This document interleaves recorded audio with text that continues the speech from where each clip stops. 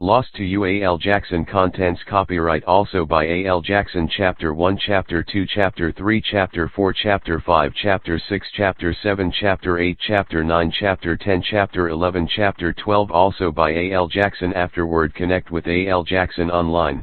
About the author. Copyright 2018 A. L. Jackson Books Inc. Second edition. All rights reserved. Except as permitted under the U.S. Copyright Act of 1976, no part of this publication may be reproduced, distributed, transmitted in any form or by any means, or stored in a database or retrieval system, without prior permission of the publisher. Please protect this art form by not pirating. A. L. Jackson. www.aljacksonauthor.com. Cover design by RBA Designs. Photo by Formatting by Mesquite Business Services. The characters and events in this book are fictitious. Names, characters, places, and plots are a product of the author's imagination. Any similarity to real persons, living or dead, is coincidental and not intended by the author.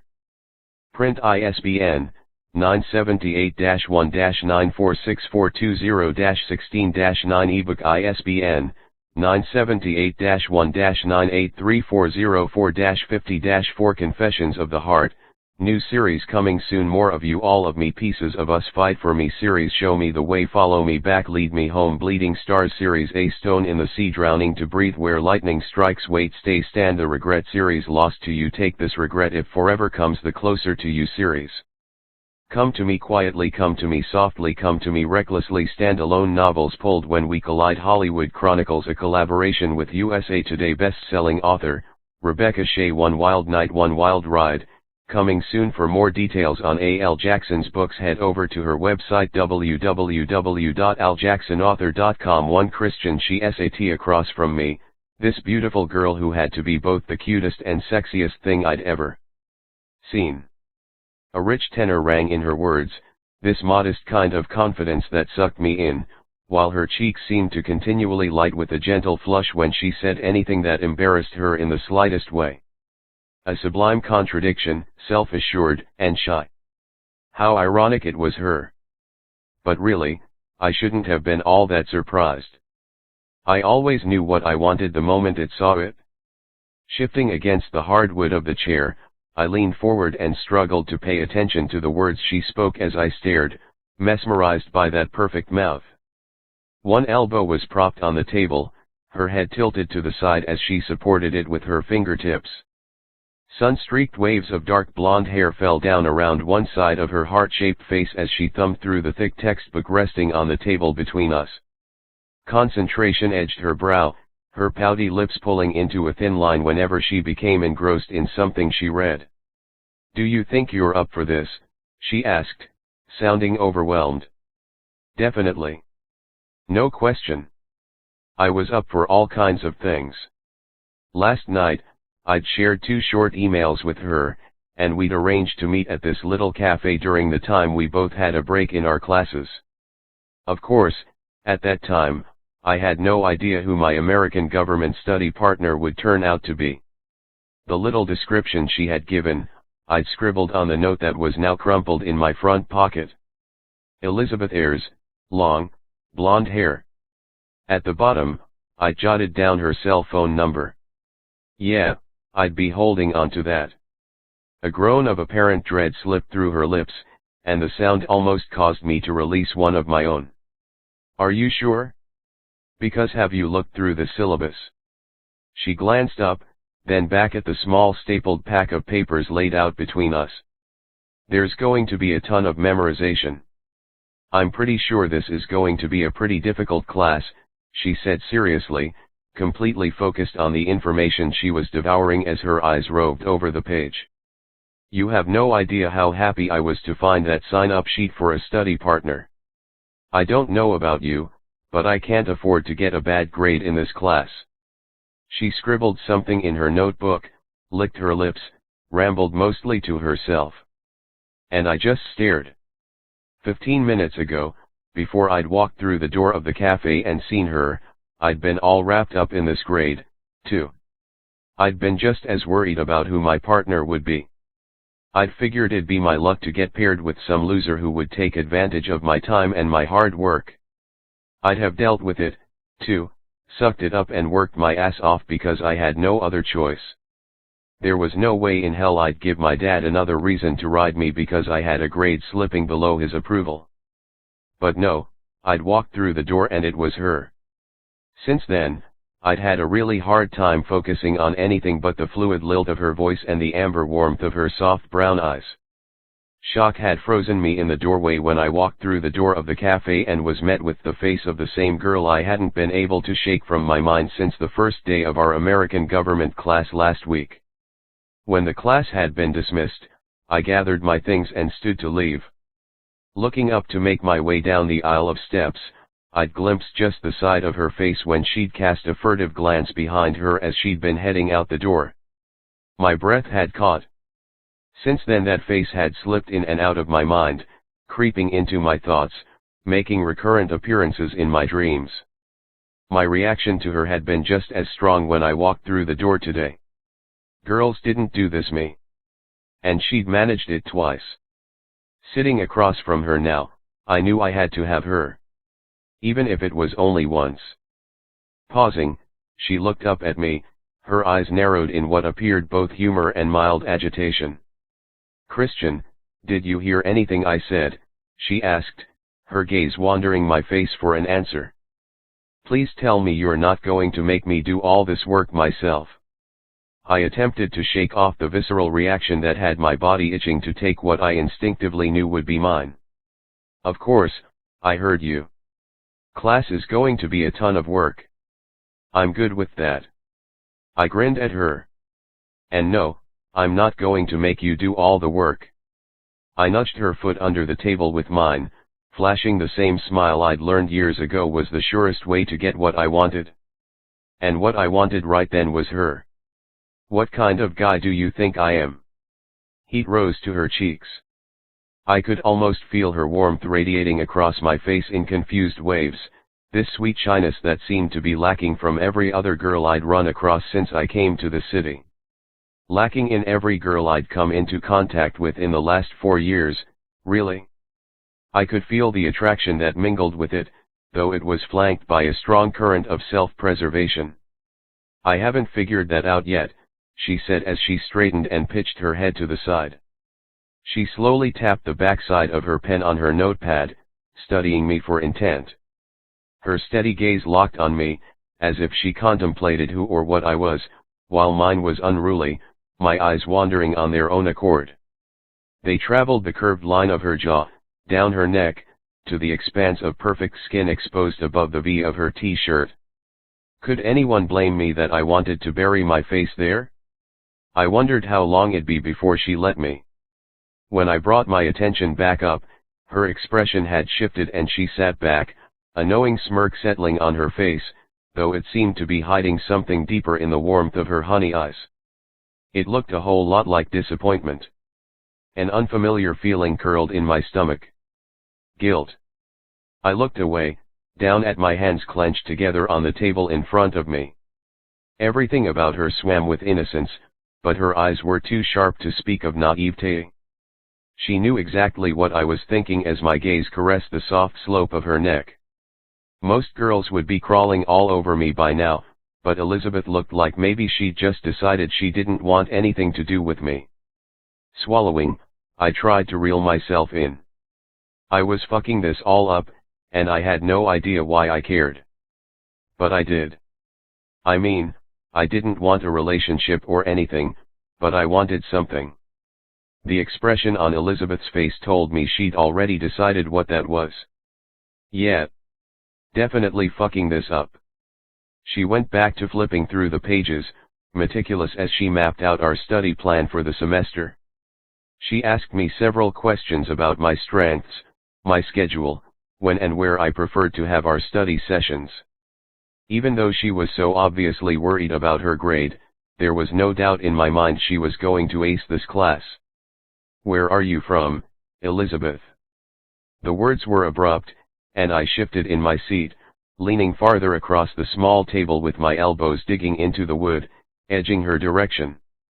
Honey kissed every inch of her hair, her eyes, her skin, and I knew she couldn't be from around here. San Diego, she said almost absently, absorbed in the words she wrote, before she surprised me by stopping and looking up at me with a wistful smile. I lived there my whole life. This is the first time I've been out of California.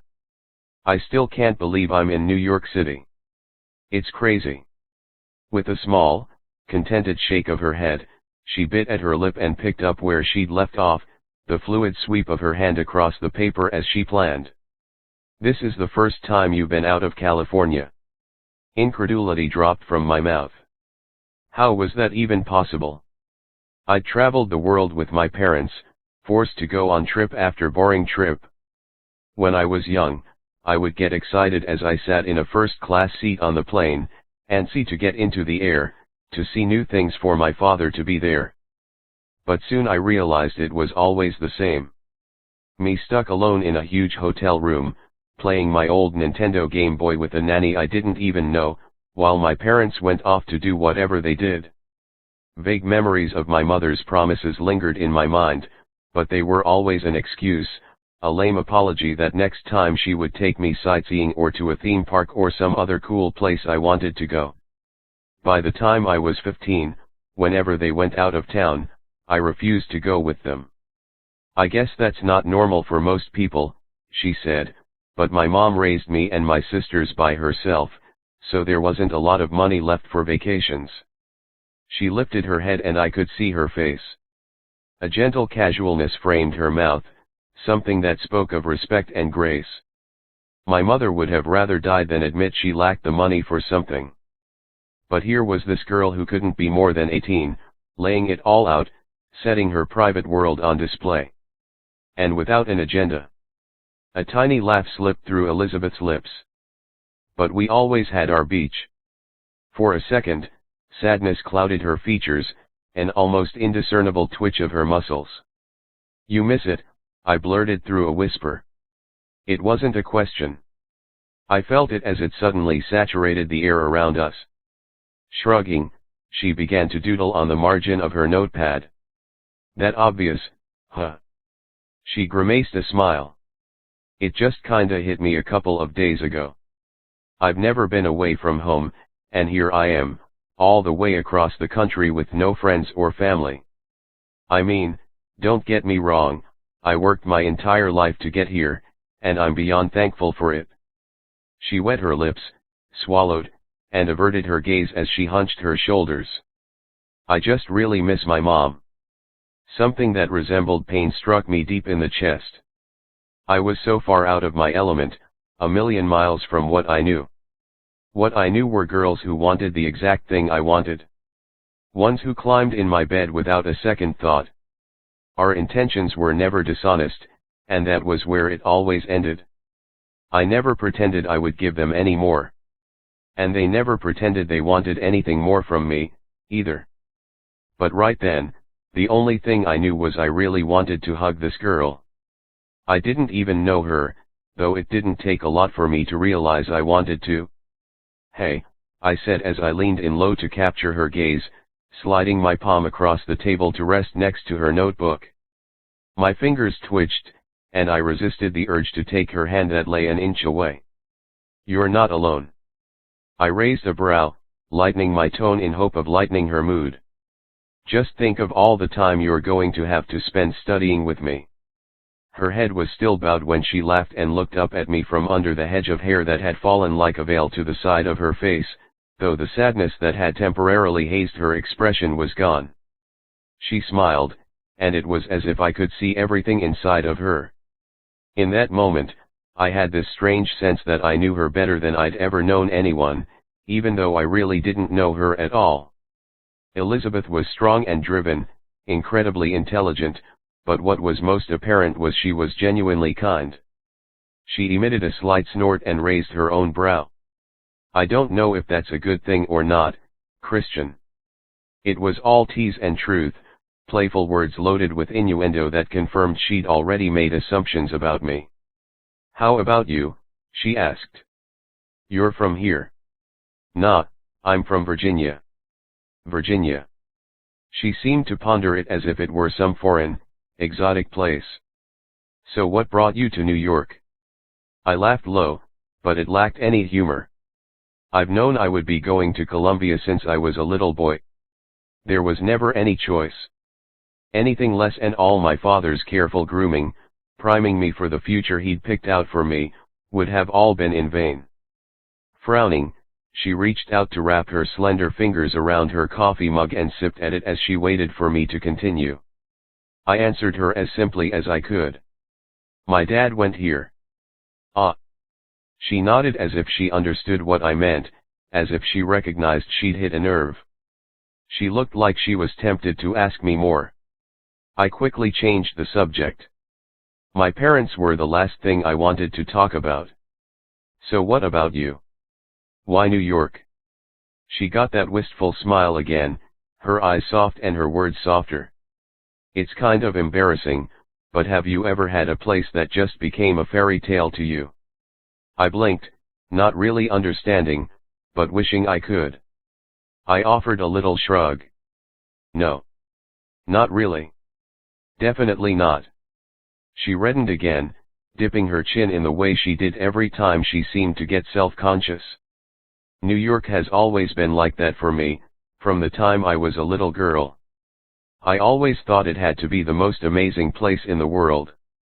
Then when I decided I wanted to be an attorney, I knew it had to be Columbia. Wait, what? You're pre-law. She nodded. Could she be any more perfect for me? And where the hell did that thought come from? Me too, I said. She sat up, both of us more excited than we probably needed to be.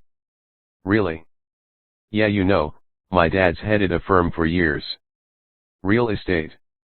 I'm going to take over for him when he retires. Oh God, that's amazing. She was grinning, maybe happy for me. Maybe happy to find out we had more in common than we'd initially thought. What are you going into? I asked. She was still smiling, her body vibrating in her seat. I'm not sure yet. Some sort of family law. I want to work for the state or a nonprofit. Passion poured from her mouth, her heavy exhale thick with emotion. She hugged herself, as if she were imagining herself there, what her future would be like. Something where I can help kids. Her face glowed. An advocate of some kind. I don't know. She shrugged, but clearly not because she didn't care. It didn't have to be perfect. It just had to be right. I was floored. I'd never met anyone like her. I knew what those jobs paid. Obviously, Elizabeth did too. She was after the worst position any attorney could ever have, what my father called scrounge work. For years, he pounded it into my psyche that it would be required before I made it to the top. He wouldn't even consider allowing me into his firm until I'd spent at least 2 years scrubbing. I expected it to be the 2 worst years of my life. And it appeared to be Elizabeth's ultimate goal. For my dad, it wasn't about giving back. It was about paying dues. He wanted to see me scrape the bottom of the barrel so I'd understand what he was giving me when he ultimately handed me a job on a silver platter. What? She asked when she noticed my expression. Confusion dimmed the light that had glimmered from her face. I stared at her for too long, my mouth dry and my palms wet. How badly I wanted to climb inside her, to really understand her, to know what it'd feel like not to be driven by money and greed. But the last thing I wanted was her to see inside of me. I shook my head. Nothing. That's just really cool, Elizabeth. Thanks, Christian. A humble smile tugged at the corner of her mouth. She flipped the textbook shut and shoved the syllabus into a folder. I need to get going. Are we good to meet here on Monday, then? Same time, she asked. Monday was 5 days from now. Something inside me protested.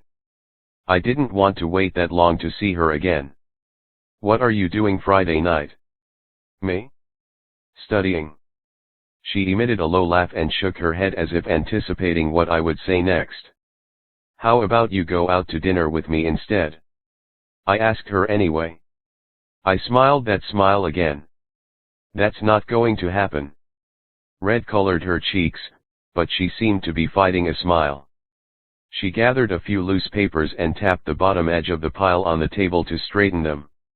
Why not? Because I'm not the kind of girl you're looking for. And how do you know what kind of girl I'm looking for? She sat back in her chair, leveling her gaze on me. I fidgeted under it. All traces of that shyness were gone, and set in its place was a steely determination as she lifted her chin high. Okay then, Christian, answer me something. I tilted my head. I was so going to regret agreeing to this, but I couldn't help but bite. All right. A smile danced in her brown eyes. How long have you been in New York? I let out the breath I was holding. Okay, that was easy. Relieved, I inched a little closer. My parents had me moved up here at the beginning of the summer. They said they wanted me to have a chance to get used to my surroundings. I figure they just wanted me out of their hair. She nodded subtly, her brow cinched together as if she'd been struck with some unknown suspicion. Are you happy here? Whispered from her mouth as if she were asking me to reveal my darkest secret. I blinked, caught off guard by the sudden intensity of her voice. Anywhere is better than spending another minute in my parents' house. I answered her honestly because I found I didn't know how to lie to the girl sitting across from me. For a second, her expression softened, and she just nodded as she held my gaze. I was pretty sure I'd never felt more exposed than I did in that single moment. She cleared her throat and looked away, breaking the connection. When she looked back up, everything had shifted, the same challenge glinting in her eyes. And how many girls have you slept with since you got here? Oh shit. Of course, she had to ask the one question I didn't want to answer, voicing the judgment she'd already cast. I stumbled, then bit down on my bottom lip, shaking my head as I released a self-conscious laugh. She crossed her arms over her chest, the smile at the edge of her mouth lifting. What? You can't count that high, or you don't want to tell me. Her tone was light, an easy mirth at my expense. But I could see it, set there in the perfect lines of her face that I wanted nothing more than to trace with the tips of my fingers. She really cared about my answer. She'd baited me, strung me up, and left me with nowhere to hide. Red-faced, I scratched the back of my neck, knowing no matter what answer I gave, it'd be the wrong one. If I lied, she'd know, and I knew there was no way she'd be okay with the truth. Come on, Elizabeth. I just asked if you wanted to go to dinner with me. So, you're saying you don't want to sleep with me? Frustration tumbled from my mouth in a strained groan. Still, I couldn't lie to her. Like it wasn't obvious how badly I wanted to take her back to my place and coax that blush from every inch of her body. That's not what I said. She leaned down to her backpack that was sitting on the floor and slid her things into it. Her face was lifted to look up at me as she did. Well, then, Christian, I think it's safe to say I'm not the kind of girl you're looking for. The sharp peal of her zipper announced her departure.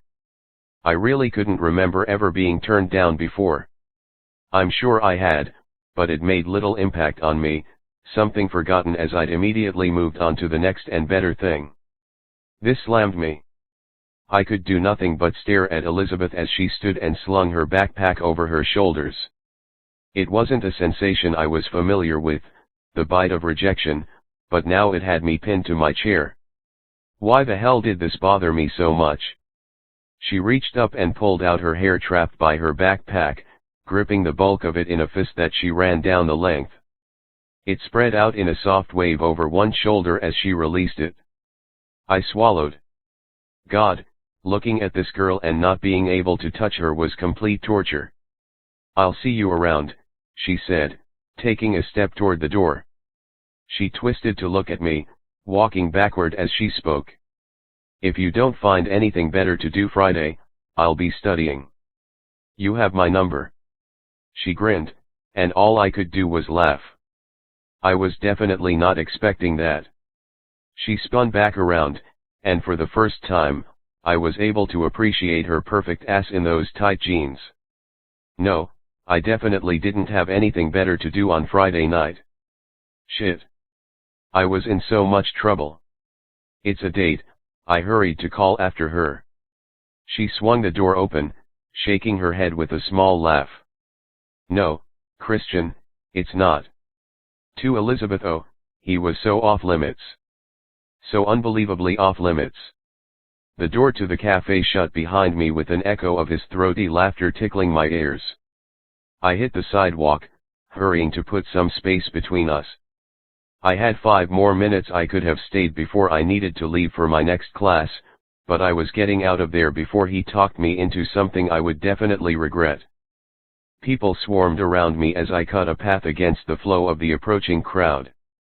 I muttered unheard apologies toward my feet, edging off to the right and blending in with the bodies heading back toward campus. I hiked my backpack higher and tried to rid my mind of him. There was no way I could allow myself to get lost in the sky, and by the thoughts that smile had left swirling through my head, that stomach-flipping, heart-lurching, earth-shattering smile, I knew just how easily I could. Oh God. Christian Davison had to be the most gorgeous guy I'd ever seen.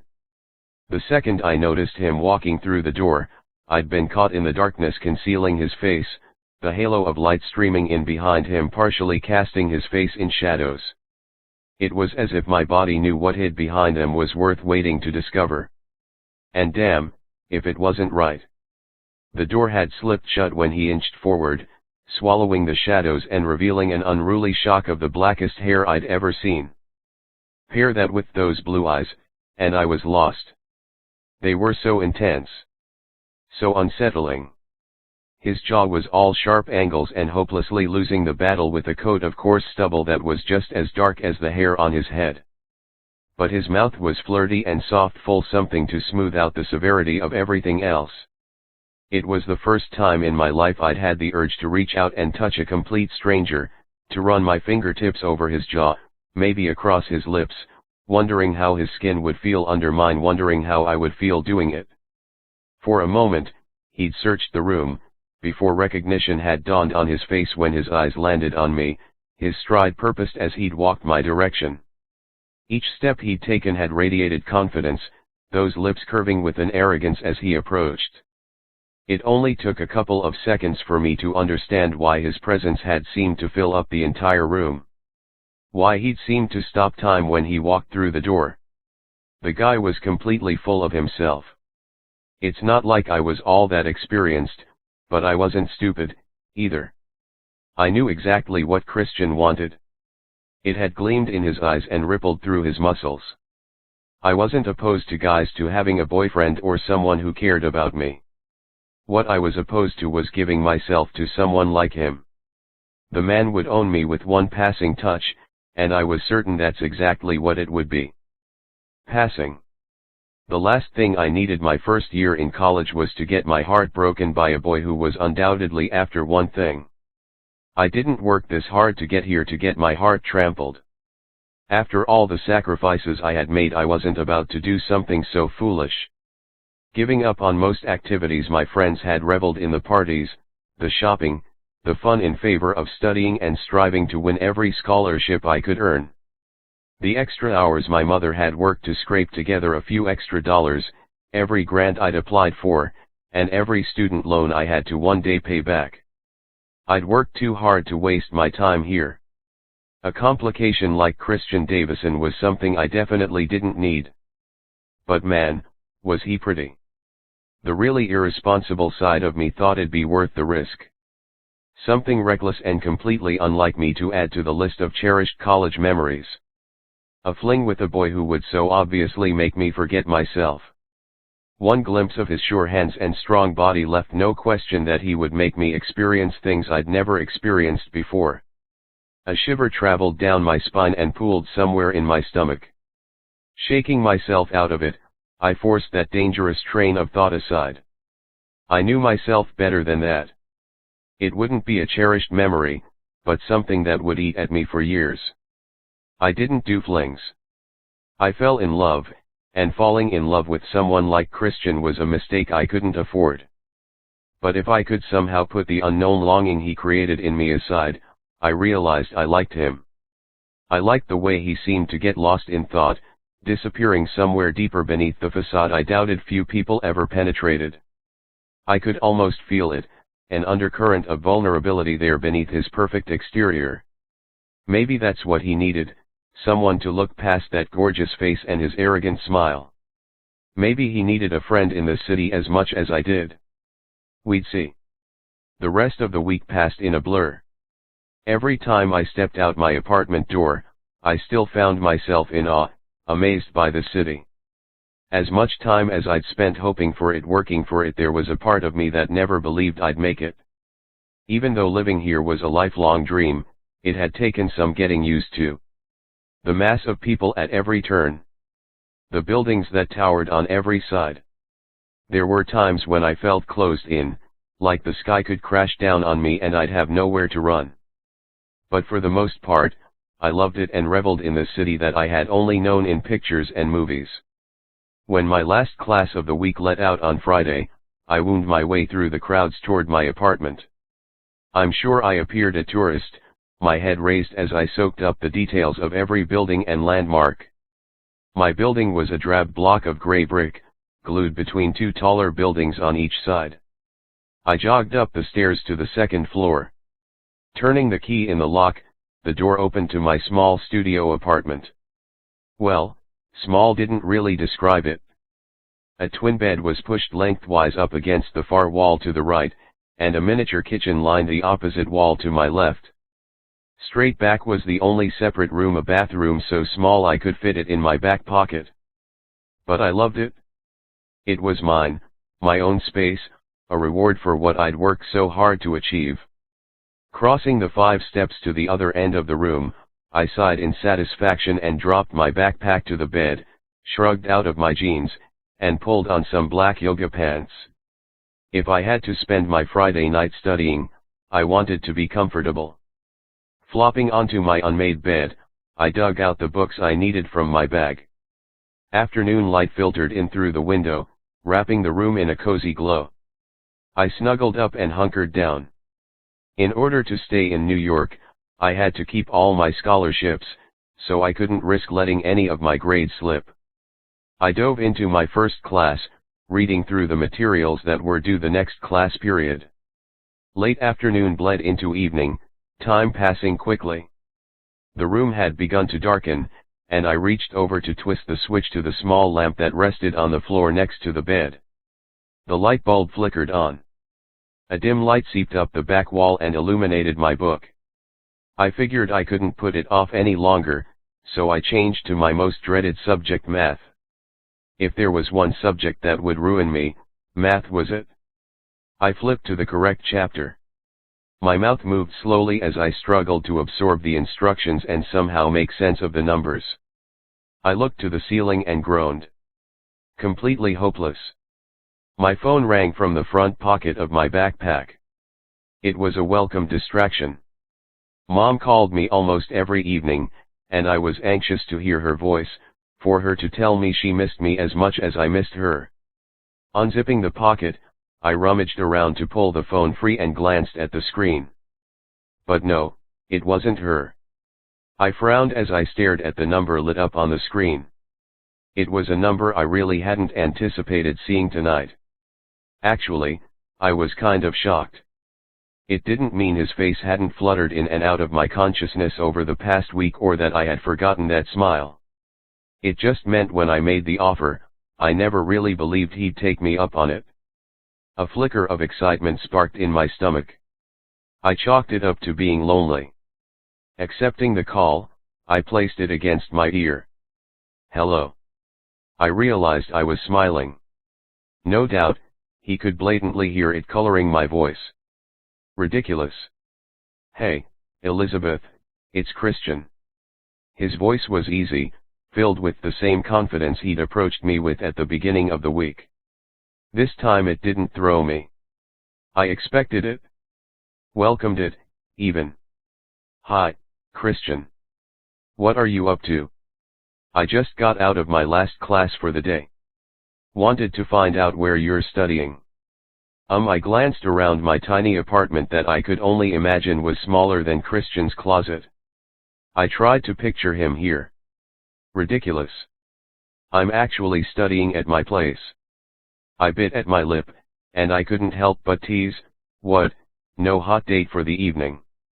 His voice dropped low, hinting at humor and something else I didn't want to recognize. What, you didn't believe me when I said I was going to spend the evening studying with you? You're going to learn to trust me, you know. I shook my head, trying not to laugh. Is that so? Yes, that's so. A current of suggestion slipped through his voice. This guy had to be the most dangerous predator walking the streets of New York City.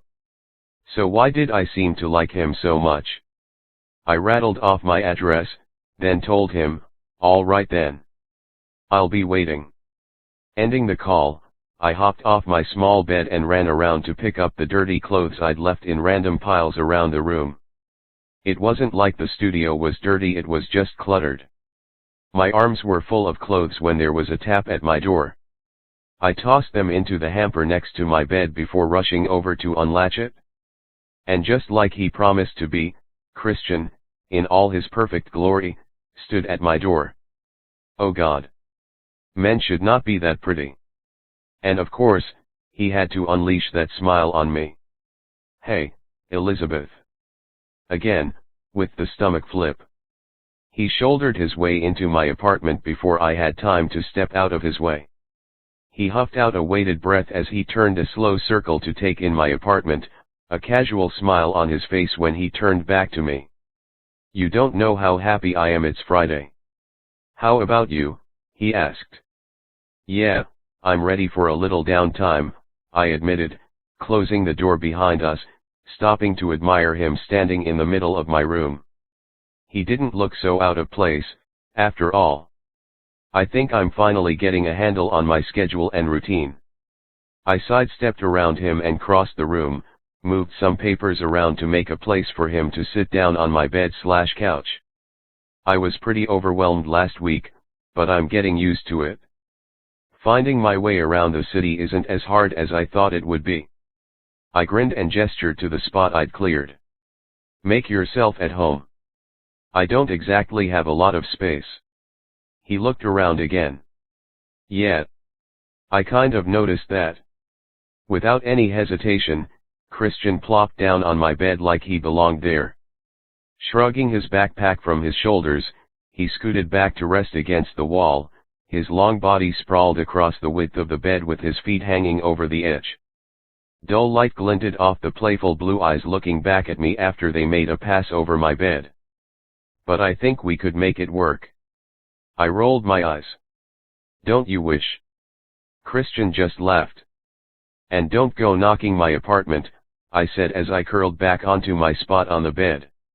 I grabbed my textbook and pulled it onto my lap. This place is perfect for me, don't you think? He shook his head as if he didn't understand me at all. A mild chuckle rumbled in his chest. We both knew there was no denying my place was kind of a dump. He sobered, his words not quite matching the confused expression on his face. You really like it here? It wasn't mocking, just an honest question as he searched my face for the truth. You don't work so hard for something and not appreciate it, even if it isn't the nicest place in the world. His smile was soft. Well, I guess it's perfect, then, Elizabeth. His expression shifted into something I couldn't quite grasp, something that worked to unravel all the reservations I held twisted inside of me. The smile slipped from his mouth, his head angled as his gaze seemed to swallow me whole. I could almost taste him, the heavy breaths he panted filling the air, diminishing the space between us. He was a walking contradiction, flipping from this joking, easygoing guy who seemed to understand this was a study session, to this extreme intensity that threatened to set my skin on fire. I wondered if anyone else noticed it. Wondered if they could see what simmered and churned in the blue of his eyes. Something real and genuine and consuming. Something that left me more unnerved than I'd ever been in my life. I struggled to curb my reaction to him, fought the part of me that liked it, craved it, the part of me that wished he'd give in and succumb to what I saw so vividly playing out in his eyes. But that would be a very bad idea. No way could I allow him to set me off kilter in my own home. I couldn't allow him to detract from the reason I was here or the decision I'd made on Monday. If Christian wanted to hang out, if he wanted a friend, that was cool. I could handle that. The truth was, I wanted him here. But anything beyond a friendship wasn't going to happen. I just wasn't really sure Christian understood the difference. When I tore my eyes from his penetrating gaze, he dug into his backpack and pulled out its content. His casual indifference made a reappearance. "So what are we working on tonight?" I held up my calculus book. Well, I was working on my calculus assignment. Math isn't exactly my strong point. This time when Christian laughed, it was all throaty and warm, comforting. "Well, you are in luck, Elizabeth, because it's mine. Now if you can help me pass our American government class, I think we're going to be a pretty good team." His head tilted as he raised a brow at me. Those blue eyes were both earnest and playful as they traveled my face. I fought back the blush that crept to my cheeks, the way those words sounded rolling off his tongue, the way he looked at me like I was the most interesting thing in the world. I was going to have to get used to it if I was going to be around him. "I think I can handle that," I said. We settled into an easy rhythm, both of us absorbed in our work. Every once in a while, Christian would lift his head, smile in my direction, as if he needed that small connection. I'd smile back, welcoming the calm that slipped over my skin. It was a warmth I knew I could easily get used to. Yeah, I really liked him here. With that thought, I closed my calculus book with a loud smack. "Are you hungry?" "I don't think my brain can process any more numbers tonight." I hopped off the bed and headed to the kitchen. "Starving, actually." "You ready to take me up on the offer for dinner I made Monday?" Cocky Christian was back, his movements fluid as he slinked up behind me while I bent down to rummage through the small selection of food I had in the kitchen. I could feel his presence behind me, larger than it should be, filling up the entire room. No. I glanced over my shoulder at him, unable to hold in the smile. This Christian was just so over the top, but I found he was a whole lot easier for me to handle when he acted this way. Maybe because it wasn't real. I think I made that plenty clear then, didn't I? A guy can try, can't he? He was all tease, moving over to lean back against the 1 foot of counter space I had in my kitchen with his arms crossed over his chest. If he wants to hang out with me, then no, he can't. I nudged him aside. He laughed, this melodic sound that bounced off my walls and rumbled against my chest. I filled a saucepan with water and lit the old stovetop with a match. A ring of flames sprang to life. I set the pan over them, pulled out 2 packets of noodles, ripped them open, and dumped them in.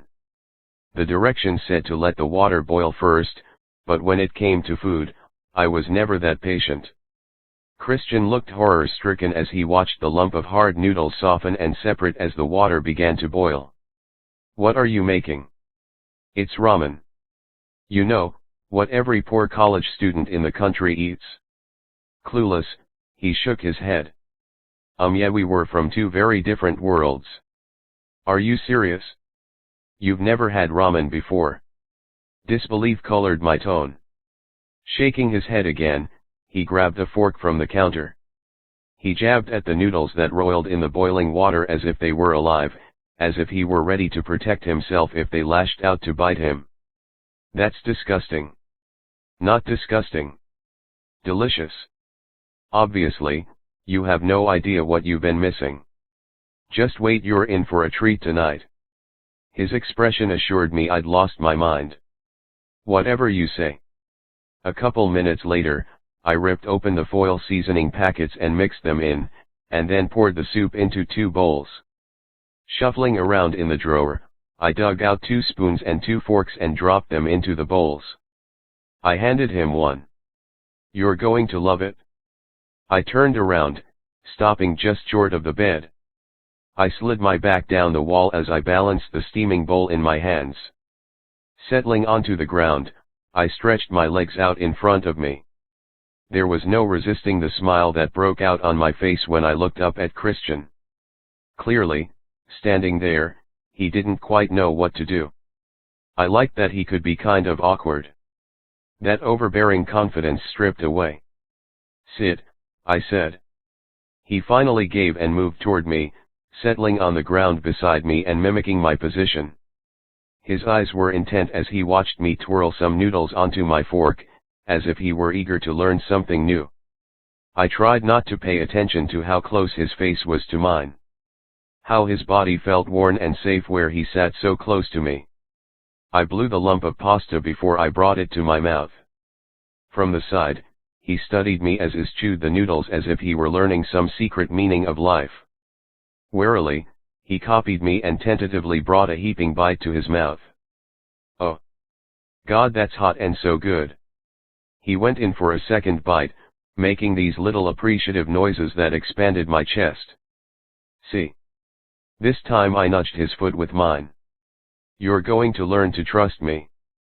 Blue eyes gleamed back at me, his shoulder brushing against mine. "Is that so?" "That's so." I couldn't help but smirk. We sat like that on the floor, backs against the wall, our feet stretched out in front of us, eating dinner together. Comfortable. Relaxed. And it felt good. I realized how thankful I was that he was there. He'd turned what would have been another solitary night into something I was truly enjoying. Christian released a contented groan and placed his empty bowl on the floor beside him. "Thank you for dinner, Liz." I rolled my head his direction and murmured, "I'm glad you liked it." He just nodded, turned back to face forward, and seemed to vanish somewhere inside his head. Dense silence filled the room. And I just waited. Somehow, I knew he needed this. He needed someone who didn't want anything from him. He needed someone who would just listen to him, talk to him, someone who didn't mind sitting beside him without saying a word. "What's your family like?" Christian barely whispered, breaking through the silence that had taken hold. His feet rocked back and forth in a slow sway as he tugged at the hem of his shirt. I could feel the nerves ripple across his skin. As if he were wondering if he could trust me with the question. Or maybe he was questioning himself for asking it in the first place. He tilted his head to look back at me. He was wearing the same expression that had rocked my foundation earlier. Genuine and real and open. It stole my breath. I didn't know if he'd used his question as a distraction from wherever he had been caught up in his mind or if he really wanted to know about them. Looking at him now, my gut told me they might be related. I swallowed, trying to prepare myself to stop into his hidden world, and found my voice. "They're wonderful. It's just me, my mom, and my 2 sisters. My mom, she's strong. She taught us to be strong, to work hard for whatever we want in life." Christian had drifted closer, the side of his thigh pressed against mine. Tonight, his eyes didn't stray from my face, but remained steady, locked on mine, searching. I fought getting lost in the murky sea that was Christian Davison, in the places he didn't allow people to invade, but seemed willing to show me now. When he didn't look away, I continued, "My dad left when we were young. It was rough on my mom, but she never let it ruin her. She worked so hard to take care of us. Even though she worked long hours, she always made the time to make each of us feel special. Of course, my sisters and I had to take care of the house and each other while she was at work, but it just made us all closer." I stuttered through a self-conscious laugh when I felt tears welling up. "We're all really close, have always been." I quickly wiped the moisture away. "I'm sorry. I didn't mean to get all emotional on you.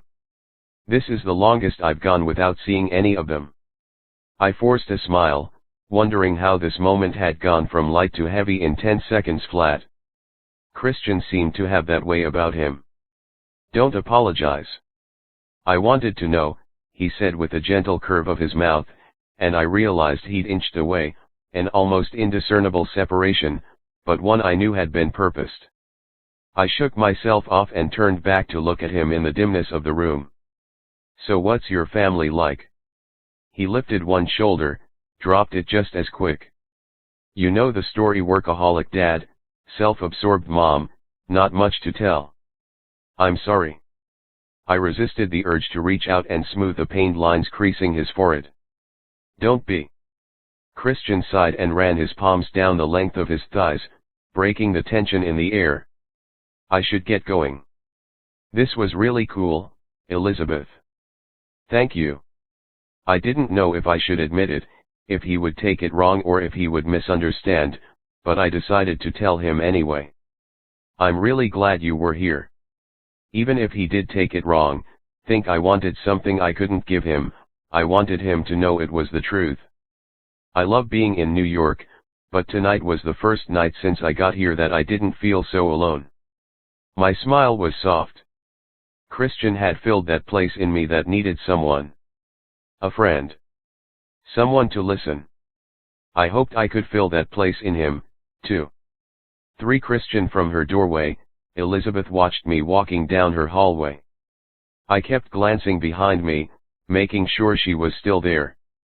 The way she had her head cocked, her blonde hair fell in sheets of gentle waves over one shoulder, and that same smile that had torn me up the entire night whispered at the edges of her mouth. All I wanted to do was turn around and bury my hands in those waves. Tilt her head up and press my lips to hers. She'd taste sweet. I'd put money on it. She'd have to rise to her toes to meet me, and I could almost feel the way the length of her body would mold against mine as she struggled to get closer. The need was strong, so close to being overpowering. Shit. I had to get away from her and put some distance between us. Right before I rounded the corner, I paused. Something inside me clenched with the thought of leaving her there. I just stared at her, having no idea how I felt or what I wanted to say. Knowing I was acting like a freak, I forced myself to say something. "Lock up behind me, okay, Elizabeth." Maybe it was lame. But I just wanted her to be safe. Needed to know she was safe. Confusion fluttered across her face. Then she smiled and gave a little wave of her hand. "Of course. Good night, Christian." I nodded once in her direction and turned the corner. Elizabeth disappeared behind me, and I couldn't shake the feeling that I was walking away from something that I shouldn't. Hating the strange feeling, I flew down the stairwell and out into the heavy night air. Outside, it was still hot, the skin at the nape of my neck beading with sweat that I wasn't positive had anything to do with the humidity hanging in the air. I just didn't understand this. I couldn't put a finger on what I was feeling. I didn't know if I should embrace it or run from it.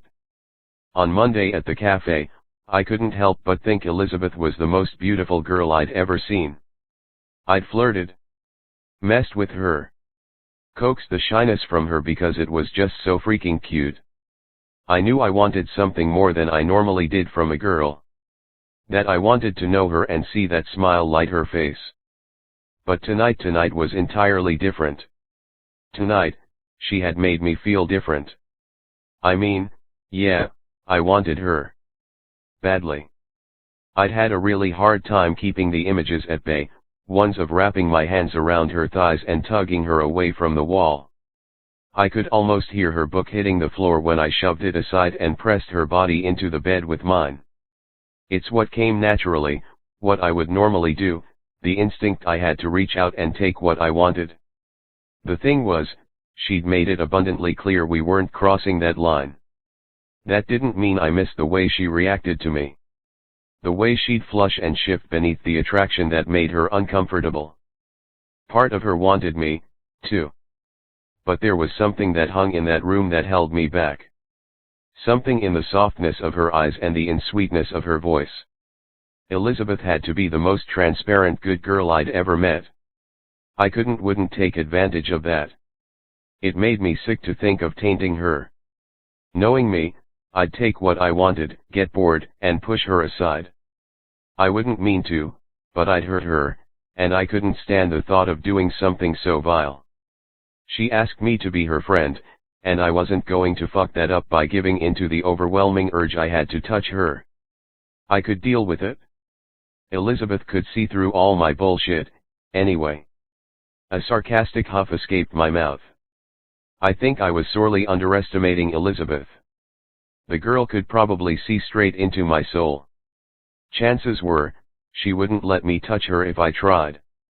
With a mumbled groan, I rubbed the tension from my face and dug my cell from my front pocket. Tom was on speed dial, and he answered on the second ring after I'd dialed. "Hey, man, what's up?" Tom yelled over the deafening background noise. Music thrummed above the roar of indistinct voices. It sounded like the perfect escape. "Just wondering what's happening tonight. We're all at Sam's. You headin' over?"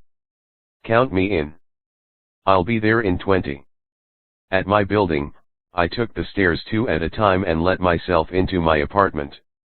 Dropping my backpack to the floor, I shed my button-up for a fitted black tee and headed into the bathroom where I wet my hands under warm water, splashed some on my face, and ran 2 hands through my hair to tame the mess it'd become.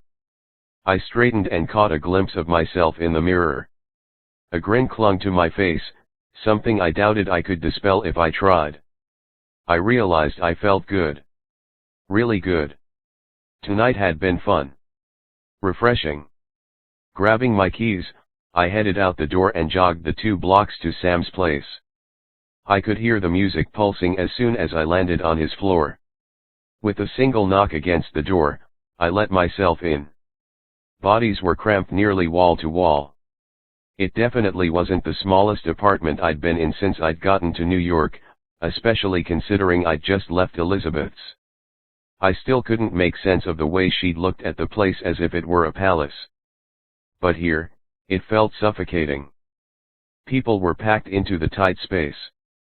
Some were huddled in groups where they conversed along the walls. Others pressed and throbbed against each other as they moved in rhythm to the music on the makeshift dance floor in the middle of the room. More were piled on the 2 couches or sat on the floor. "You made it?" Tom yelled. He had a red cup lifted over his head as he shouldered through the crowd and cut a path to meet me. He pushed out a fist for me to bump. I returned it. "Hey, Tom, how's it going?" "Great, man, great. Look at this place. I met him when I first got into town. He was from here, had some connections and knew the area. He was cool, a decent guy, my passport to Friday night. He was the one who always knew where it was happening and where I wanted to be. Sam's was often it?" "I see what you mean," I told him, letting my gaze move along a ton of girls wearing next to nothing. "I knew you would," he said, setting a hand on my shoulder and beginning to lead me back through the crowd. "Christian, good to see you finally showed up." John gestured with his chin, clapped me on the back as I passed. "Where have you been all night?" I lifted both hands with a shrug, could feel the smirk splitting my face. "Studying." "Ah, sure you were." He laughed and went back to his beer and the girl hanging on his arm. There were quite a few people I recognized. These kind of Friday nights had become my regular. The same faces. The same welcome. I shook hands with a couple guys and hugged a few girls. Tom continued to shout in my ear about who was where and what had been happening, the girls who'd asked for me. Asshole made a good wingman, that was for sure. "Christian, my man." Sam smiled as I approached. He slung his arm around my shoulders and maneuvered us around a group of people I'd never seen before. At the kitchen entrance, he stopped and waved inside. "There's a keg and lots of ladies. Make yourself at home." "Sure thing. I always did." I grabbed a red cup, filled it until foam overflowed at the sides, and downed it in one breath. The beer was a little too warm as it glided down my throat, but it wasn't enough to keep me from refilling my cup. I chatted with a couple people in the kitchen, drank a couple more beers, and refilled my cup again before I wove back out into the main room. Music pumped through the room. It amplified the slight buzz I felt coming on. I sat down onto the floor with my back propped up on the couch, my knees drawn up with my feet flat on the ground, and breathed out a sigh of relief. One night a week, I allowed myself to forget it all. All the pressures my parents piled on me. The push to be the best. The drive to always work harder. For these few hours, I didn't allow the words my father had drilled into my brain my entire life affect me. I just forgot. Joked around with a few of the guys I'd kind of gotten to know. And if I hooked up with some girl? Yeah, I wasn't going to complain about that, either. I snorted at myself. Really, that was the goal. Hang out with the guys and then go home with someone. One single intention. Just feeling good for a few hours.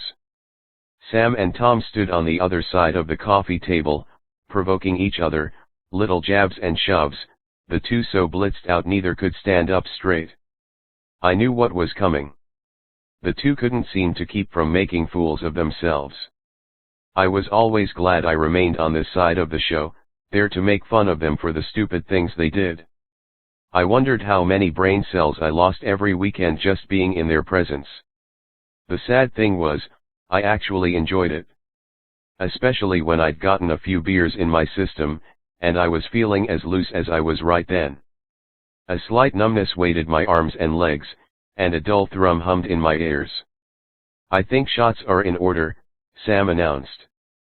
He disappeared into the kitchen and emerged a minute later with a bottle of tequila and plastic shot glasses. Who's up for a friendly wager? Last one standing gets the pot, Sam said, offering up a challenge. Every weekend, it was the same. Tom and a couple other guys each tossed down 20s. As always, I passed, though I partook in the pouring and slammed 3 shots myself. The room spun a little, and I scrubbed both palms over my face and tried to focus. There was movement at my side, and I looked to the spot where the toe of a heeled boot tapped my thigh. My gaze traveled up the long body. Lisa stood there, her full lips pulled into a flirty smile, her tanned legs exposed below the mini skirt she wore. Mind if I join you? I grinned. This was what I needed. Something to undo the knot Elizabeth had tied so tight inside me. The alcohol barely disguised it, distorted an ache I didn't entirely understand. All I knew was I had to satisfy it. I inched over to make Lisa room. Not at all. I'd hung out with her before, had actually had real conversations with her a time or two. She was nice enough, maybe a little out of place here, like she was testing herself, learning who she wanted to be. She'd been the one who'd come after me the first time, not that I minded. She seemed pretty laid back, easy in every sense of the word. We got along just fine. My blurred gaze fixated on her thighs as she awkwardly climbed down to settle beside me. She twisted her torso, just enough that when I looked her direction, we were face to face, nose to nose. I realized how hot I was right then, how my skin tingled and need coiled in the pit of my stomach. Fingers traveled up my shirt, fluttered across my chin, her mouth a breath from mine. I was hoping you'd be here. You were, huh?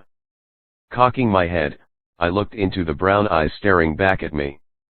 They were completely the wrong kind of brown, dark chocolate, and rimmed in black. Not light and tinged with honey. Not knowing and kind.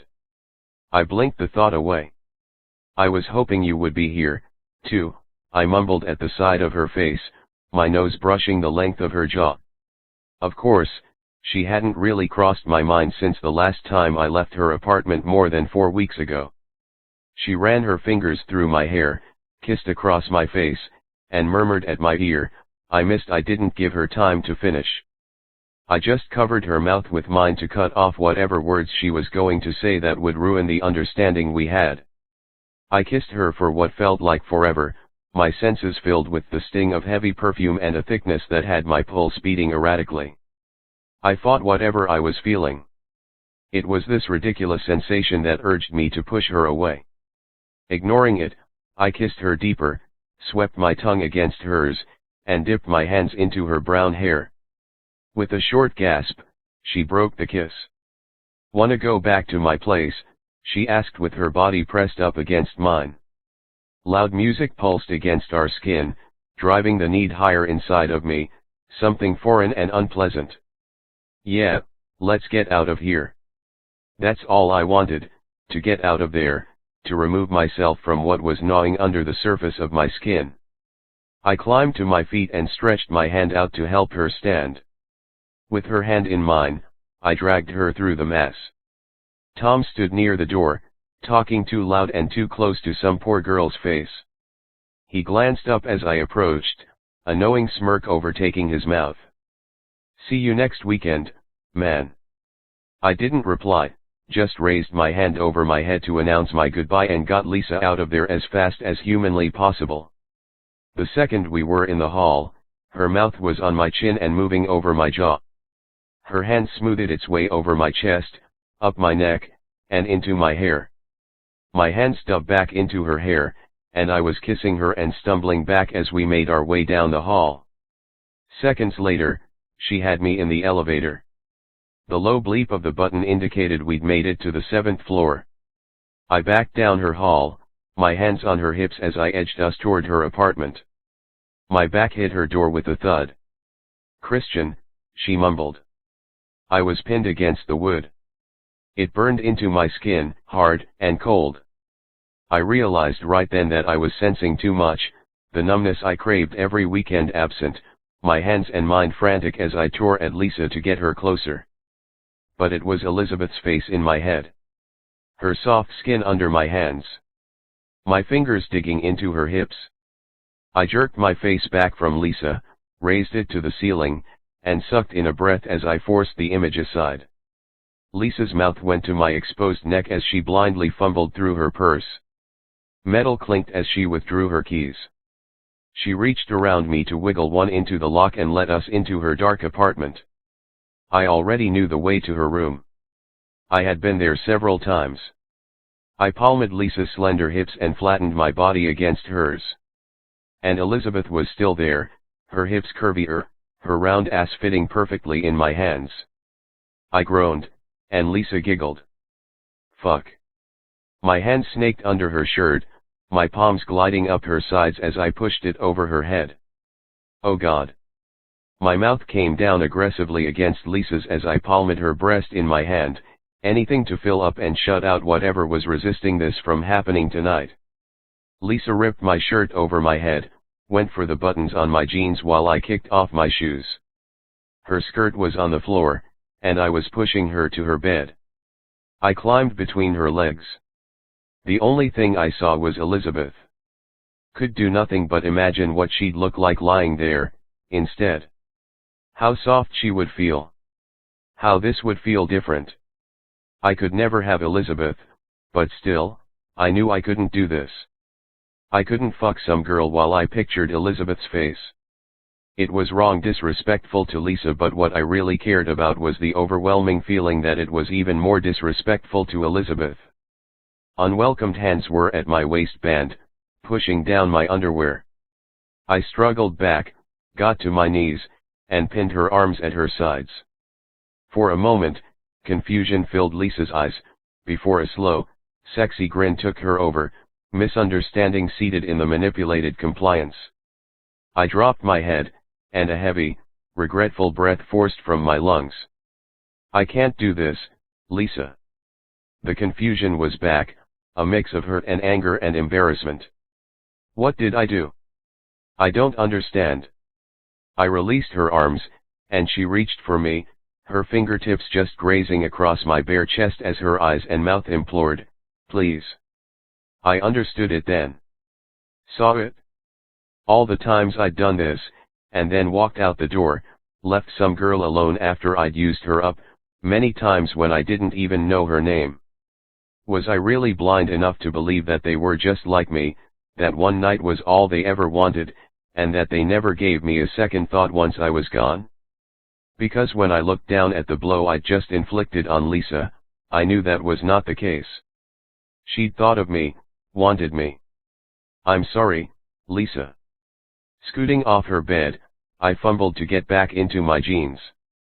I grabbed my shirt from the floor and tugged it over my head. I can't do this anymore.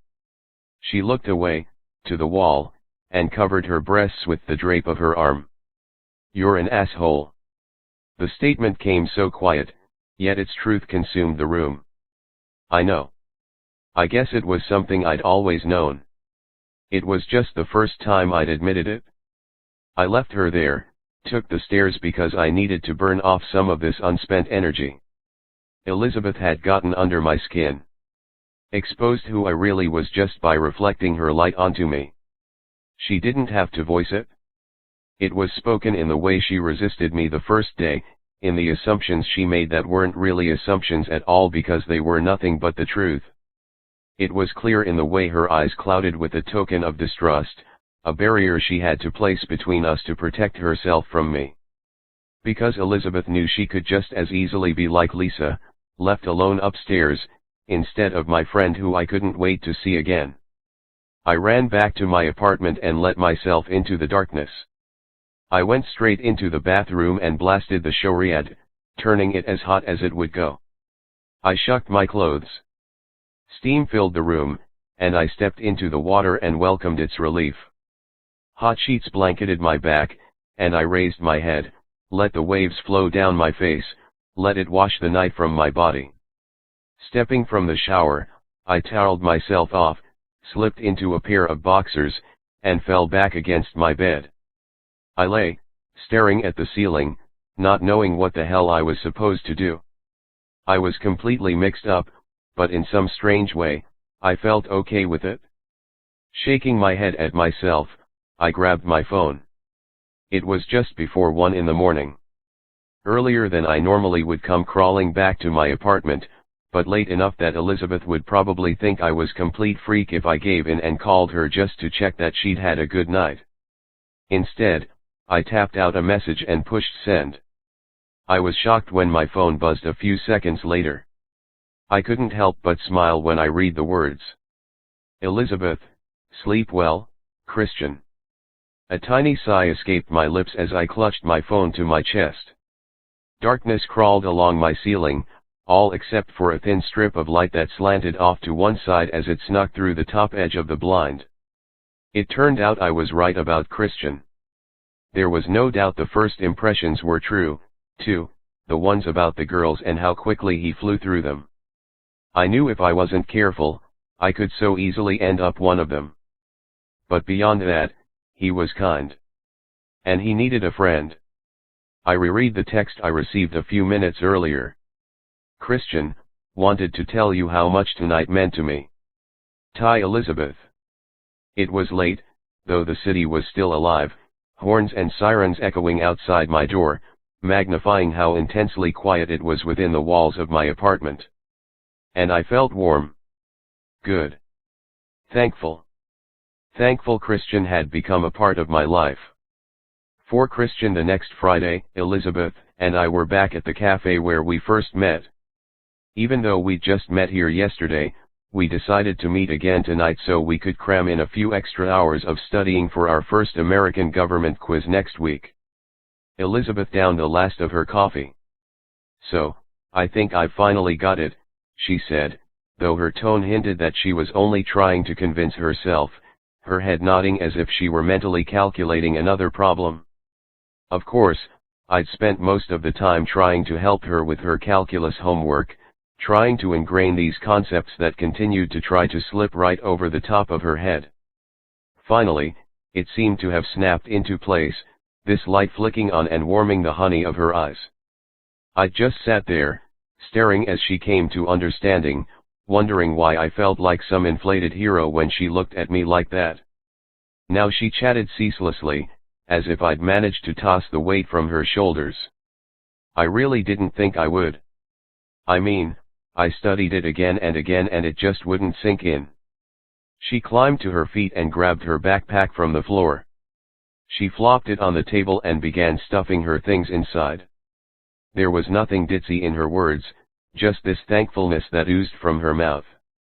"Thank God I met you, Christian." She glanced up at me with a gentle smile. I was so right on about her. She was the nicest girl, innocent and sweet. And sexy as all hell. That was the only problem with this whole friendship thing. How could I reconcile the respect I had for her and want to peel the clothes from her body every single time I saw her? I was pretty sure something in that equation didn't add up. I smirked at her just because I liked the way she blushed every time I did. "Now you owe me." She blushed deeper at the insinuation and dropped her head, and I couldn't help but wonder just how innocent she was. I knew I had to watch myself, to keep everything that wanted to push its way out in check if I was going to successfully walk this fine line. I gathered my things. "You ready?" She looked up as the redness from her face slowly seeped away. "Yeah, let's get out of here." We turned and headed in the direction of her apartment. She glanced at me, smiling. "So, are you walking me home?" "It's on my way." She laughed because we both knew it really wasn't, though it wasn't completely out of the way, either. Just in the wrong direction by 2 short blocks. No big deal. We wandered casually through the evening crowd, neither of us in a hurry, just satisfied to be in the other's company. I liked that it could be so easy with her. Elizabeth continued to talk as we approached her building, while my attention darted to the guy leaning against her wall as we passed. Elizabeth didn't seem to even notice him, her consideration fully on me as she ambled toward her door. But there was just something that didn't sit right. He tilted his chin up, enough for his eyes to take her in. This instinctual protectiveness rose up from somewhere inside me, an urge to wrap my arm around her waist and pull her to my side. Of course, Elizabeth had to live in the shittiest building she possibly could, and on top of it, lived by herself. I hated it. She paused at her door, rocked back on her heels, and hooked her thumbs in her backpack straps. "So maybe I'll see you around this weekend." My eyes went back to the guy against the wall. There were plenty of freaks in New York City. Most seemed harmless and didn't garner a second thought. Not this guy. There was just something about him that nagged at my consciousness. I looked back at Elizabeth. Not a chance in hell would I leave her here by herself. I shrugged nonchalantly. "I don't have any plans tonight. Why don't we order in and watch a movie, or something?" Her eyes narrowed in speculation, as if she was thrown off by my sudden suggestion. I looked back at the guy who was obviously watching us. I guessed I was thrown, too. 2 Fridays in a row. She peeked back at me with her brow raised high, then pulled the door open and held it wide for me as she passed, already expecting me to follow. "Are you sure you're not trying to get into my panties?" I choked out a laugh as I followed her in. Did she have any idea how that sounded coming from her mouth? I shook my head and jogged up the stairs behind her. Apparently, Elizabeth was missing a really important distinction. I wasn't trying to get into her panties. I was trying desperately not to. She let us into her apartment. It was messy than last week, a week's worth of clothes strewn around on the floor. "Sorry. Let me pick up really quick. I wasn't expecting company." She dashed around the small room, plucking up shirts and underwear and random mismatched socks. She balled them up in a pile her arms before she heaved out a satisfied breath as she tossed them into the hamper against the wall. "All done." God. Did she really have to be so fucking adorable? So she swung her hands out to clap them in front of her. "Are you hungry? I could eat." She brushed past me as she wandered into the kitchen area. She opened a drawer where she'd stuffed a bunch of menus. "What are you in the mood for?" I wandered over and sat on the edge of her bed. "Chinese." "Sounds good to me," she agreed. Pulling her phone from her back pocket, She read over a menu as she walked across the room, then dropped down beside me without thought. I think this is the best place. I gestured with my chin toward the menu. Whatever works for me. Her face was all knit up in concentration as she studied, mumbled, "So what do you like?" "Anything beef." She laughed and drew out a quiet, "Okay." We settled on Mongolian beef, sesame chicken, and egg rolls. We chatted until the door rang, and I jumped up to pay. She tried to stop me, but I insisted.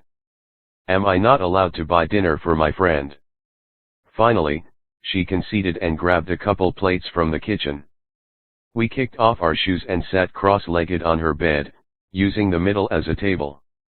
We opened the containers and filled them as we talked. Again, we hit this rhythm. A tempo I'd never found with anyone else. One where I didn't have to pretend I was someone I didn't want to be. One where she wasn't shy, and her genuine smile lit up the shadowy room. Elizabeth gave me all the little details of the city she'd grown up in, her favorite places, and the many ways it was different from here. I could feel her love for San Diego in the pitch of her voice. More obvious was her love for the people there. "Yeah, the water's always a little cold, but you get used to it," she said as she took another bite. I inclined my head so I could study her, watch her face as it lifted and fell, twisted in animation as she spoke. "I can't believe in all the places you've traveled, you've never been to San Diego," she said. "I've been to LA a bunch of times, but for some reason, San Diego was never on the agenda." I shrugged and dipped an egg roll into sweet and sour sauce. Her eyes narrowed in thought. "You should go sometime. I think you'd like it there." "Yeah. I think I'd like that." She smiled. "So beautiful." I was still trying to adjust to the decision I'd made, this commitment to our friendship and swearing off girls at the same time. I knew they didn't quite match, and if I tried to explain it to someone, they would think I was completely insane. But somewhere deep inside of me, it made sense. I figured that was the only thing that mattered. "Do you think you're going to move back there once you finish school? Is that where you want to practice?" I asked. Elizabeth kind of frowned, as if the suggestion of not returning was completely absurd. "Definitely." She took a bite of chicken before she continued, "I mean, you know I love it here, and getting to move to New York has been the best experience of my life, but I can't imagine not going back home. My family is too important to me. What happens if some guy comes along and sweeps you off your feet, and for some reason, he can't move to San Diego?" So maybe I wanted to play devil's advocate. Her lips pressed together, and a narrow line dented between her brows. She paused like she were truly contemplating my question. "Then I guess somehow that guy would have to become just as important to me as my family. Maybe more important. I guess that's what marriage is all about, sacrifice, giving up what you want for the other person." Her eyes were sincere as she looked across at me. I was stunned. "You'd really give up what you wanted for some guy?" This time, she didn't have to contemplate. Instead, her frown deepened, and she turned the question on me. "Wouldn't you? If you really loved someone? I think marriage is more about compromise. Meeting in the middle. Being compatible." She scoffed a little, kind of shook her head as she soaked up the last of her sweet and sour sauce with her egg roll. "I guess you could look at it that way." I laughed. "Look at us, playing philosophers. I don't think anyone has it figured out." Her face softened. "Yeah, I think you're probably right." Elizabeth tossed her napkin to her plate. "That was really good. Are you finished?" I nodded. "Yeah," then mumbled, "Thanks," when she grabbed my plate. "Thank you for dinner," she countered with a grin as she got to her feet. While Elizabeth rinsed our plates in the sink, I stuffed the empty containers and garbage in the plastic bag left discarded on the floor and tied the handles in a knot so it wouldn't spill. Stuffed, I lay back with my feet flat on Elizabeth's floor. A minute later, Elizabeth crawled to her bed, her sweet face passing above mine as she climbed up to lean against the wall. She drew her knees up to her chest. Releasing my satisfaction in a sigh, I patted my stomach, feeling relaxed after the long week of classes and studying. It was cool it was this way between us, without expectations, just quiet and ease. I glanced up to the left and caught Elizabeth staring down at me. Red flooded her cheeks, and she dropped her chin. Or maybe there were all kinds of expectations and Elizabeth was just fighting them, too. I turned away because I didn't want her to be uncomfortable with me there. What do you think of New York now that you've been here for a while? Living up to all those childhood fantasies? I asked toward her ceiling. Sure, more stressful than I thought, but fantasies are always that way, aren't they? A little disappointing, I suppose. I just can't wait for winter. Excitement surfaced in her voice. Why? She released this little surprised sound, as if I should have already known exactly what she was talking about. Christian the tree and ice skating at Rockefeller Center. If it wasn't so out of character for her, I would have sworn she'd added a little "da" at the end. I squinted up behind me, looking at her upside down. Ice skating? Are you joking, Elizabeth? You come all the way to New York City, and the one thing you're excited to do is go ice skating? You have to be the biggest nerd I've ever met, I teased. Her face puckered in offense, before her mouth dropped open with it. It was cute. Really cute. Nerd, I mouthed, unable to stop myself from provoking her more. Her mouth dropped open farther, and I struggled to keep from laughing, but I couldn't hold it in when Elizabeth suddenly lunged at me, her little fingers coming out to jab me in the sides. Nerd, huh? Well, she did her best to tickle me, to dig her fingers in, while I did my best at shielding myself for a jerk. I crossed my arms over my chest, splayed my hands out to try to deflect her assault. Her hair fell all around my face, the weight of her tiny body pressed over mine. We were both convulsing with laughter and exertion. Her eyes were all soft and playful, and I was thinking how damned good it'd feel to kiss her right now. Would one kiss really make that much a difference? Change this dynamic? Steal her from me? As if those questions had just played across my face, Elizabeth jerked away, tucking her hair back behind both ears as she straightened herself. I kind of smiled at her as she slinked back. Then in a flash, she snuck up and slapped me on the stomach. Jerk. Ow. I clutched my stomach, searching for air since she'd knocked it from me, laughed some more. Not cool, Elizabeth. That was a cheap shot. You deserved it, she said, laughing as she scooted up the bed, grabbing the remote to flip on the television. I sat up on the edge of the bed, turned around, and plucked the remote from her hand. She had one coming. Hey. She grappled for it, and I just shook my head. Don't even think about it. This is mine. Smug, I turned back toward the television, leaned with my elbows on my knees and began flipping through the stations. Just for that, you're going ice skating with me, she mumbled, almost so low I couldn't hear her. But I did. Not a chance, Elizabeth. She towed me in the rib, this playful thing that took my breath away. I finally picked out a movie, some comedy I'd watched what seemed 1,000 times in high school. Elizabeth raised a brow at my selection. Just watch it, you'll think it's funny. Trust me. Where have I heard that before? I chuckled, stood up, and stretched. Mind if I use your restroom? Go ahead. I took a piss, washed my hands, and scrubbed my palms over my face. Really, I should call it, get the hell out of there. Because I was almost too satisfied spending my Friday night there. Especially since I was supposed to meet up with Tom right about then. He'd have to get over it. I flipped off the bathroom light as I stepped back into the main room. The only light came from the frames on the TV. Colors flickered over Elizabeth's face. I climbed to one knee on the bed, stretched so I could peer out the window. Elizabeth looked up, frowning. "What are you doing?" My gaze swept the sidewalk. Creepy lurker guy was gone. Nothing. I shook my head, settling back to the bed. I could leave and know Elizabeth would be safe. Truth was, I didn't want to. "Is everything okay?" she asked. "Yeah, everything's fine." Her face kind of crinkled, like she really didn't understand what was going through my head. I guess I didn't really, either.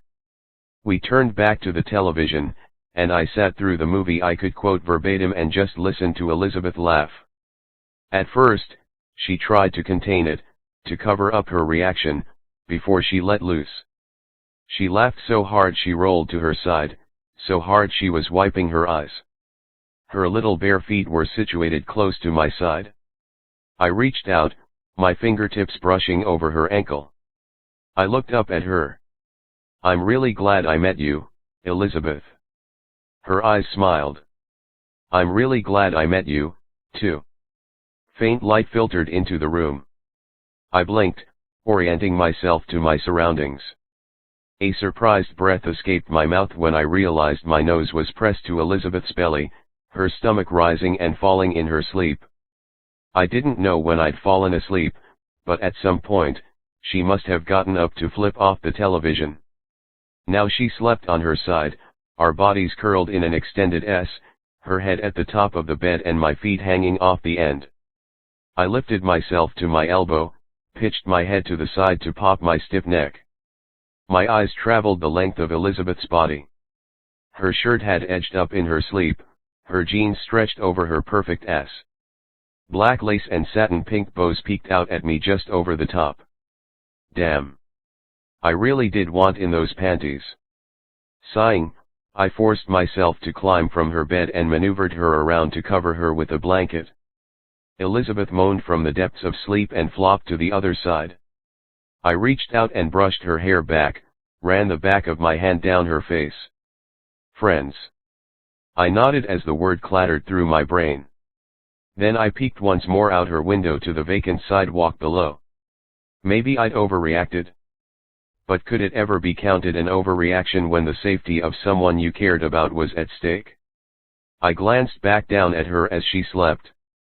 No. That was impossible. I couldn't imagine something happening to her. Someone hurting her. The thought of it made me sick. Shit. Raking my hands through my hair, I released a breath into the quiet of her apartment, gathered my things, and slipped out her door.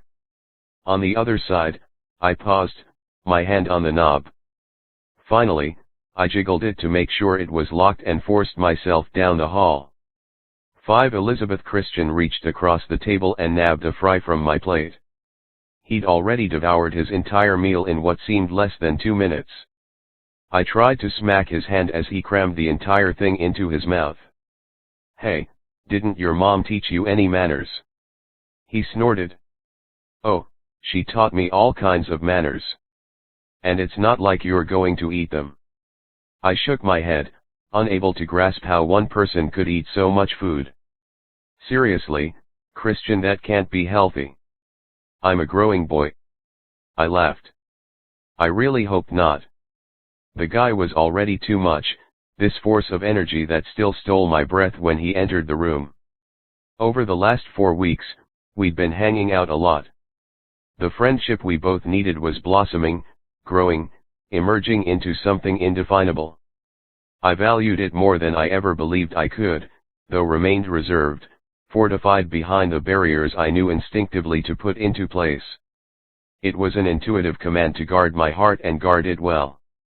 Enforcing that rule had somehow begun to feel hypocritical, a deceitful mask that I hid behind because the thoughts swirling through my head about Christian could not be contained by the definition I'd set for us. I'd come to depend on his company, thirst for it, wanted it. Wanted him. Days were spent doing my best to ignore the stirring that gripped me inside when I saw him, to ignore how much I wanted to glide my hands over the strength rippling beneath the denim and cloth covering his body. It was so screwed up, the direction my thoughts veered whenever the man was near, and he was never far because I couldn't get him out of my head. Here I'd told him nothing could ever happen between us, while I allowed my mind to go there, to imagine what his back would feel like under my fingers as I clung to him, what my bare skin would feel like against his. I'd never desired before. I'd been curious but less than enraptured by the idea of sex, then was left wholeheartedly disillusioned by it in the wake of the pathetic experience I'd had. Until I met Christian.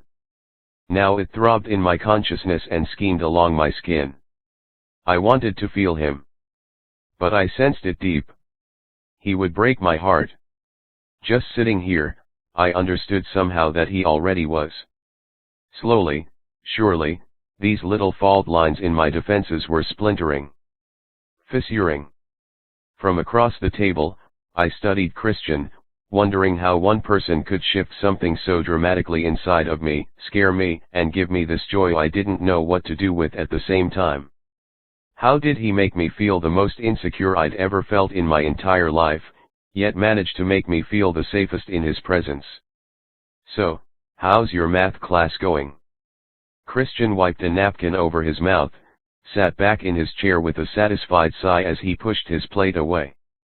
Completely casual, he appeared to be unaware of the chaos he created in me. Okay, thanks to you. A smirk pulled at his mouth. What would you do without me, Elizabeth? Oh, I don't know, find another cute boy to help me with math, I said, anticipating his reaction if I teased him a little. For a flash, his eyes narrowed. Then a dangerous grin spread across his face. I'm just dispensable, huh? Easily replaced. He hunched and lowered, pressed his chest into the table to meet me at eye level, this slow playfulness coming across him. How about I let you fail next time? Well, how about I feed you the wrong answers when we study for our next government test? I countered. He faked a disbelieving laugh, a gentle ribbing that twisted its way straight to my heart. He was so cute like this, like a harmless boy and not the man who made me fearful, not the one who urged me to hold on to my affections, careful not to let them go. You're going to feed me the wrong answers, huh? You, he challenged.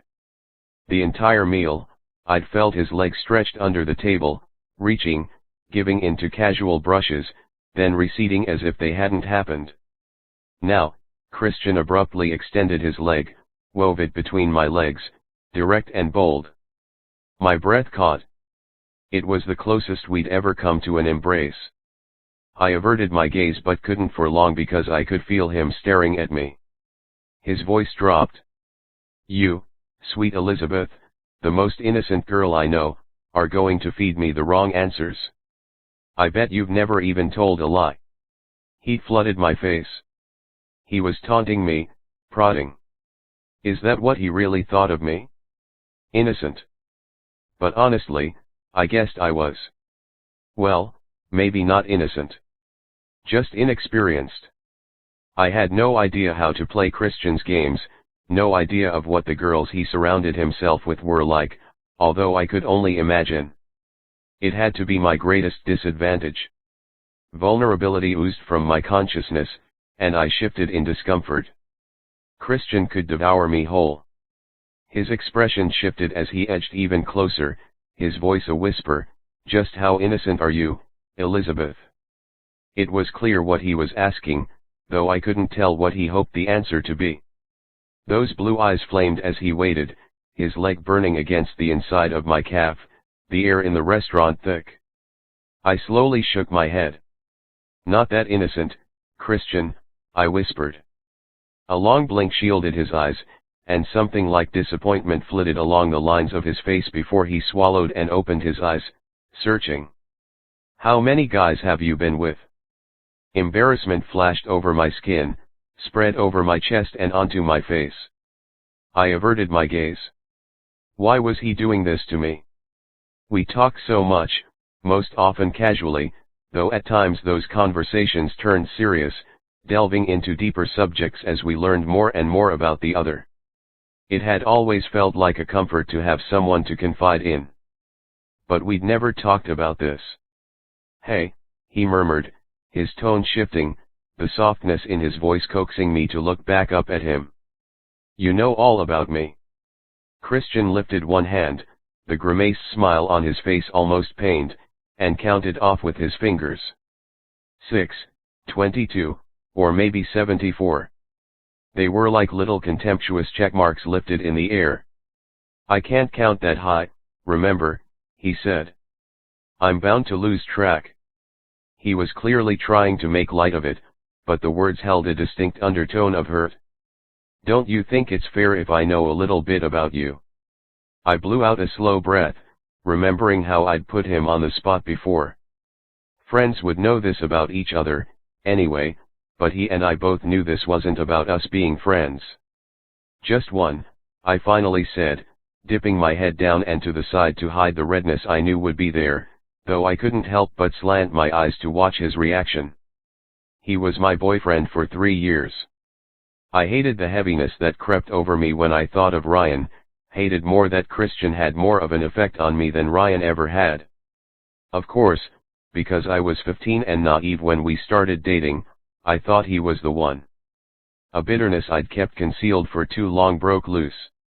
He bugged me our entire senior year until I finally gave in right before graduation. I had sex with him 3 times and all 3 times were awful.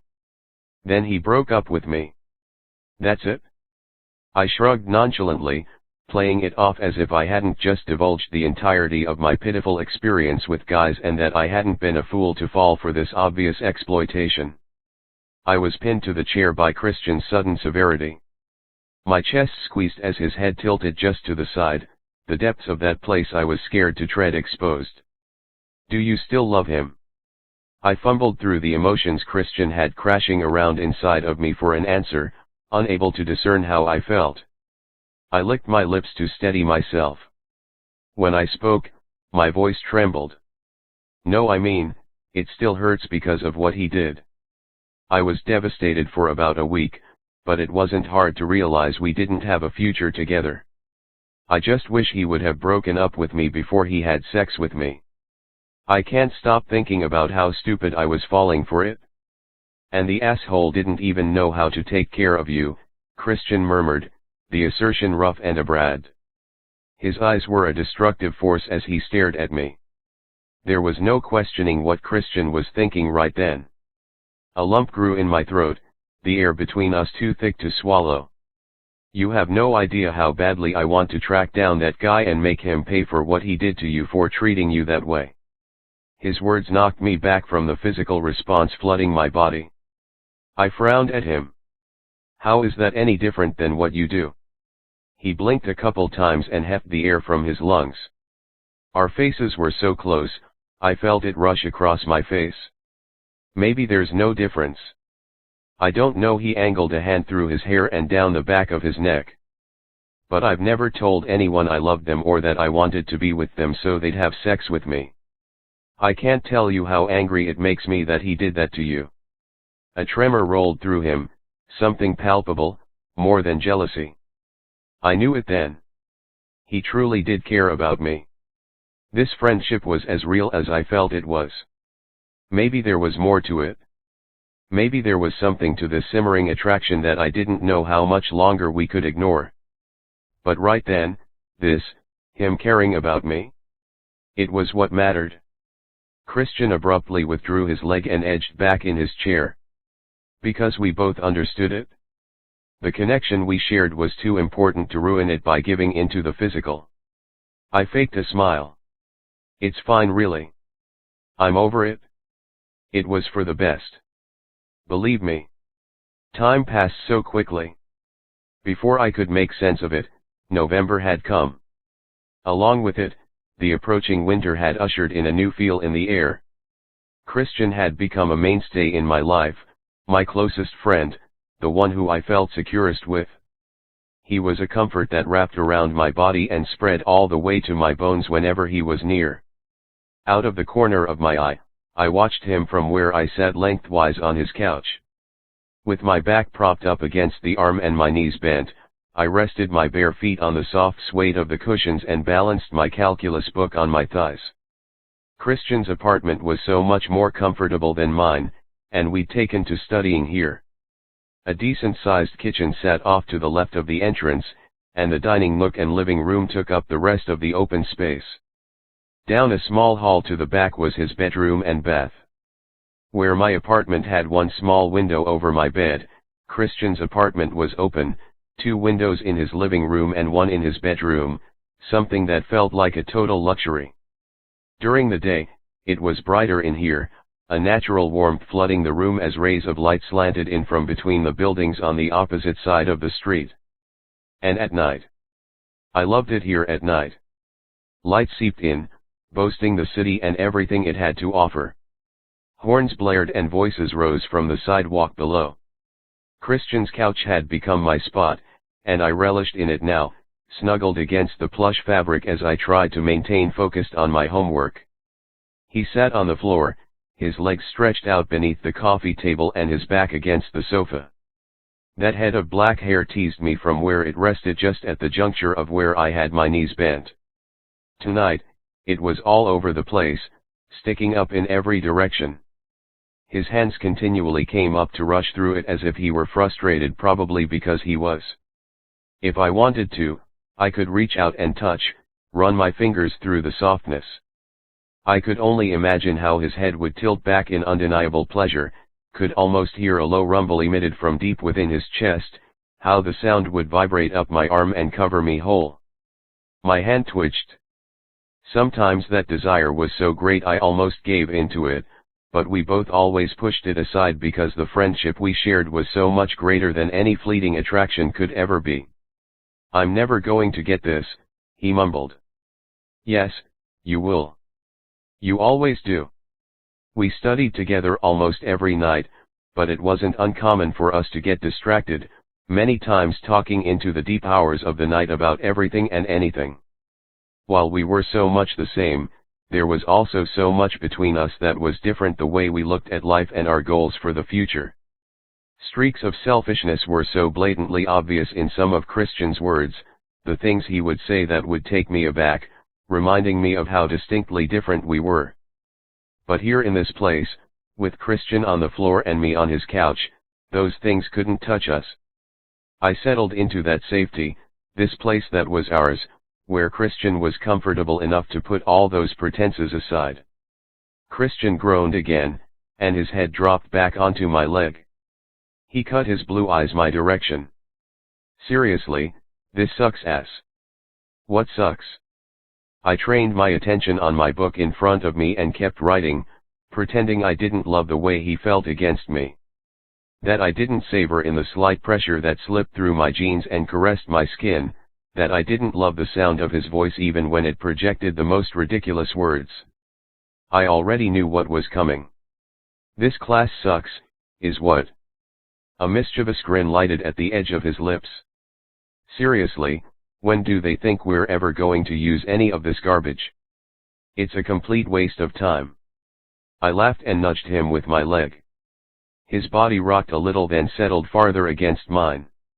"Don't you know that's what college is about? Students spending years gathering useless information they'll never use again, going hopelessly into debt, just so they feel smarter than the rest of their family.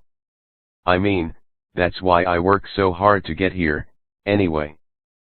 Sarcasm rolled off my tongue. He was such a winner.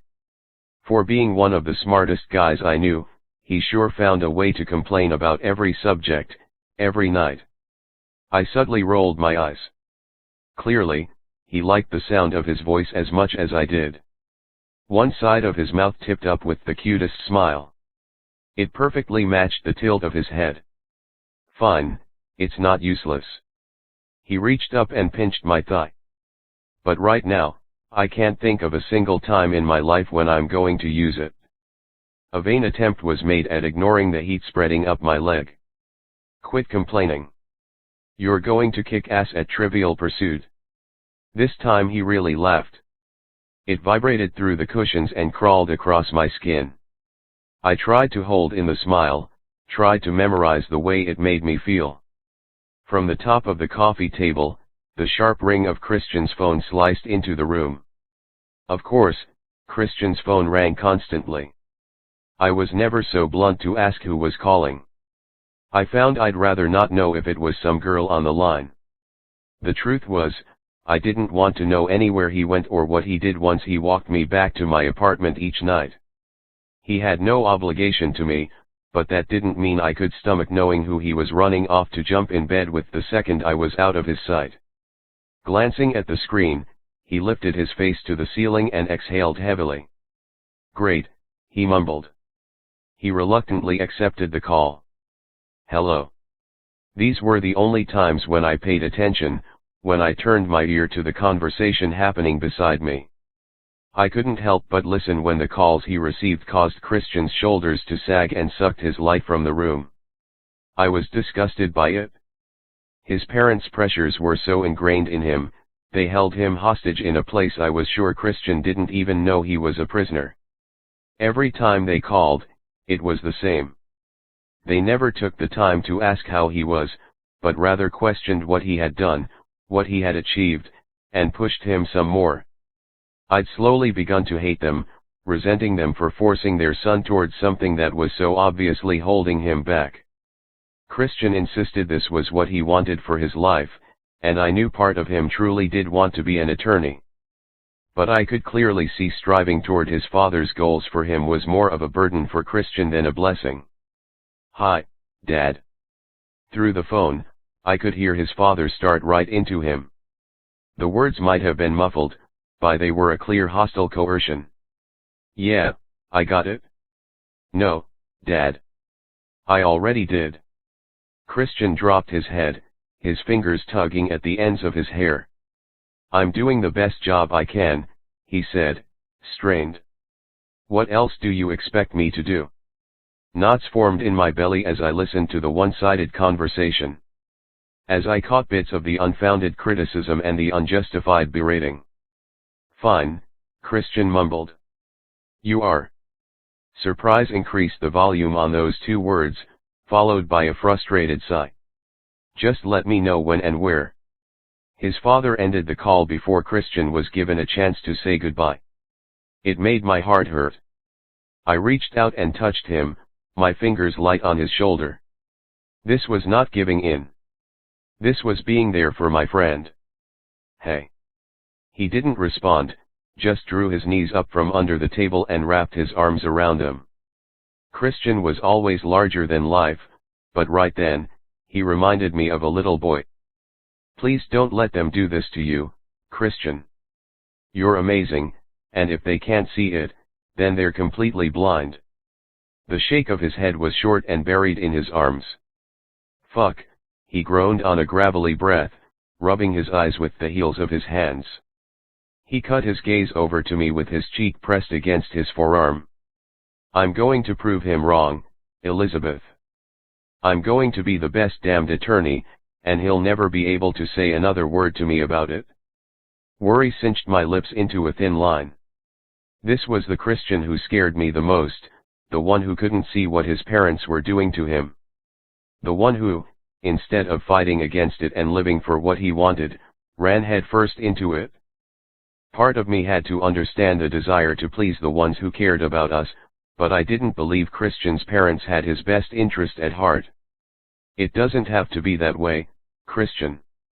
What about what you want? Is this really it? Killing yourself to be the absolute best in everything you do?" Lines creased between his eyes, his mouth twisting up in set determination. "I'll do whatever it takes, Elizabeth. Nothing is going to stand in my way." I closed my eyes to block myself from the hardened expression on his face. He forced a large breath of air from his lungs.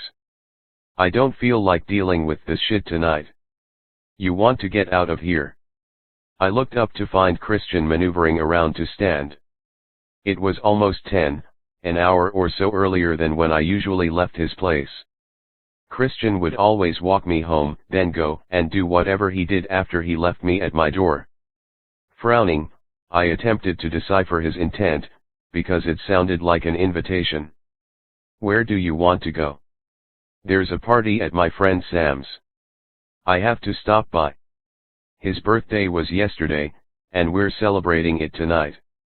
"Oh, no way, No thank you. I sat up and began gathering my things. I'll just go home so you can head over, I said with feigned indifference. This was my safe place, the place where it was just Christian and me. I didn't venture into his other world, the one that lit up his phone every weekend. I'm pretty tired, anyway. Christian reached out as if he wanted to touch me and then thought better of it. Would you just come? The hard lines were gone, sincere blue eyes in their place. I don't feel like going over there by myself tonight. Dropping my chin, I bit at my lip as he waited for an answer. Truly, I didn't want to go, didn't want to stray from the comfort zone we'd erected around us, but I didn't know how to resist him when he looked at me like that. I glanced down at my old t-shirt and faded jeans. I'm not really dressed to go out. We'll stop by your place on the way so you can change and leave your stuff there. He grinned. And it's not like you could ever look bad, Elizabeth. I rolled my eyes at him, hating the little flutter that palpitated my heart whenever he said things like that. We both knew flattery was really unnecessary since it was obvious he had already talked me into it. Fine. I gathered my stuff, slipped into my jacket, and hefted my backpack onto my shoulders. I followed Christian out and down his hall. He pulled open the stairwell door and extended his arm to hold it open, though he remained in front of me, as if he might need to catch me if I were to trip and fall. The stairwell always seemed much too tight, the walls like a barrier that held in all the energy that radiated between us. Outside the air was crisp, the night alive. I breathed it in, hoping to quell my racing nerves. I could do this.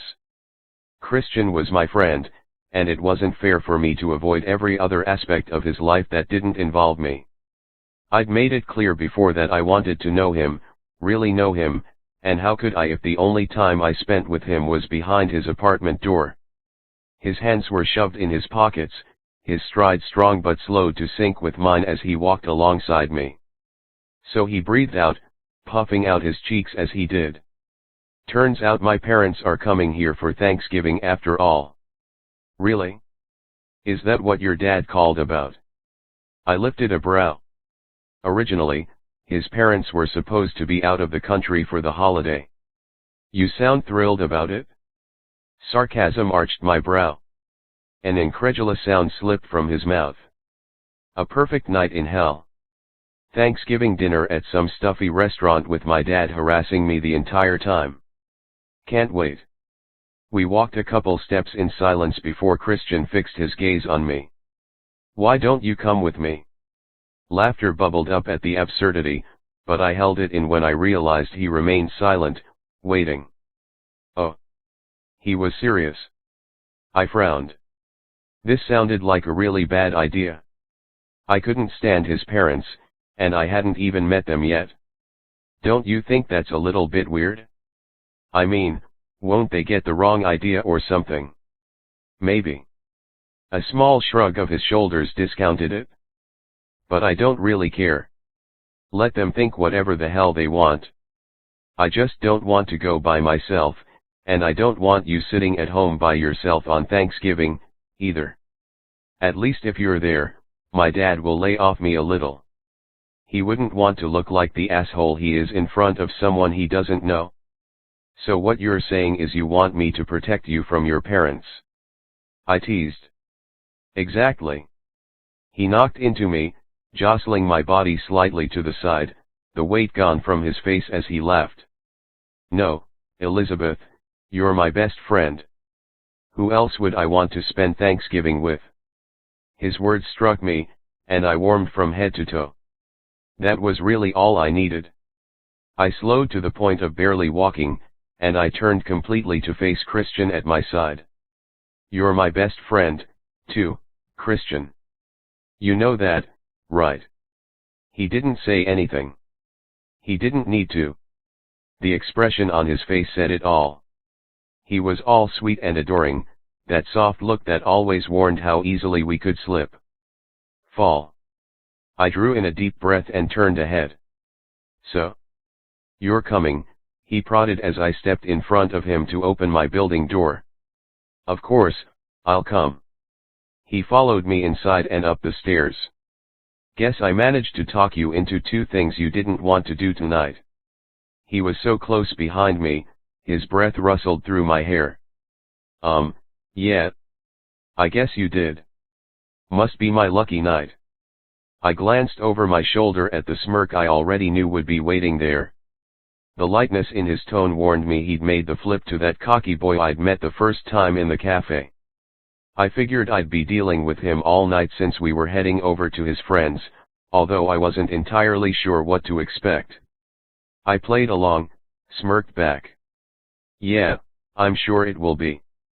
Let's see what little tramp you end up ditching me for tonight. Do you prefer blondes or brunettes? Laughter rang out and ricocheted on the brick walls, a thunder that pounded in my chest. He reached out and tugged on a strand of my hair. Blondes, Elizabeth. Blondes.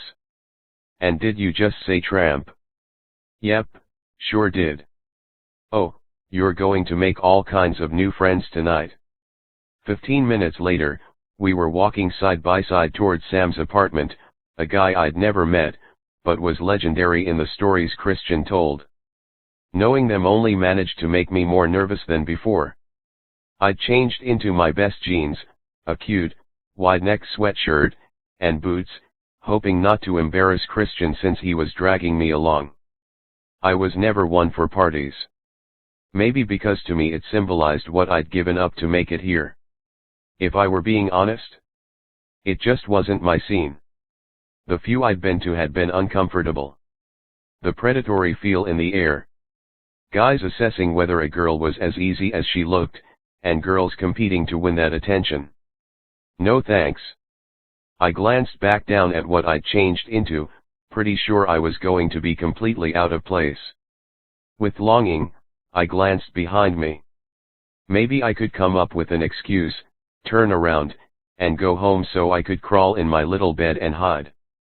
I'm really glad you decided to come with me. I jerked my head back to Christian. He flashed me an all-knowing grin, as if he knew exactly what I'd been thinking. Yeah, me, too, I blatantly lied.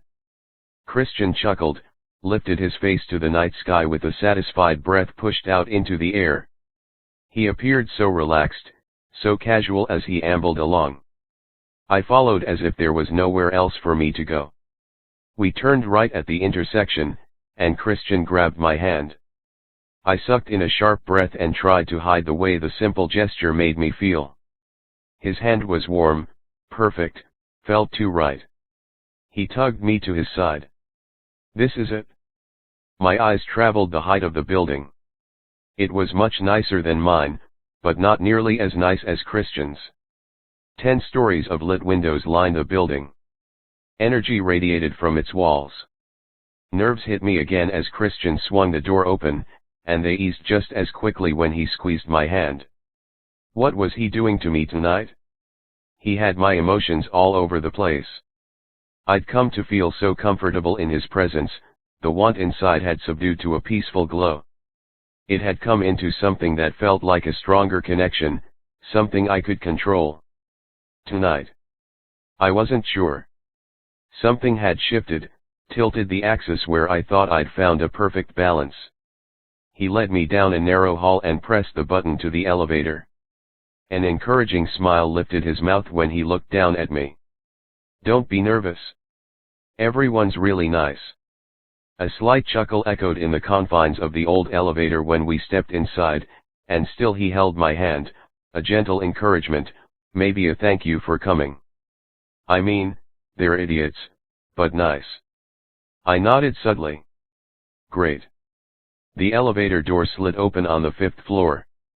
Music pumped into the hall from behind what seemed like every door. Several doors down the hall, Christian rapped twice and swung it open without an invitation. He towed me in behind him. My feet faltered, and I shrank back when I met the scene inside. People littered the room, packed together, the space so full and overbearing that my throat tightened, and I found it hard to breathe. Christian, a guy shouted from across the din of the room. He wore his hat backward and a wrinkled button up, his tongue slurred. Hey, man. Christian inclined his head my direction, whisper shouted in my ear. That's Tom. I nodded. Christian had mentioned him before, always in a you won't believe what my dumb ass friend did sort of way. And who do we have here? This is my friend, Elizabeth. Elizabeth. The tilt of Tom's head told me he'd heard my name before. He extended his hand. Dark brown eyes shifted down the length of my body as he shook my hand. I had the urge to hide behind Christian or maybe run. I looked back around the room again. Yes. Yes. Running seemed like a really good idea. Come on. Christian tugged me into the crowd. A crush of bodies and music and the overpowering smell of alcohol washed over me in a heady wave. His mouth was close to my ear. You want a beer? Not really, but what else was I supposed to do in this atmosphere? Sure, I shouted over the music. Christian wound us through the room. He paused to talk to a few people, introducing me to faces and names I would never remember. To the right, a small kitchen overflowed with students surrounding a keg. The music played from the other room. In here, people yelled as they drank. Guys were clearly scoping out who they wanted to take home tonight, the girls laughing too loud and wearing too little. Self-consciously, I peeked down at my jeans and sweatshirt. No question, I was out of place. It was affirmed by the stares I received, the quick glances and hushed whispers. I edged closer to Christian's side. What in the world was he thinking bringing me here? Strangest was, in it, Christian emanated ease, brash as he bantered with his friends. It was hard to reconcile the two, the Christian I'd come to know in our quiet evenings at his place and the one I'd first recognized when he walked through the door to the café more than 3 months before. Worst was, they were here. I could feel them, the eyes that caressed Christian with familiarity, those who'd known his body the way I'd never allow myself to. Their eyes would ultimately slide to study my face with barely constrained sneers, then drop to the place where Christian had his hand wrapped around mine. What they didn't know was that this was the first time Christian had ever held my hand, that I didn't belong to him, and that I never would. Jealousy struck me like a slap to the face. Because for the most fleeting moment, I wished for once to trade them places. For just once to slip into the role of the casual girl who could handle this. Christian broke from me, filled a red cup, and passed it my direction, cutting into my thoughts. His smile was so infectious, directed only at me. Blue eyes embraced my face, searching, silently asking if I was okay. I'd once thought him too pretty. Now I knew better. He was beautiful. I'd spent countless days and hours with him, and the effect was still the same. I'd just learned to disguise it, to lump it in with the affection I felt for him as a friend. And it was strong, the part of me that begged for Christian's touch. But the affection I held for him was so much greater than the hunger these girls were watching him with, so much greater than the obscured lust that swirled and pulsed in my veins. That was why I could never give in to one night. Not even a short-lived affair. It just wasn't worth it. I'd never survive without Christian in my life. Sipping at the bitter liquid in my cup, I fidgeted uncomfortably as my attention flitted around the room at the faces of the people Christian called friends. Half-heartedly, I listened to the conversations happening around me, pretending to act as if I was interested and enjoying myself since Christian seemed to be having fun. I forced myself to finish 1 beer in the span of time it took Christian to down 5. He attempted to include me, but I just couldn't settle. Couldn't find comfort in this place. Yanking at the hem of his shirt to get his attention, I tried to keep the discomfort out of my expression when he turned back to me. "Is there a restroom I can use?" I asked. No doubt, he was a little buzzed, his pupils wider and slowed. Squinting, he focused on me. Then he tipped me that earth-shattering smile. "Yeah, sure, it's right down the hall. You want me to come with you?" I forced myself to smile back. "No, I'm fine. I'll be right back." Okay. He turned back to the guy he was talking to. Keeping my head down, I made my way through the crowd, twisting and turning as I did my best to avoid both eye and skin contact. I fumbled my way through as if I were lost in a jungle and searching for escape. Thank God the bathroom was empty. I shut the door behind me and leaned against it. Raising my face to the ceiling, I expelled a weighted sigh into the reprieve of the bathroom. Music vibrated through the walls, though it was dimmed and dulled. What the hell am I doing? It was ridiculous to feel this much discomfort. It wasn't like I wasn't surrounded by these same kinds of people in my classes, that I didn't sit by them every day, or that I really thought bad about any of them. The most unsettling part was that I wasn't normally this insecure girl who cared about prying eyes or what anyone thought of me. Awareness pressed into my senses. I refuted it. Internally denied it. But its truth screamed in my ear. An unfound possessiveness rapid-fired from my nerves, spun and wove a web around my heart, and the jealousy I'd felt earlier beat a steady song within the confines of my chest. I forced myself to move to the sink and splashed cool water on my face. It struck me again, and I gripped my hands in my hair. Shit. Shit. Shit. I was never supposed to allow myself to feel this way. Straightening, I looked up at the misery that awaited me in the mirror. What the hell was I supposed to do now? Someone banged at the door. Come on, you're not the only person here. Sighing, I steeled myself and headed out, ducking my head when I was met with the scowl on the face of the girl waiting on the other side of the door. About time. I didn't acknowledge her, just brushed by with my attention trained on the ground. The hall was dark as I hauled myself forward and worked my way back through the throng. All I wanted was to find Christian and ask him to get me out of here.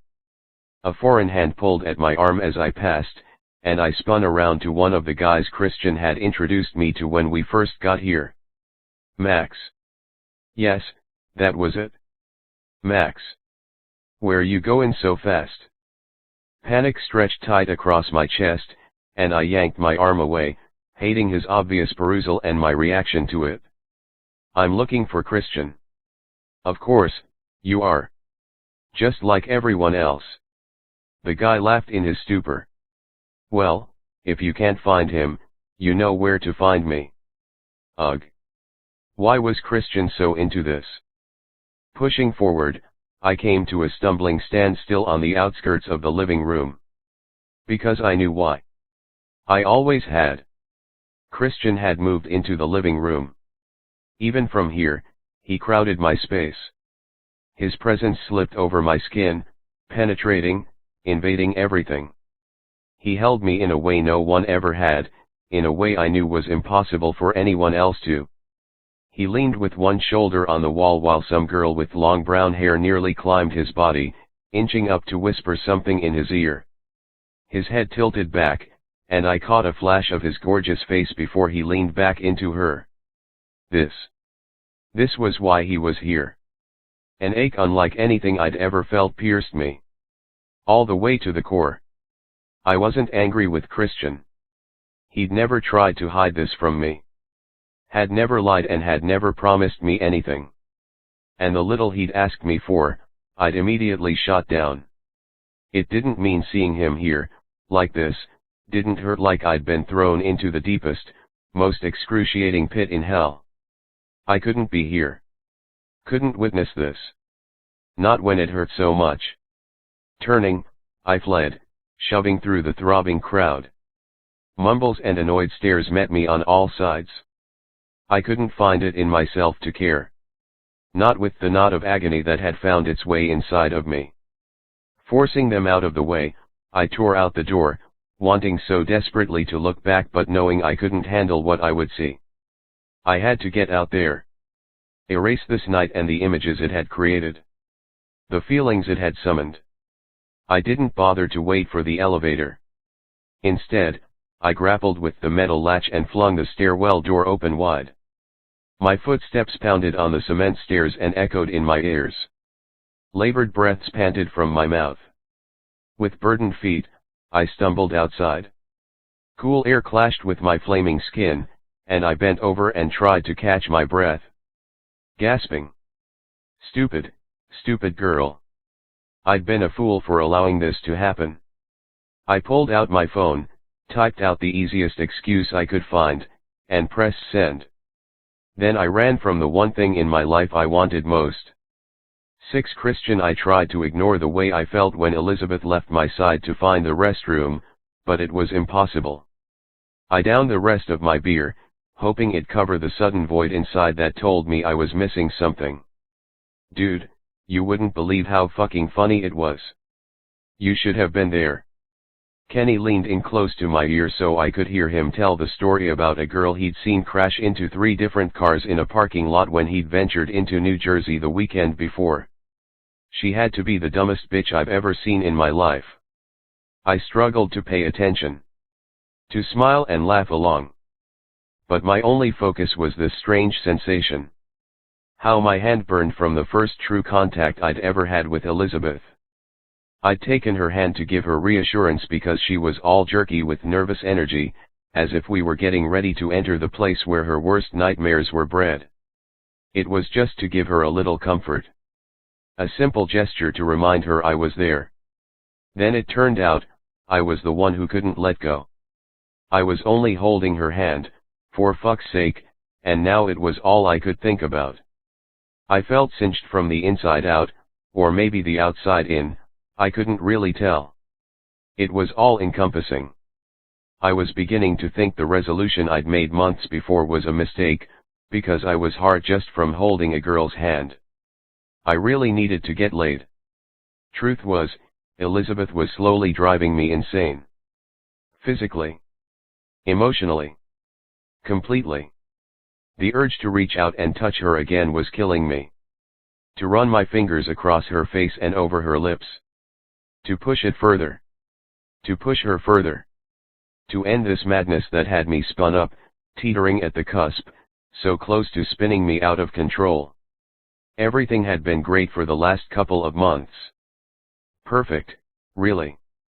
We spent so much time together, I'd almost become accustomed to the physical ache she left burning inside me. The hardest part was pretending that it didn't build, that each time I opened the door to find Elizabeth's face smiling up at me in my doorway, I didn't come one step closer to snapping. That my heart didn't want to burst at the sight of her and my body didn't scream for her to run her delicate hands all over me. So many times, I'd had to stop myself from reaching out. Touching her. Taking her. Living out every single one of the fantasies that played through my mind at night. In them, I'd had her everywhere, in my bed, the shower, the floor, time and time again on my couch where she sat and unwittingly teased and taunted me night after night. Tonight was proof of just how close I was coming to the edge. They finally got her out of the car, and this girl was standing there, stumbling all over the place in these slutty heels. Kenny continued on. Why was I here again? Listening to this? Usually, I like to be here, to unwind, to listen to trivial stories that meant nothing. But with Elizabeth here, it felt like a weakness. A fool's waste of time. Glancing back out the entryway, my eyes traveled the crowd. Elizabeth had only been gone a couple seconds, but I couldn't shake this nagging feeling that I shouldn't have let her out of my sight. It was stupid to bring her here, but there was no way I could sit in the confines of my apartment after listening to my father's bullshit. I was sick of it. I'd thought that once I moved out and started college, started my own life, my father would let up and let go. But he was just as overbearing as he'd been since I was a little boy. A tyrant who expected only the best, something he made quite clear I didn't ever have a chance of living up to. Besides, for that, I'd already committed to coming here tonight. I didn't want to the asshole who bailed last minute. But there'd been no chance I could stomach the idea of leaving Elizabeth alone in front of her building tonight. Somehow when she was around, I felt better. I needed her. Tom appeared at my side and clapped me on the shoulder. The guy was trashed, which was no surprise. I smirked at him. What's up? So you finally let Elizabeth out to play? He cocked his head to the side in the direction where Elizabeth had disappeared, suggestion written all over his face. Now I get why you've been hiding from us the last couple of months, or where you've been hiding. That shit is hot. A swell of protectiveness broke over me. My fists curled, but I forced the reaction down. It's not like that. So you wouldn't mind if I went for her? Yeah, I'd fucking mind. She's my best friend. Do you think I'm going to let some asshole like you touch her? Tom laughed, not for a second offended. Your best friend, huh? Thought that was my title. His eyes gleamed as he razzed me, a clear insinuation he'd been hinting at for months, one I'd continually denied. Quit being a dick. I shrugged it off. We're just friends. As I said it, I lifted up on my toes, straining to see over the heads littering the room. Anxiety knocked at my ribs. Where the hell was she? If one of these losers even thought about messing with her, I was going to lose it. I wasn't typically a violent guy, but I was pretty sure bones would get broken. I rushed an uneasy hand through my hair, hoping for calm. Stupid. Reckless to bring her here. I looked back at Tom, who was staring at me with straight-out disbelief. Then he cracked up, loud and raucous. You, my friend, are completely fucked. You might as well give it up, because I don't believe a word you're saying. Pretty sure you don't, either. He was still laughing when he walked away. I made the conscious decision to ignore him and the implications of his words. I moved into the main room and leaned against the wall so I could watch for Elizabeth. Dimness hung to the room, the faces cast in shadows. Sam's apartment was always primed for the perfect party. Loud music pounded in my ears, the feel chaotic as bodies moved. Fuzziness eddied around my vision, and with both palms, I scrubbed my face to clear it, wishing I'd have thought better than to have drank so much with Elizabeth being here tonight. Disquiet gripped me tight. I couldn't help it. She was here with me. My responsibility. It was more than that, though. The thought of anyone looking at her, let alone touching her, sent a swirl of nausea thrashing through my already raw stomach. But how could I claim her when I didn't even trust myself with her? I cared about her. A lot. The problem was, I knew myself too well, the fleeting interest that passed just as quickly as it came. I refused to lose my best friend to my own stupidity and selfishness. But God, this was getting unbearable. A hand wrapped around my wrist before a hot body flattened against my side. There you are. Locks of dark brown hair obstructed my view, pushed into my space. Every weekend, it was the same. Irritation had me shaking my head. What do you want, Rachel? She pouted before she stretched up on her toes to whisper in my ear. You. Jerking my head back, I glared at her, unable to fathom how one girl could be so clueless. Haven't I turned you down enough? She ran a single fingertip down the length of my face. I recoiled. One of these days, you'll be begging me. That wasn't going to happen. She had to be the most disgusting slut I knew. A few months ago, I might not have minded. Maybe. Even then, I had some discretion. But now? Not a chance. Just the thought of her touching me had my skin crawling. The only thing I'm begging you for is to leave me alone. Whatever. Your loss. Rachel walked away, still looking at me over her shoulder, like somehow the exaggerated sway of her hips would send me chasing after her. She blended in with the mob, lost in the jumble. With her out of the way, my attention jumped from one person to the next, searching for the only face I wanted to see. A tremor of agitation rolled through my muscles. I flexed my fists and shook it off. Shouldn't she be out by now? I couldn't tell how much time had passed, and again, I wished I'd been wiser and not drank so much. Really, I wished I wouldn't have brought her with me at all. Elizabeth didn't belong here. She was too good. Too pure. Unable to wait any longer, I weaved through the room, ignoring everyone who tried to talk to me as I headed down the hallway. The bathroom door was closed. I jingled the knob. When I found it locked, I pounded on the bathroom door. "Elizabeth! Are you in there?" I shouted against the wood, listening for movement inside. A female voice yelled back, "Not Elizabeth. It's Kim." "Shit," I mumbled under my breath. Pulling back, I looked to the opposite end of the hall to the single bedroom I knew would be locked. That was the one place in Sam's apartment that was off limits. She had to have slipped by me, probably had some guy salivating all over her when she got back and didn't find me there. Panic ratcheted up inside of me as I rushed back toward the main room. I found Sam standing at the end of the hall, talking with Max. I tapped him on the shoulder. "Hey, have you seen Elizabeth?" He spun around to look at me. The frantic way the question fell from my mouth did nothing to counter the earlier assertion he'd made. He drew his brow together and shrugged. "Nah, man, I haven't seen her since before I talked to you." My frenzied gaze probed the room again, my hands shaking as I dragged them both through my hair. Max laughed beside me. "You shouldn't have let that one out of your sight." I speared him to the floor with my eyes. He visibly shrank back without moving an inch, his tone shifting. "She was looking for you about 5 minutes ago." Shoving through the bodies, I surged, something akin to fear pulsing through my veins. I didn't understand it, the tightness in my chest, this gripping worry tangling with the desire Elizabeth had left me with when she walked away.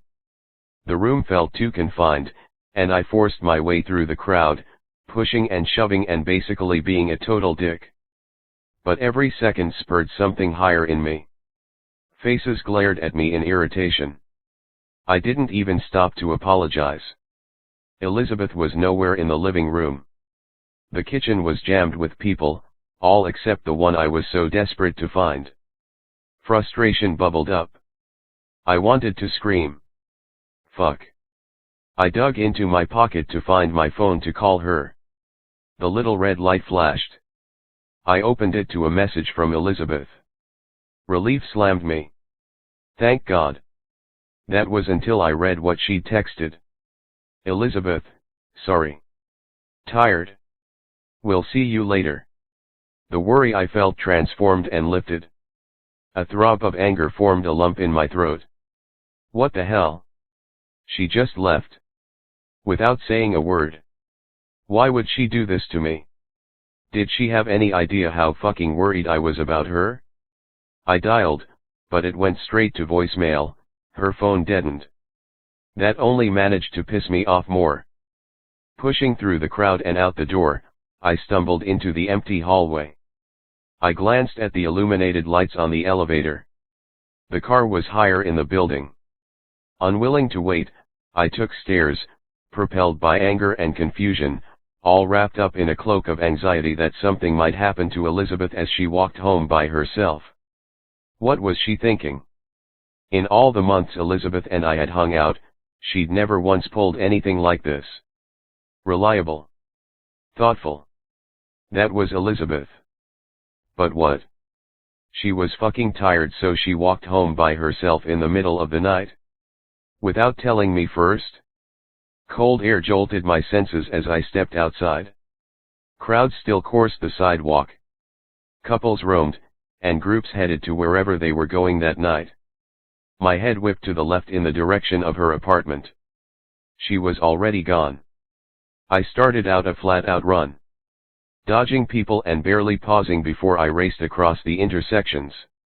I was panting by the time I stood outside her building. Pausing for a split second, I glanced up to the second floor and saw her light blazing through her window. She was there. Anger and relief.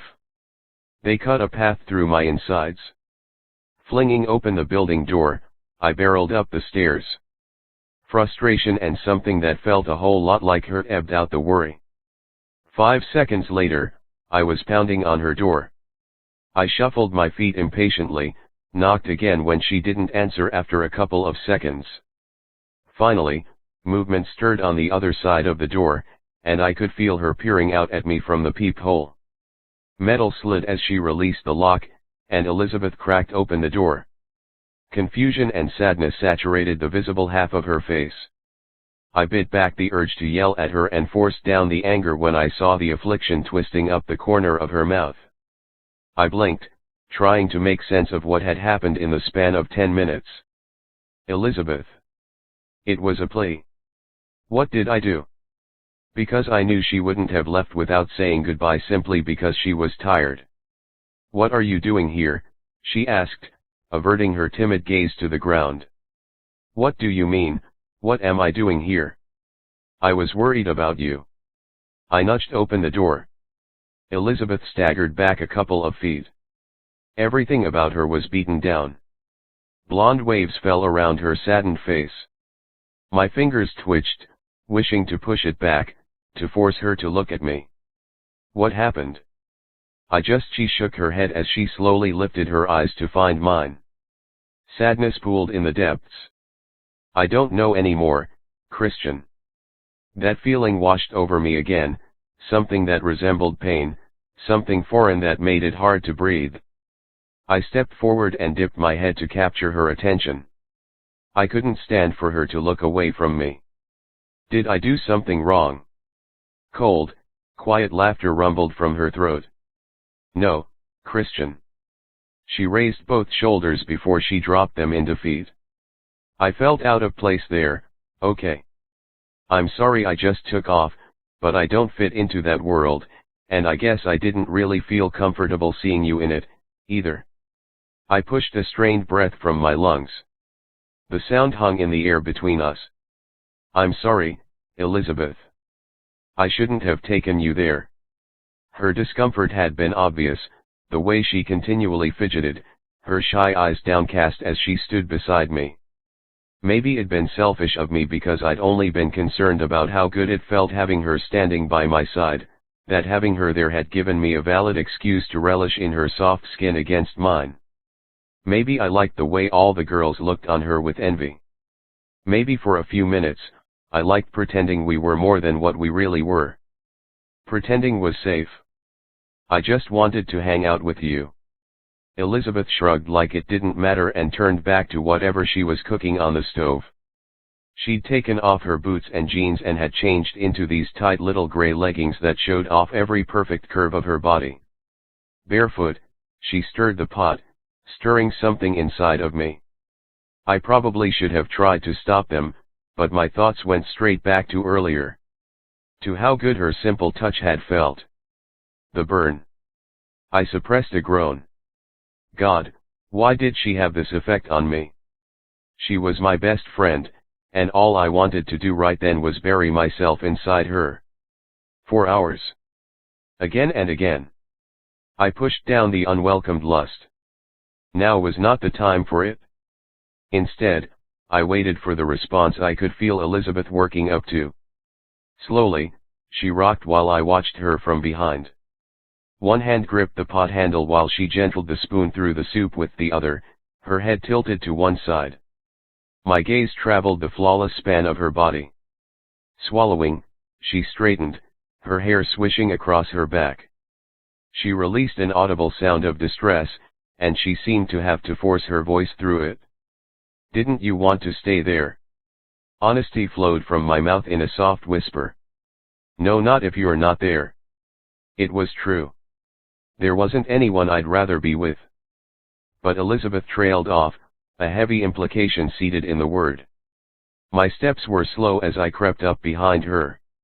I stopped an inch of my chest brushing her back. Everything closed in around us, as if the small space separating us no longer existed. But what? If I wasn't paying such close attention, I would have missed the way her muscles tensed, the subtle flinch as she dropped her head. I saw you with that girl. Her admission flooded from her mouth as a trembled whisper, and swells of resentment emanated from her body, rushed in waves across mine, her shallow breaths distinct in the otherwise silent room. Elizabeth was jealous.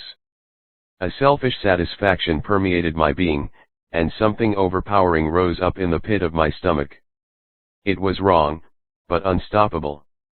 Over the last few months, she'd done her best to hide her attraction. But I'd seen it, found it in the way she looked at me when she thought I wasn't paying attention. How her eyes would roam and skim, spurring attention between us that slowed our movements. Every time, it would feel like the air in the room had been compressed. In those moments, I'd glimpsed in her what I'd been trying to hold back in myself since the second I'd seen her. But this. I wondered if she felt anything close to what I felt when she'd admitted to me a month ago that she'd slept with some guy. That someone had touched her.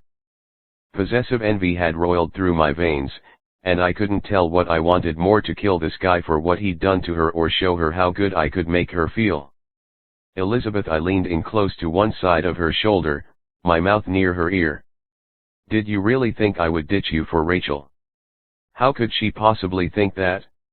She's all over me every weekend, and I've never even touched her. You can't just take off because you assume something is going on when you have no idea what's really happening. Do you think I'm such a jerk that I'd take you to that party and then leave with Rachel? My voice softened. You scared me. The last came with the residual of my fear. Yeah. I wanted her. But she had to know it went so much deeper than that. I cared about her so damned much and wouldn't know what I'd do if anything ever happened to her. I saw the remorse in the sag of her shoulders. Elizabeth, no, I don't think that. She mumbled. I'm sorry. Waves fell to one side, a gentle sway of her body that I matched. Her white-collared shirt had slipped off the cap of her delicate shoulder, teasing me with the honey-kissed skin. Her movements were all innocent and sad. I had the sudden, overwhelming need to mark her. Claim her.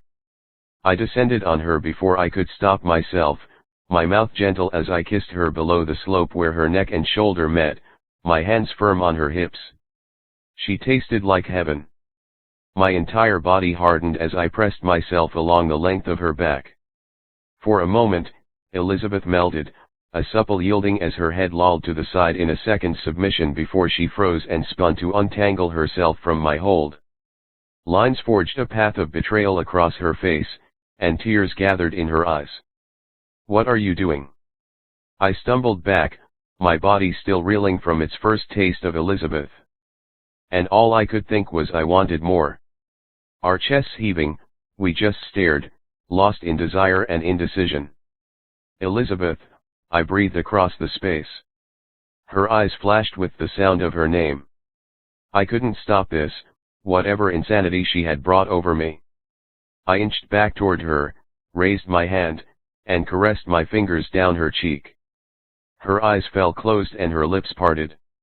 My hand slid around to palm her neck, while I wove the other arm around her waist. I tipped her head up at the same time as I pulled her flush against me.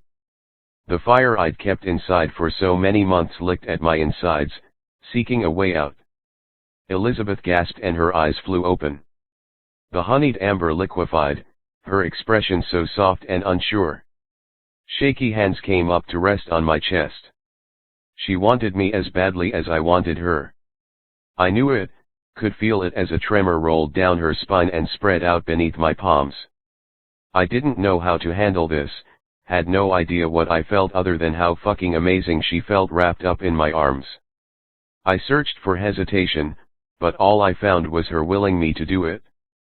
To cross the line she'd put in place. I dipped down and pressed my mouth to hers. With just the slightest touch, desire ripped through me, spiked in a place I'd never felt before.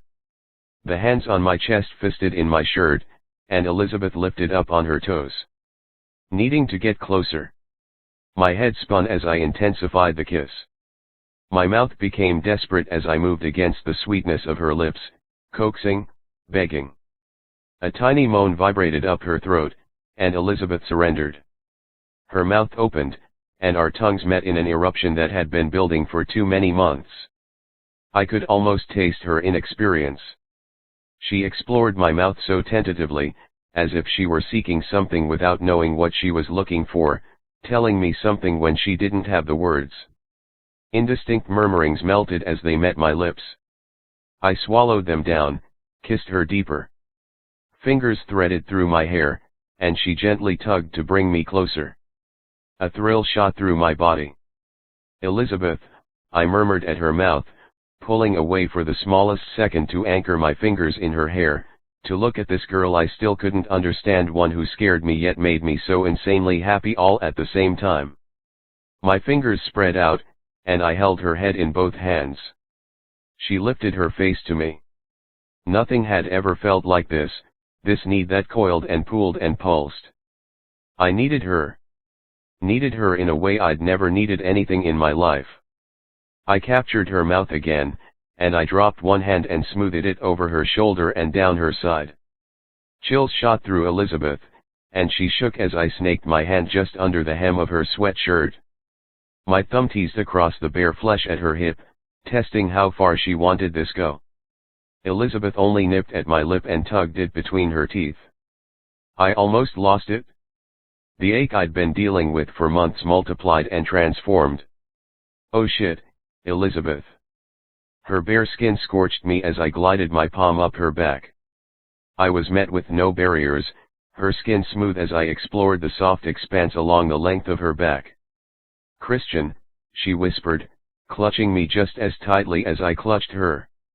Her fingers dug in deeper, her body imploring. "Christian, I need you. This girl, my best friend. My best friend." And I knew I was a fool, so stupid to push her. I couldn't stand the thought of losing her, but I couldn't stand the thought of not having her, either. I didn't want it to end, so I pushed it further and slid my palm around her slim waist. A tiny shudder escaped Elizabeth, and she flexed her stomach as she sucked in a shocked breath. But she never let go. The soft ridges of her flat belly enticed me further. My hand jerked as I inched it up. The hand in her hair tightened, and the force of my kiss bowed her back. Her weight rested on my forearm as I supported her head, my body nearly hovering over hers. How many times had I imagined this, what it'd be like to touch her? I schemed over her small, round breast, my thumb flicking across her nipple. Elizabeth whimpered and pushed herself further into my hand, emitted this sound that tickled my ears and spurred me forward. "Shit. Elizabeth," I mumbled, quick to edge her back.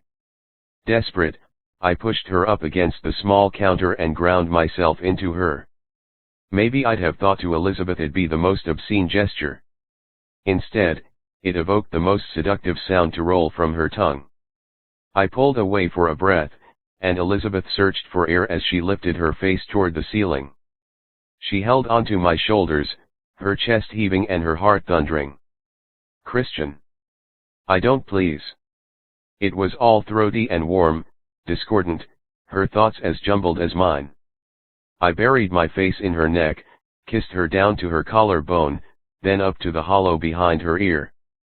Her skin was so sweet and her pants were so thin, and I was consumed by this feeling, too much confusion and disorder and need. Fuck.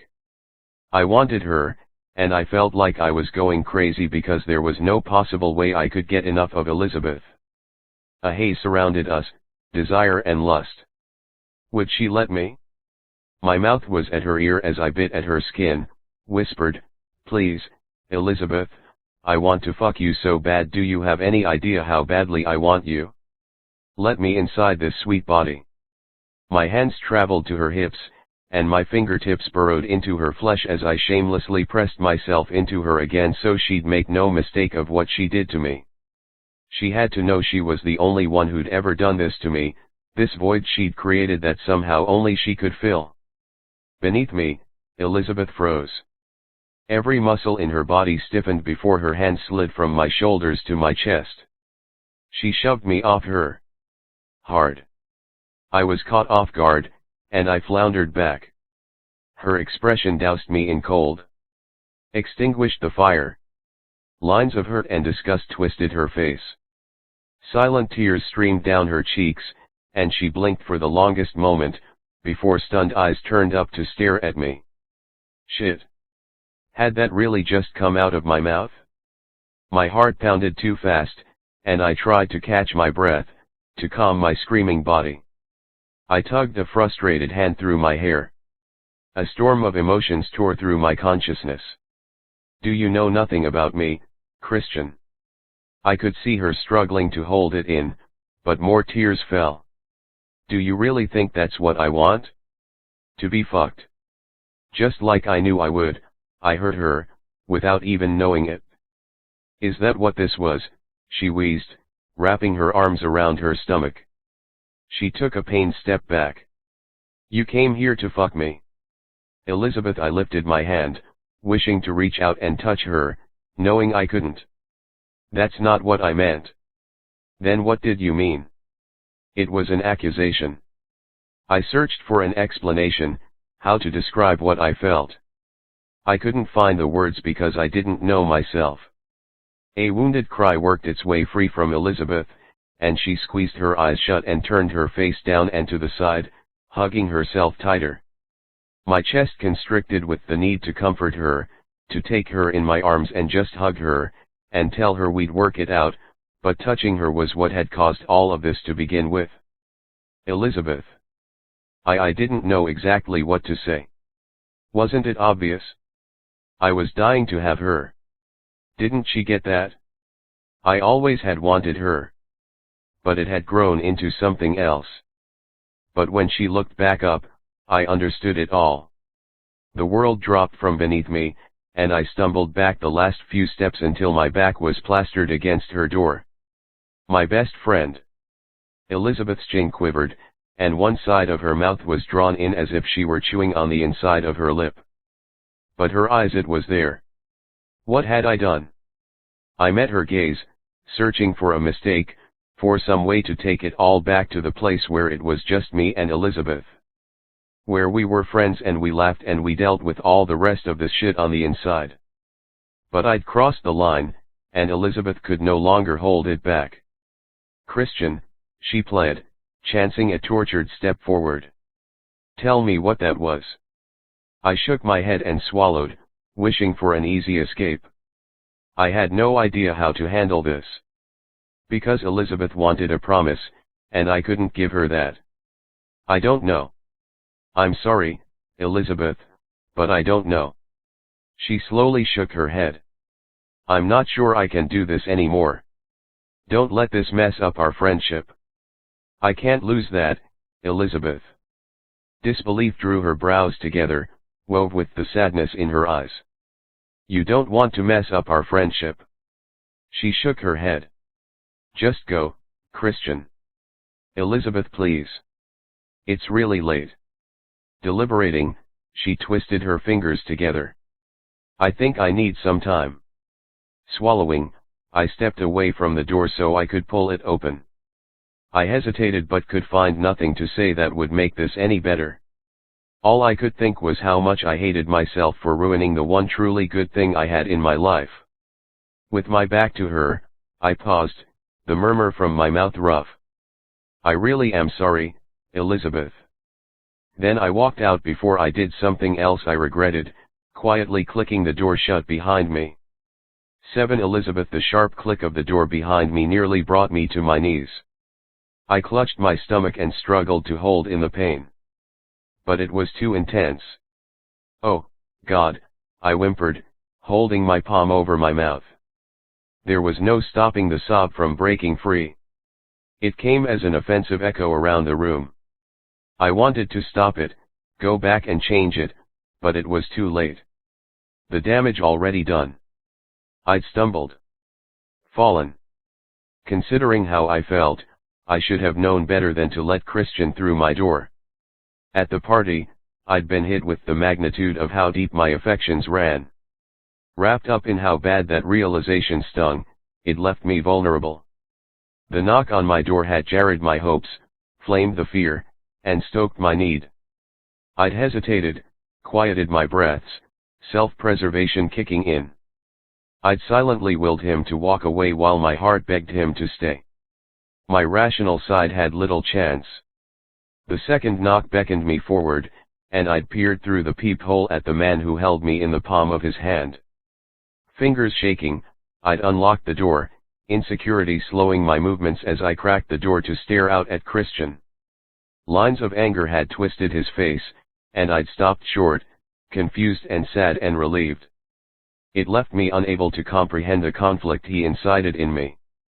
He'd pushed through, and the room had filled with his presence, the air so heavy that I should have seen it as a warning and not as the comfort that came plundering through my senses.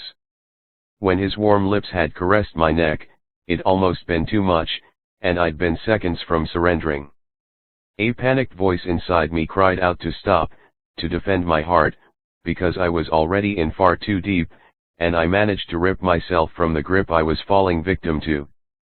I'd spun around with an accusation perched on my lips and stopped dead. There had been no surfacing from the flood that was Christian Davison because he'd been looking at me as if he felt the same. Now my body shook and tingled with his residual, this consuming desire coursing through my blood, mingling with this vast depth of misery. I would have given myself to him. Offered what I guarded and protected. Because to me, it was never a game. It was never supposed to be the fumble of a good time. It was devotion, an act of adoration, something I'd been so foolish to waste before. It wouldn't have been wasted on Christian. Yet it still would have destroyed me. I shook my head as I made my way back to the stove, my movements jerky as I flipped off the burner. I shoved the burning pot back to an empty burner. Anger burned my insides. God, I felt so angry. His words had slashed me straight to the core, crushed and cut. They were all the confirmation I needed to know how easily he could devastate me. Low, mocking laughter tumbled from my mouth. He already had, because I'd let him. And I had no idea what I was supposed to do now. Sleep came in sporadic bouts. I tossed through the days that tormented the night. Never had I felt so alone. New York had once been my fairy tale. Now it felt like a place to escape. Lazy light seeped through the small window, and I rolled to my stomach, trying to press the memories of the night before from my mind. I didn't want to remember. I didn't want to feel. I'd been ignoring my phone all morning. It rung at least 5 times, then bleeped with voicemails that just seemed to break my heart a little more. When it rang again, I gave up and stretched out to retrieve it from the floor. It wasn't the number I was expecting, though. Not another apology from Christian that I knew was truly sincere, but still could do nothing to make up for the fact that he didn't feel what I wanted him to. No. Instead, it was my older sister. Still lying in bed, I accepted the call. I tried to clear the roughness from my voice. "Hey, Sarah. Are you okay?" she immediately asked. Apparently, I hadn't done a very good job. "Yeah, I just woke up." "Oh, sorry for waking you," but excitement bled through her concern for me.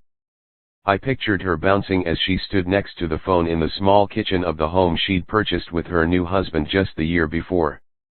"I have some really good news." I sat up a bit and drew my knees to my chest. Resting one elbow on a knee, I propped my head up in my hand. I forced what I was feeling aside. Sarah was always so direct, a good listener filled with even better advice, but her mood rarely fluctuated from her mild manner. I knew whatever she'd called to tell me was important. "What is it?" "You're going to be an aunt." Her news shifted through me, wounded with the sadness, affixed as a plaintive smile on my lips. A dense weight welled up inside, filled with both light and heavy. Distinct happiness laced with what Christian had left me with. "Oh my gosh, Sarah, I can't believe you're going to be a mom. Are you excited?" She laughed. "Can't you tell?" Yeah, I think it's pretty obvious," I said, warmth and joy for her filling my tone. So I hedged, not sure how to phrase it. They'd planned on waiting, establishing their lives and their home before they had children.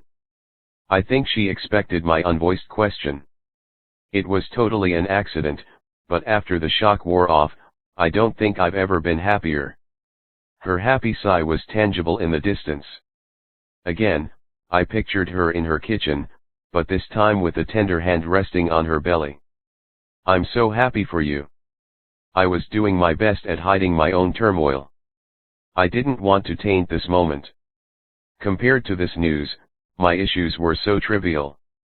Still, it was hard to hide it. What's going on, Liz? Nothing, I rushed out the obvious lie. Don't give me that. You think I can't tell when you're upset? My entire family was close, Sarah, and I especially so. 5 years older than me, she'd always been my confidant, my defender. She was the one to softly assert she was concerned I might be making a mistake, encouraging me to slow down and think it through, and my biggest supporter whenever I hesitated to try, afraid I would fail. A strangled groan rose up from my mouth. I flopped with my back to the bed, rubbing my eye with the heel of my hand. This has to be about a boy. Only a man can make that sound come from a woman. I knew this was Sarah's attempt at lightening the mood while broaching the subject, but it felt too heavy, too much. Is it that Christian guy who always seems to be invading your space every time I talk to you? I bit my lip as unwelcome tears filled my eyes. Liz. I tried to hold it back, but a choked sob rumbled up and tore from my throat. Uncontainable. Unstoppable. It hurt as it scraped through. Silence stretched across the line before Sarah finally spoke. Oh, God, Liz. You're in love with him. It wasn't a question. It was a statement. She had this intuition about her. She'd been the one who'd seen through my feelings for Ryan, that as much as I'd illusioned myself with being in love with him, I never had been. I wasn't surprised she could easily tell when I really was. Hearing those words voiced aloud ripped and tugged, taunted me for being such a fool. I couldn't blame Christian. This was all on me. From the start, I'd known what he was like, yet I'd pushed it, invited him into my life. As if that smile wouldn't worm its way into my heart. As if the kindness I saw in the depths of those blue eyes wasn't going to turn me inside out. Change everything who I was and what I wanted. And what I wanted was him. She remained silent for a few minutes and just let me cry. Liz. Sympathy rolled from my sister's tongue, quiet understanding. I hate that you're all the way over there and I can't hug you right now. A small jolt of laughter made its way through my tears. I wish you were here, too. I miss you so much. Sniffling, I wiped my eyes with the sleeve of my sweatshirt. I rolled to my side and hugged my knees to my chest, held the phone closer to my ear. So you want to tell me about it? I don't even know, Sarah. We were just supposed to be friends, and then it was like one day passed, and all of a sudden, I couldn't live without him. Everything was fine until he asked me to go to this party with him last night. I should have known better than to go. I sucked in a breath. I hated it there, Sarah. I mean, I can't tell you how it felt to stand in that room and know he's been with half the girls there. I went to the restroom, and when I came out, some girl was rubbing all over him. I couldn't stand it, so I took off without telling him. Liz. Disapproval clouded her voice. I know.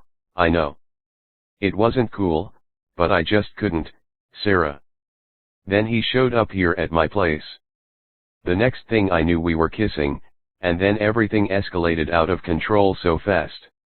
My head spun as I remembered the fear on Christian's face when I'd asked him what it was he wanted, the way he'd stepped back to put distance between us because he no longer wanted to be in my space. Because he didn't know. Who would have thought that word could be sharper than a knife? I don't know how I was strong enough to stop, but I was. Those words came so close to leaving my mouth. The pain amplified, squeezing my chest as the words spun around me.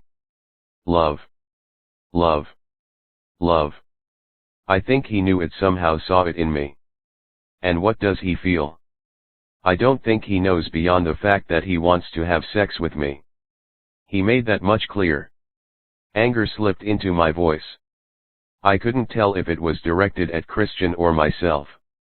Like I didn't already know that the first time I met him. Elizabeth, he's 18.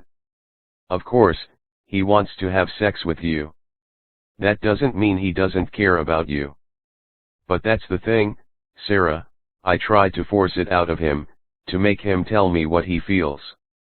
He said he didn't know. I blew out a strained breath.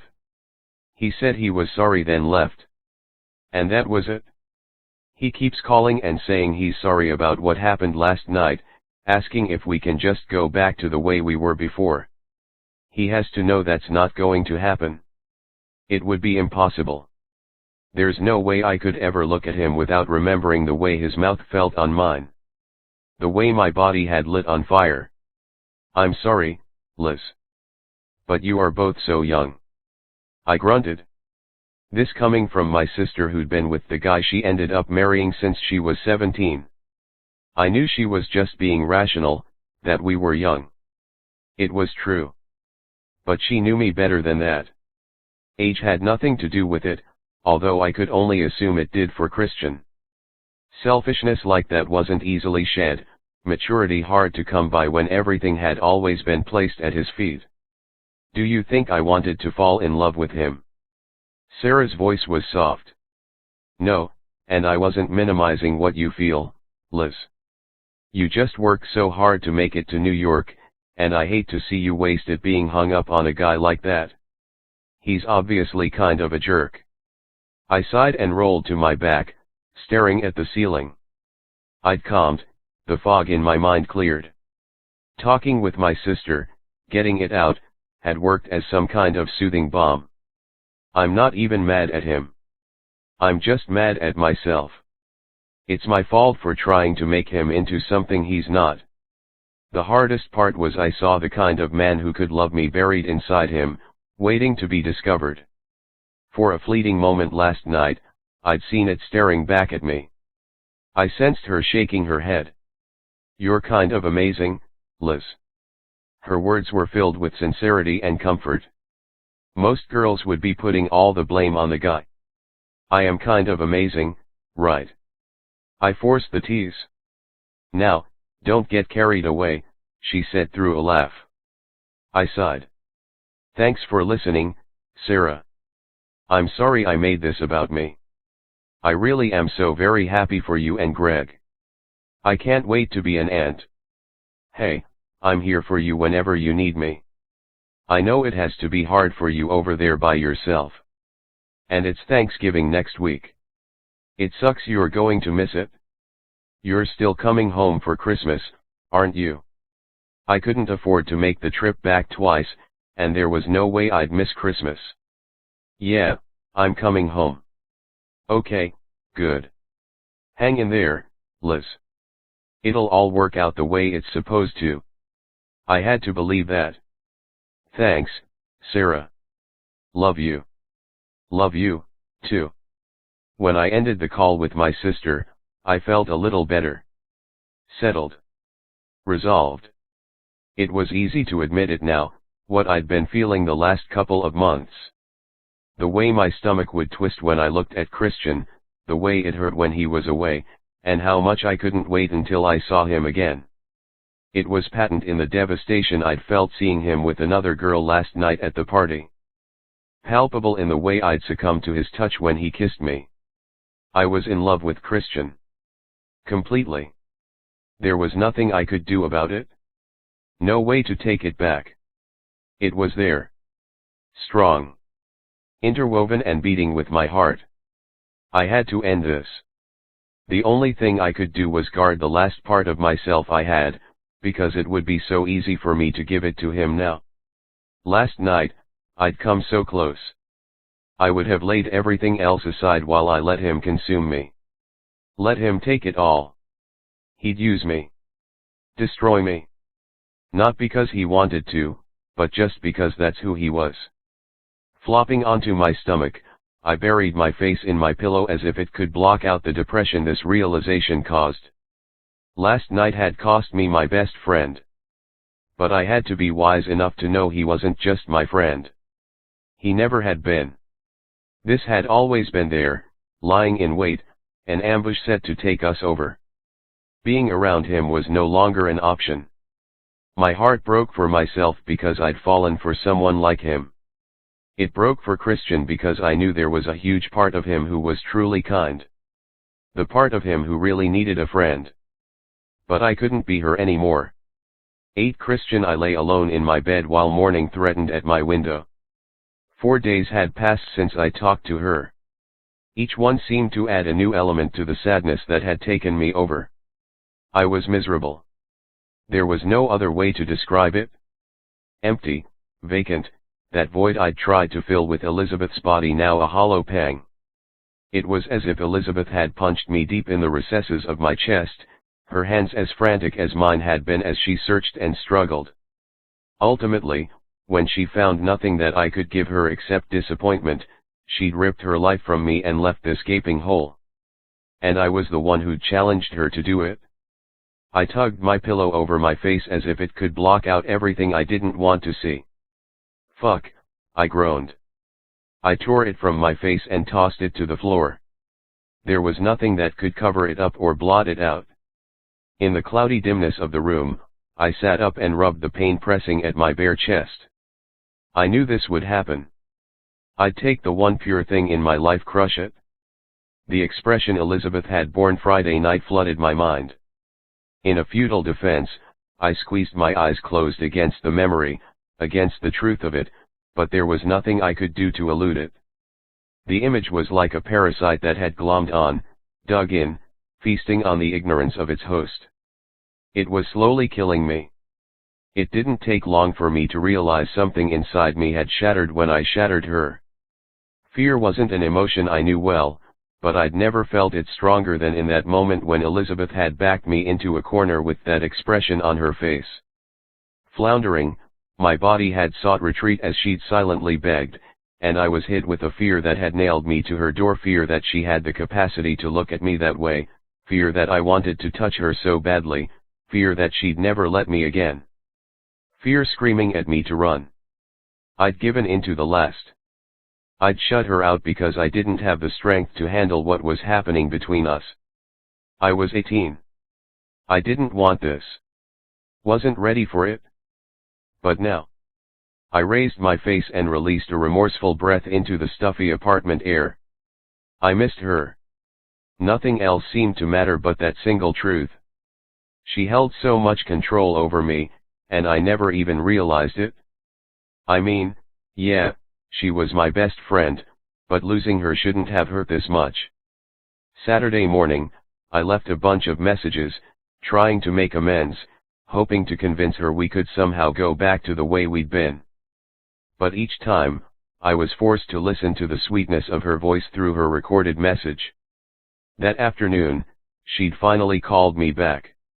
Relief tore through me like a welcome tempest when my phone had lit up with her number, until her tone seeped through the line, despondent and withdrawn. "I can't see you anymore, Christian," she'd said through a barely audible whisper. I'd opened my mouth to argue, to convince her that night was just a mistake, to promise I'd find some way to make it right. Her voice had cracked, and she'd cut me off with a quiet, "Please. I need you to do this for me." Yeah, I was a fool, but I wasn't stupid. Even if I tried to convince her otherwise, we both knew that night wasn't a simple misstep. We weren't just two friends messing around, hands and tongue and skin that never should have been. Because I'd never felt anything close to what I'd felt when I kissed her. She'd hung up the phone without a parting word. Out of respect, I left her alone. Because I did care about her, even if I was too much a coward to tell her. The last thing I wanted was to harm her more than I already had, and Elizabeth wanted more from me than I knew how to give. The night I left, I shut the door between us with a deafening click, but I hadn't gone far. From the other side of her door, I stopped to listen to her weep, felt the magnitude of what I'd done to her. After that, how could I argue with her when she asked me to leave her alone? The only hint of her over the last 4 days had been the back of her head from where she sat far down and across from me in the lecture hall in our American government class. The entire class had been spent with me staring down at her, desperate for her to acknowledge me, though she never did. Her hair was piled in a sloppy bun on top of her head, the blonde in complete disarray. In the few fleeting glimpses I'd managed to catch of the side of her face, she'd appeared to be as much of a mess as I was. That's what this was. A fucking unbearable mess. When did she become everything without me knowing it?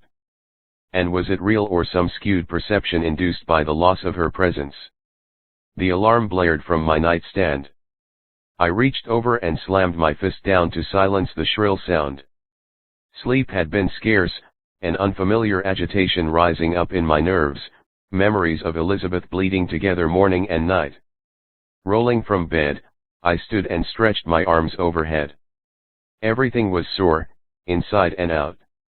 Wrong. Because Elizabeth was gone. I plodded to the bathroom and switched on the light. The mirror reflected everything I felt. Sighing, I ran my hand down my cheeks and under my chin. Dark hair shadowed my face because apathy had rid me of the energy to shave since Friday, and my hair was sticking up in every direction. But it was my eyes that scared me. They were so lost. Shit. With both hands, I held myself up on the sink, dropped my head, and tried to pull it together. Still, I couldn't find anything inside myself that mattered anymore. I forced myself into the shower and went through the routine. In my dim room, I tossed my dampened towel to the bed and dressed in the quiet. I just wanted to fix this. To take it back. But I didn't know how when the memory of how she'd fit so perfectly in my arms reigned supreme. I'd been seared by her kiss. Marked by her hands. My best friend. I shook my head and slung my backpack onto my shoulders, willing myself into the right frame of mind for my last day of classes before the short Thanksgiving break. How the hell would I survive through dinner with my parents tomorrow? Locking my apartment door behind me, I made my way downstairs. I sucked in a sharp breath when a shock of cold air blasted my face. I headed toward campus, my face down as I forced myself to move. My hands sought warmth in my jeans pockets, my shoulders rigid as I joined the flock of students heading to morning classes. Sounds filtered in all around me, but none were really heard. I trudged forward, the loss of Elizabeth 1,000 pounds added to my feet. All I wanted to do was turn around, crawl back in bed, and sleep the day away. Outside my class, students filed inside. I stopped and stared in indecision at the dark hole they disappeared into. People jostled past me, grunted their annoyance as I stood stock still in the middle of the steps. I couldn't make myself go inside. Blindly, I wandered the campus, not surprised I ended up in front of the building where Elizabeth's math class was held. How many times had I sat with her on those steps while she crammed for an extra couple seconds, hurried to ask me a few more questions, stressed that she was going to fail her exam while I promised her she would to do great. Right now, she'd be inside, sitting at her desk. I could see her there, her head tilted to the side, doodling at the corner of her notebook the way she always did, lost in thought. Was she thinking of me? I raked a hand through my hair. Visible breaths filled the ice-cold air as I huffed and began to pace. What the fuck was I doing? She'd asked me to leave her alone, and now I was stalking her outside her class. But I couldn't leave. I just wanted something. I'd always wanted something. From the moment I saw her, I knew it was different, knew it was more. Hovering in the distance of her building door, I willed myself to get it together and honor Elizabeth's wishes. Randomly, the double doors would open, a few people casually walking in or out, then every 10 minutes or so, droves would come or go as a class began or was released. An hour later, the doors opened again. A loud flow of students came down the steps as they left for wherever they were going for the holiday. And I just stood there. Waiting. Waiting for her. Her head was down when she surfaced behind the crowd at the door. Her feet appeared as heavy as my heart as she made her way down the steps. My eyes bore into the top of her head, willing her to look up. I could see it when she felt me, the way she slowed and her hand reached for the railing to give her support. Cautiously, she raised her face to mine. She was halfway down the flight of brick steps when she stopped. She stood 20 feet from me, this wistful expression on her face that knocked the air from my lungs. She no longer appeared angry or hurt. In its place was the same loneliness I'd been swimming in for days, her playful eyes now somber and unsure. Her hair was still a mess, though now it blew free in the short gusts of wind. My heart thudded. There was no one in the world that could compare to this girl. She stood frozen, her knuckles white as she gripped the railing, staring at me as I slowly approached. I stopped at the bottom of the steps. The difference in height brought us face to face. "What are you doing here?" she whispered, the sound almost lost in the wind. Regret knotted inside me when she spoke the same words that had spurred our downfall 5 nights before. I repeated mine. "I don't know, Elizabeth. I don't know anything, except that I miss you." Elizabeth seemed to search for air, struggled to pull in a breath. "Christian," I cut her off. "I don't know how to get past what happened the other night, but I can't go on pretending that I'm okay without you in my life. I haven't slept in days because all I think about is you." I mean, my tongue darted out to wet my lips, my eyes frantic as they took in every inch of her face. Agony, the partner to mine, was written there, clear and concise. "Look at you, Elizabeth." I took a chance and reached out and touched her face. A bolt of need struck me deep. Through an open mouth, I released a tremulous breath and took a step away as I softened my voice. "Don't tell me you don't miss me as much as I miss you." Close enough to be swallowed by her presence, an apprehensive energy vibrated between us. She fidgeted and fisted the hand at her side. "I miss you, too, so much." The last part rasped from her mouth. "But I don't know how to be around you anymore. Don't you see it, Christian?" She frowned and her head drifted to one side. "Didn't you feel that when you touched me? Do you think either of us can ignore that anymore? Because I can't." I rushed a nervous hand over my face, trying to clear my thoughts, to offer her something other than the promise she wanted me to make. "At least come with me tomorrow night. It's Thanksgiving, and I can't stand the thought of you spending it alone. I know I messed up and the last people you probably want to be around are my parents, but I want you there." I gripped a handful of hair and let the truth bleed out. "I need you there, okay? You're my best friend." "I meant that, Elizabeth. Even with everything else, you're still my best friend. That's all that matters to me." Softly, her lids fell closed. I could see her wavering, hesitating over every concealed unknown we both wished we could see.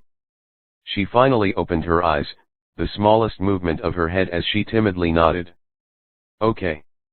Okay." My pounding heart steadied, the torment of the last 5 days silenced. "Okay." She blinked 1,000 questions, the uncertainty in her frame mimicking everything I felt. Neither of us knew where we were headed or how we'd handle these unanswered questions. The only thing I could do was hang on to her okay. Somehow, I knew we would be. "We're supposed to meet my parents at the restaurant at 6 o'clock, so I'll meet you at your apartment at 5:30. We'll have to take a cab. I'm guessing I need to dress up." I offered a compensating laugh and scratched at the nape of my neck. Yeah." Elizabeth frowned in the cutest way.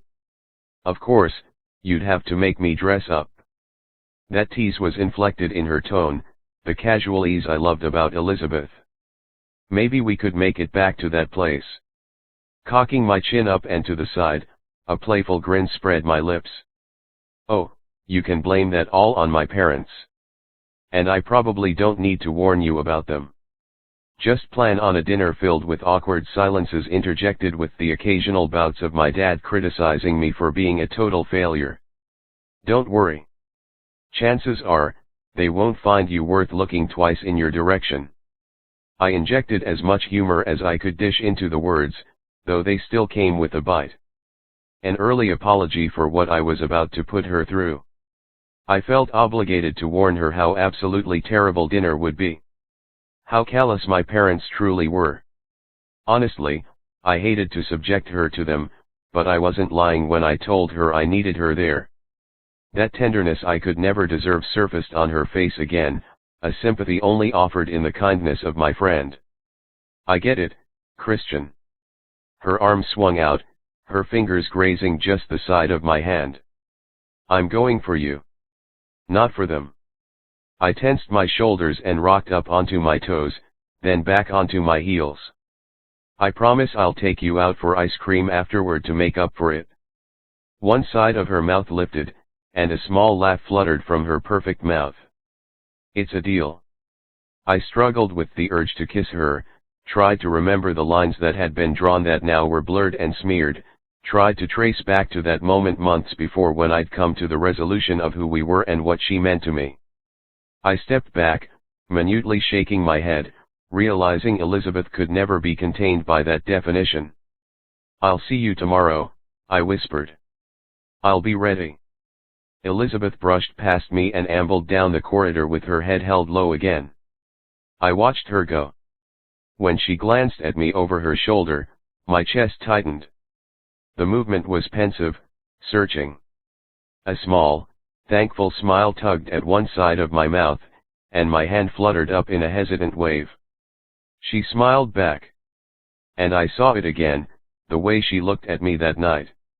It cinched my skin, warmed my face, expanded and pushed at my ribs. I rubbed at my chest, shaken by the impact of her parting glance. Pushing it off, I instead savored the respite I found in her okay. When she disappeared into the milling crowd, I turned around and ran to catch the last couple minutes of my class. I took my time getting ready for Thanksgiving dinner. It's not like I could sit around alone in my apartment any longer. All I wanted was to be back in Elizabeth's presence, to see her face and again be reminded that we would be okay. I dressed in black dress pants, a dark maroon button-up, and a matching tie, then ran some product through my hair to maintain some semblance of style. The last thing I needed was to give my father another reason to tear into me. I'd called my mom yesterday to tell her to make reservations for 4 because I was bringing a friend. She'd hesitated, before she scolded me for doing something like this when I knew it would upset my father. I flat out told her I didn't give a shit what my father thought. They were the last 2 people I wanted to spend Thanksgiving with, anyway. How sad was that? I dreaded seeing them. My own parents. Sometimes I thought maybe my mother tried, but most of the time, she was like some mindless robot next to my father, as if she didn't have her own feelings or something. The only thing that would make it halfway bearable was Elizabeth being there. I glanced at the clock as I tied my 2 shiny black shoes, anxious to get to her. I knew Elizabeth was stepping out, throwing herself into a world where she would feel completely uncomfortable, and I knew she was only doing it for me. Selfless. Exactly the opposite of me. This girl was like none other. At 5:15, I pulled on my jacket and left my apartment. It was freezing outside. I paused to look up. Heavy, dark clouds hung low, the tops of the skyscrapers disappearing into the winter sky. Night pressed in, and a chill rolled down my spine. I blew into my hands and rubbed them together before I buried them deep in my coat pockets for warmth. Turning, I headed in Elizabeth's direction. Outside her building, I looked up to the 2nd floor where her light glowed from behind her drapes. Blood rushed to my ears, and my pulse bolted ahead of me. Get it together. Drawing in a steadying breath, I bounded up the steps. My hand shook when I lifted it to her door. I rapped at the wood. 1 second, echoed from the other side. Impatience shuffled my feet, and I jerked my head up when the door suddenly flew open. Warmth blasted across my face, and Elizabeth stood there, framed in her doorway. For a flash, we both froze. Trapped. Contemplating the other. I smiled lightly as my gaze traveled her face, making sure she was there, that she wanted to be beside me as much as I wanted to be beside her. Tonight, she wore more makeup than I'd ever seen her wear, Her brown eyes kissed with gold and browns and shimmer, rimmed in black. Her hair was twisted up with pieces tumbling down in all the right places. Every time she blinked, I was struck, mesmerized, the perfection of this girl, something that had undone me. My gaze traveled down. There were a rare few in this world who could stop me in my tracks, but it was only Elizabeth who could bring me to my knees. Her white-collared blouse was fitted, the button starting just at the top of the cleft of her breasts. Her black skirt was flowy and swished just above her knees. She wore nylons and heels, something I'd never witnessed her in before. My mouth was dry by the time I looked back at her face, and her cheeks had reddened with my obvious perusal. I cleared my throat, my voice low. "You look amazing, Elizabeth. Stunning. Breathtaking."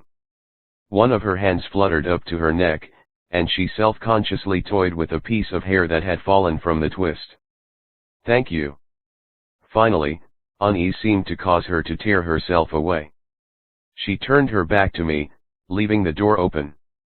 "Come on in. Let me grab my purse and coat." The words rushed from her mouth in a tumble, an awkwardness rising in the air, tension that neither of us knew how to deal with. The click of her heels on her hardwood floor punctuated the nerves firing between us. And I should have known it would be this way, that, like Elizabeth had said, whatever this was could no longer be ignored. The second I stepped through her apartment door, it all crashed over me, the way she had smelled, the way she had tasted, the way she had felt.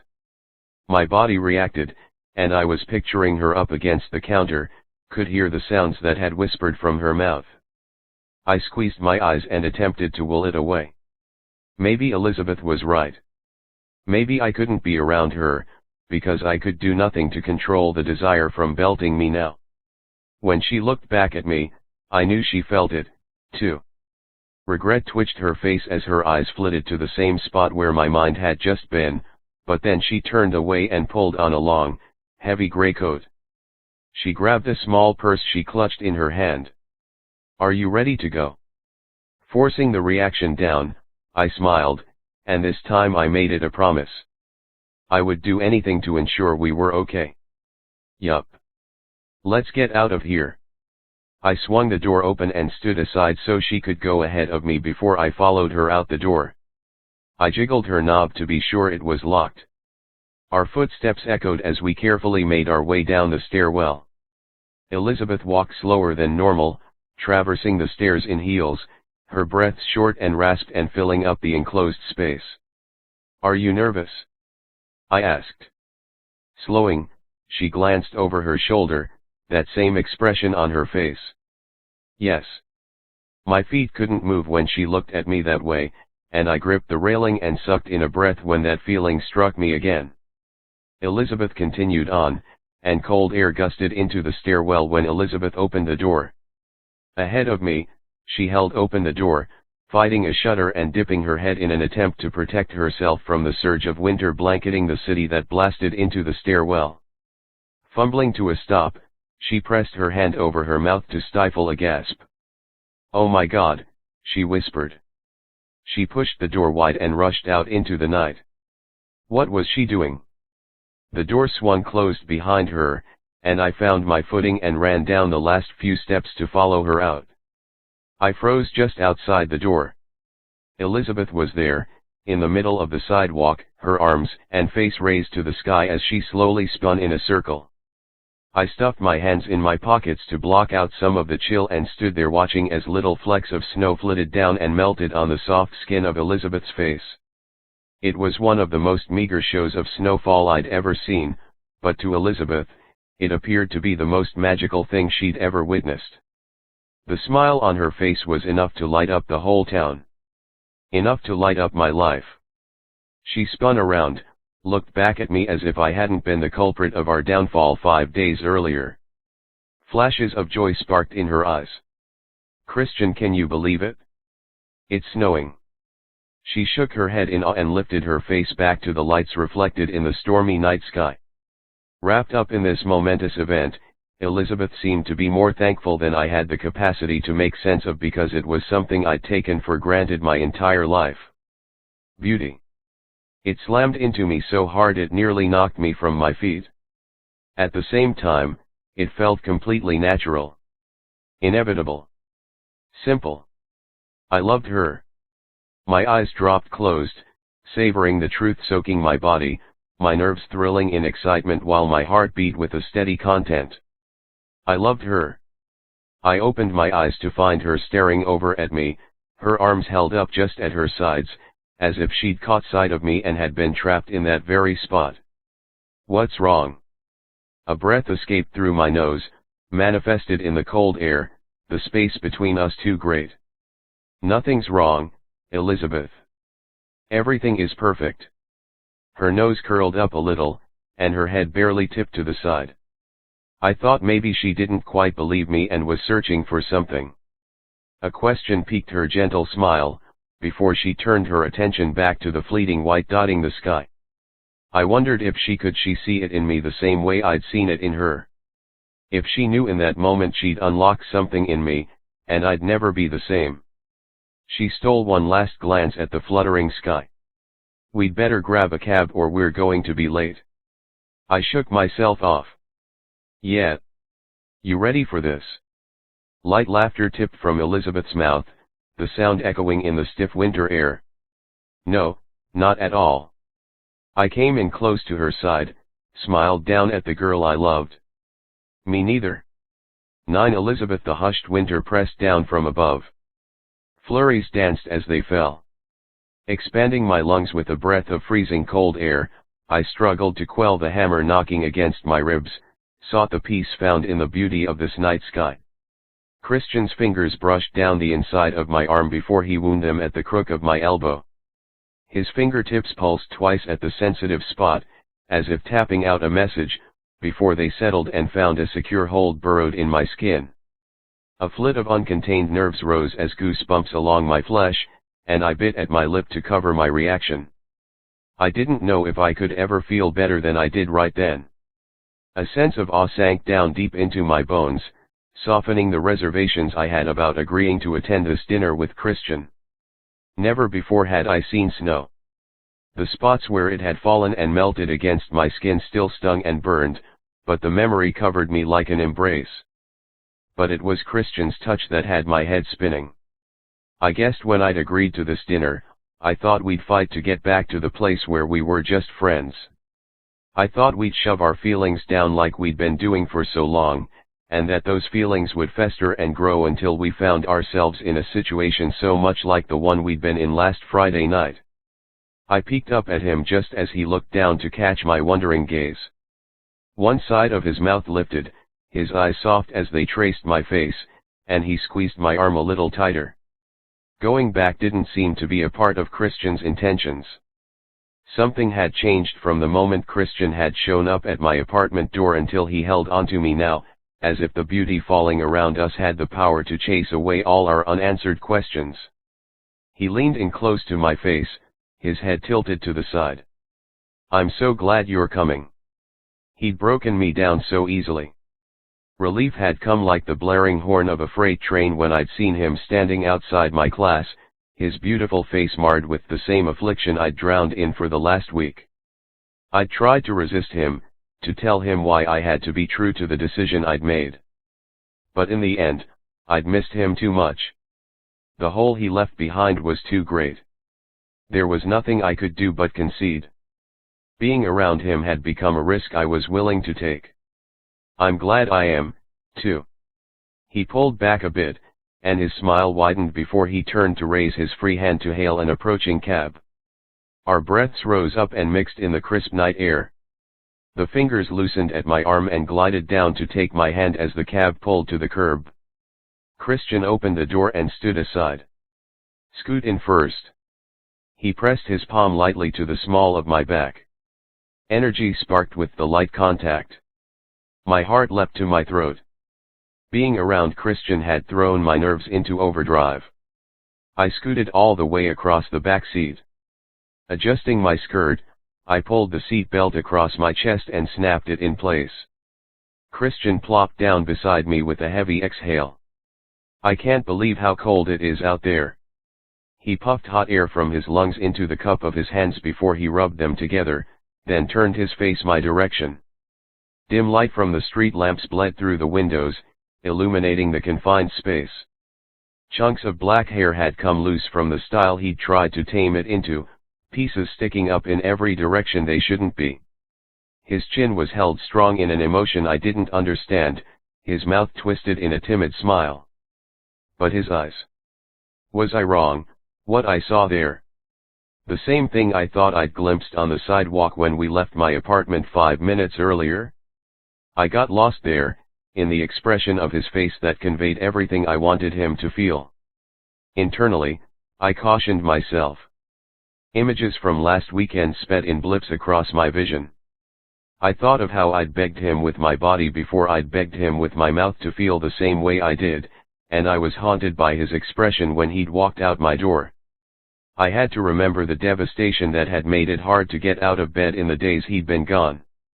The truth was, I was so desperate for him that I would delude myself into believing this was something it was not. The cliff was so close, my knees weak and my feet fumbling as I struggled to balance, my heart on the line. I was one slip from complete destruction. Christian would own me with a flick of his fingers. He leaned forward and grasped the headrest in his hands, giving the driver directions to the restaurant. His long body filled the small space, his knees pressed up against the back of the seat. The driver nodded, and Christian sat back and adjusted himself into a comfortable position, pulling the seat belt across his chest. The car merged into traffic, the silence thick as the simmering darkness within the cab surrounded us.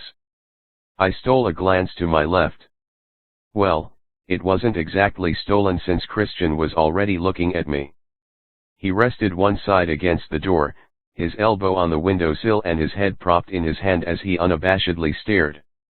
Street lamps flashed through the windows in quick succession as the cab traveled down the road, illuminating flickers of the stark intensity of his blue eyes. Heat rose to my cheeks and a gradual tingle diffused across my skin.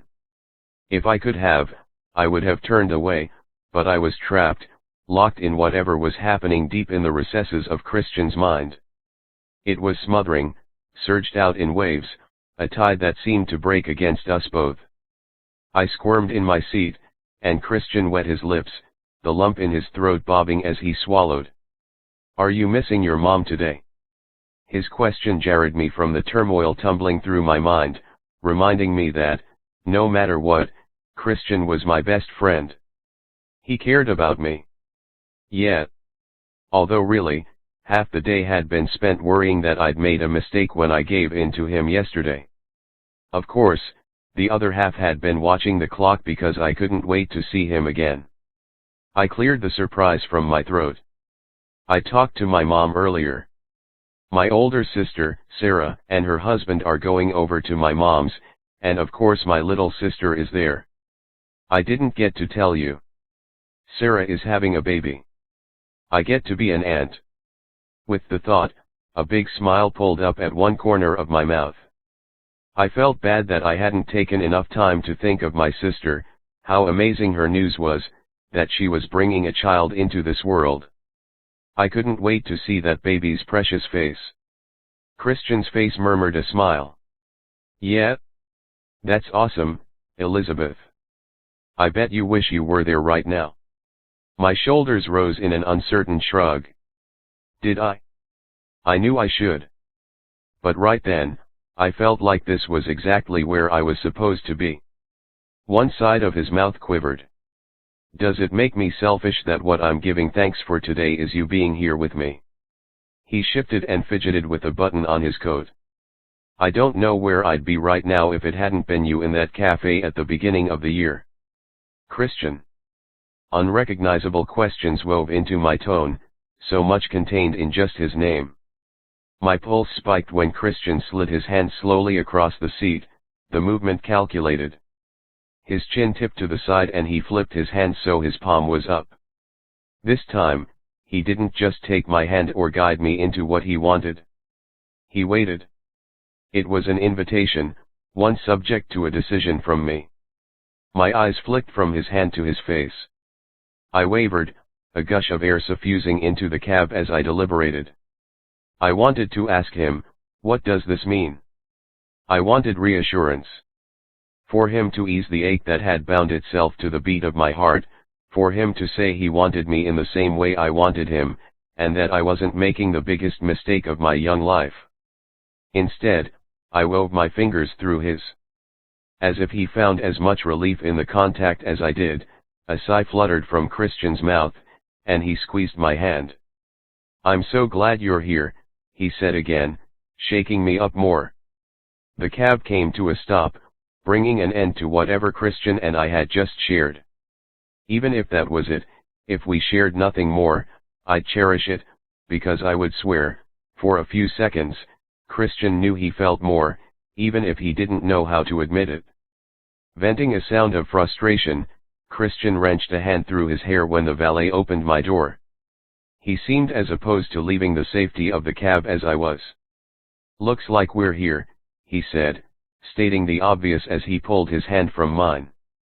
Inclining his head for me to go on, I accepted the help of the doorman and stood from the cab. For a moment, I was alone, fidgeting as a new dread came to settle in the pit of my stomach. My nerves rocketed as I absorbed my surroundings. Christian was right. The last people I wanted to spend Thanksgiving with were his parents, and the last place I wanted to spend it was somewhere like this. No question the building was beautiful, but pretension poured from its walls, an excessive display of glass and marble and brass. What the hell was I doing here? I normally wasn't one of those girls who felt ill at ease in their own skin. I liked who I was. But here, I had no place. Christian sidled up to me. Like it belonged there, his hand went straight to the small of my back. "Let's get you out of the cold," he encouraged, turning us up the runner. The attendant opened the door and stood aside with a clipped nod of his head. I lifted my gaze to Christian to find a slight grimace when he turned his chin down to me, an apology, as if he knew how nervous this all made me. I didn't even know what we were anymore, and now I had to face his parents with all those dizzying questions mucking up my mind. We checked our coats, and Christian led us to the podium where the maitre d' stood. "Reservation for Richard Davison." The man scanned his book. "The rest of your party has already arrived. Right this way." Subdued conversations created a dull hum in the overly elegant space. Waiters in tuxes balanced silver trays, flitting silently around the room. Light clatters of silverware seemed the most distinct sound. I tensed amidst it all. No. Definitely not a place I wanted to spend Thanksgiving. It wasn't as if I'd never been to a nice restaurant before, but this place was over the top. Christian leaned in close to my shoulder and mumbled, "I told you this would be miserable." I faked a smile. "It's fine. It'll be great." He laughed under his breath. "You're the worst liar I've ever met." His hand dropped from my back and found my hand, weaving our fingers together. Part of me wanted to jerk away, to stop the flow of confusion I felt from the overt gesture, to hide whatever this was from his parents, to cut off the longing it ignited within me, but I couldn't let go. Christian's hand constricted on mine when the maitre d' stopped in front of his parents' table. The man dipped his head. "Your party." Christian said, "Thank you," but I found I could give no response as I fixated on the couple in front of me. Oh God! What had Christian dragged me into? Two of the most beautiful people I'd ever seen sat looking up at us. My gaze waffled between the two of them, shocked by the striking resemblance Christian bore to his mother and stricken by the coldness in his father. There was something about his hard stare that made it difficult to look away, although the man's contemplation easily jumped between Christian and me. There was little semblance between father and son other than the thatch of black hair perfectly tailored on Mr. Davison's head. His mother was waif-thin and wore a silk two-piece skirt suit. Jewels dripped from every exposed surface of her body. I could only guess the long hair she had in a stylish coif had been dyed blonde, and she wore her chin permanently lifted in an elevated air of self-righteousness. Unease had me shifting my feet as I shrank back from the severity of their presence. "Mom," Dad, this is my friend, Elizabeth Ayers. Elizabeth, this is my father, Richard Davison, and my mother, Claire Davison. Christian released the death grip he had on me and gestured in my direction, although thankfully, he chose not to move far from my side. Richard Davison slowly rose from his seat and extended a brusque hand across the table. So nice to meet you, Elizabeth.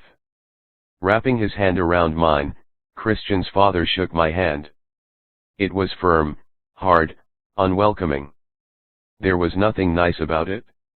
Nice to meet you, Mr. Davison, I forced around a lump in my throat.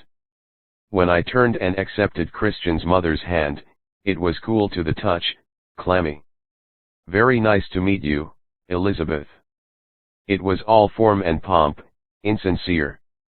I struggled to keep my hand from trembling in hers and searched for confidence, reminding myself I was doing this for Christian. Very nice to meet you, too, Mrs. Davison. Thank you for having me.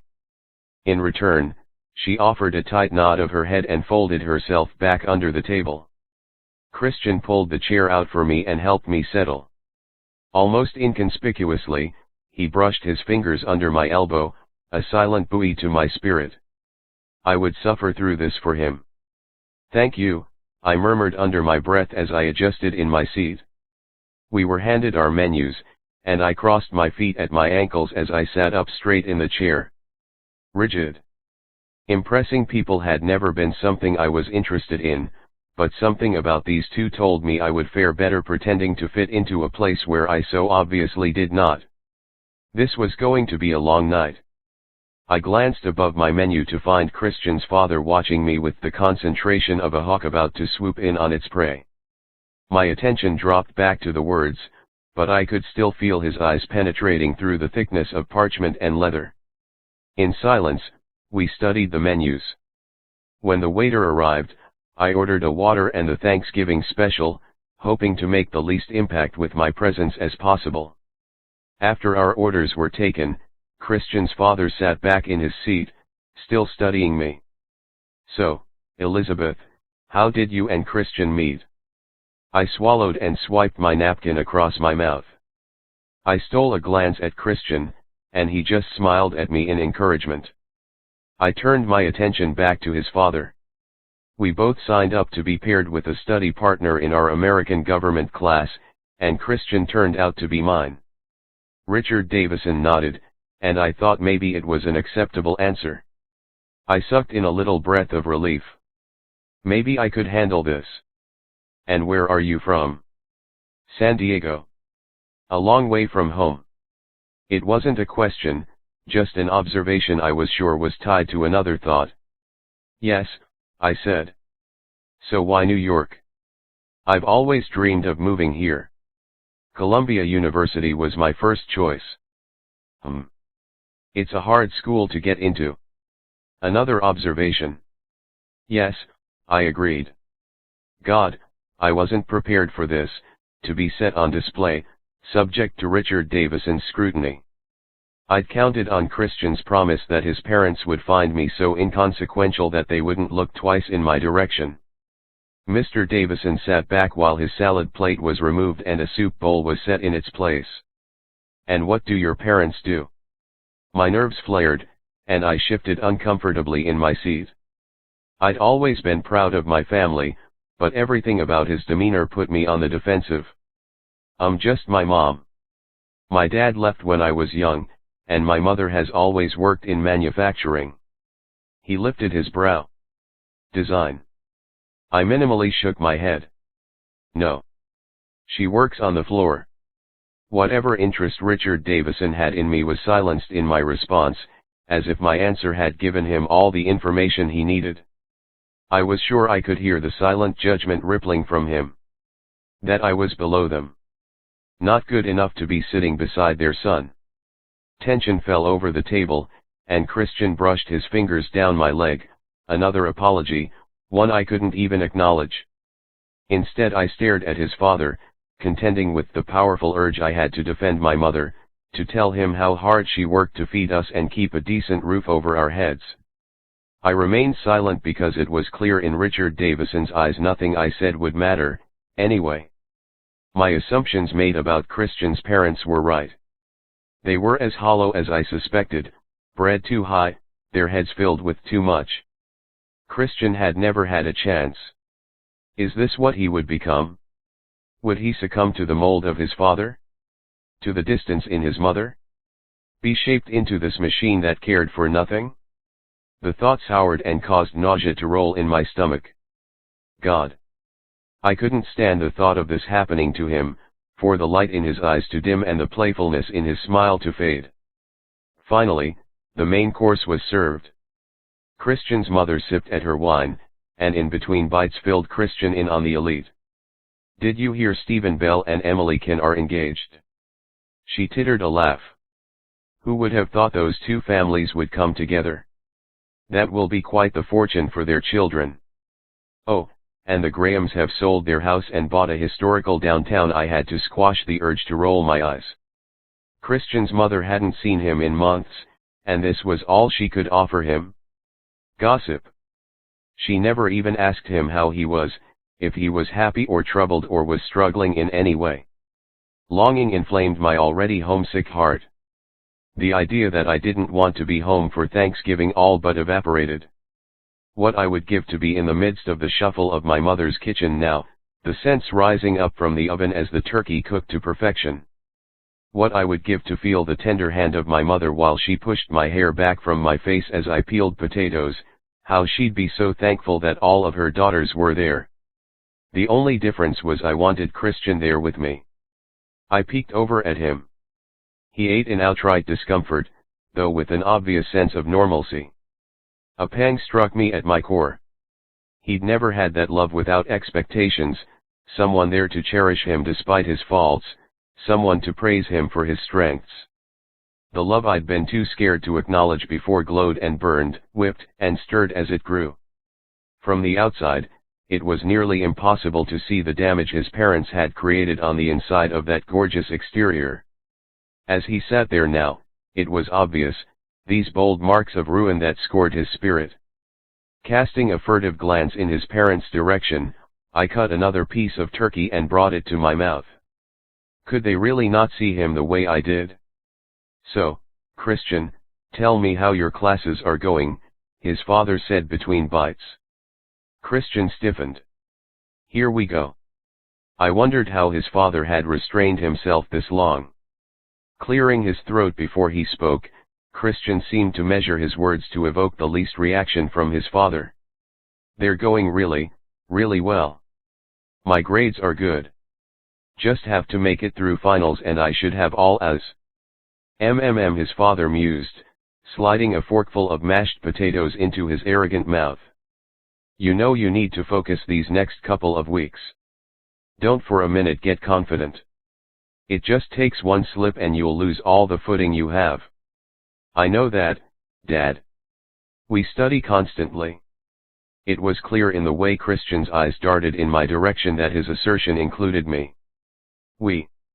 Richard Davison's brow arched in speculation, his appraisal clear and unjust. And you think it's wise to distract yourself this way, he asked Christian, though his gaze remained unwavering, locked on me in decided disgust. The man had no right to look at me like that.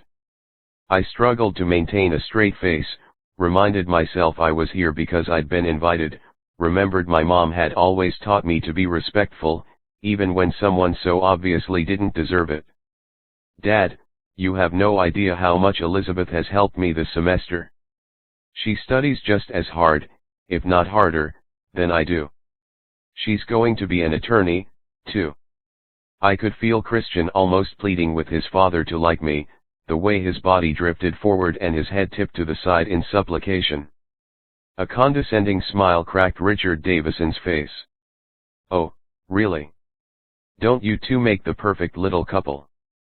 Dad, Christian begged beneath his breath, his body jerking in embarrassment. We're just friends. The sudden denial flew from my mouth. Saying it felt like a lie. Christian blanched, and the dislike on his father's face grew. Neither of them believed it either. I blinked hard, as if I could deflect whatever blow was coming.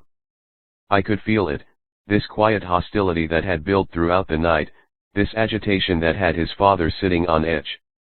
Richard Davison leaned in across the table with his voice quieted. "Do you even understand the amount of work this is going to take, Christian? The devotion required if you plan to take over for me one day." "Of course, I do." "Do you? Really?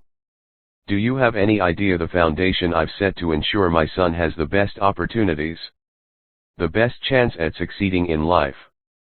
God, Dad, would you just lay off me for once? I get it. It's fine." His father's voice dropped lower, though it hardened. "God damn it, Christian, it is not fine. Have you not learned one single thing I've tried to teach you? You can't waste this time. It is more important now than ever to stay focused on your goals." Christian straightened in his chair, his voice just as low and tight as his father's. "Not everything is about what you want." His father just laughed below his breath, though there was no hint of humor. It was mocking. "You have no idea what strings I had to pull to get you here, do you?" My attention darted to Christian to watch his face fall as understanding dawned. How could his father be so cruel? To do this now, in front of an audience? I wanted to speak, to touch Christian's arm and tell him that his father was wrong.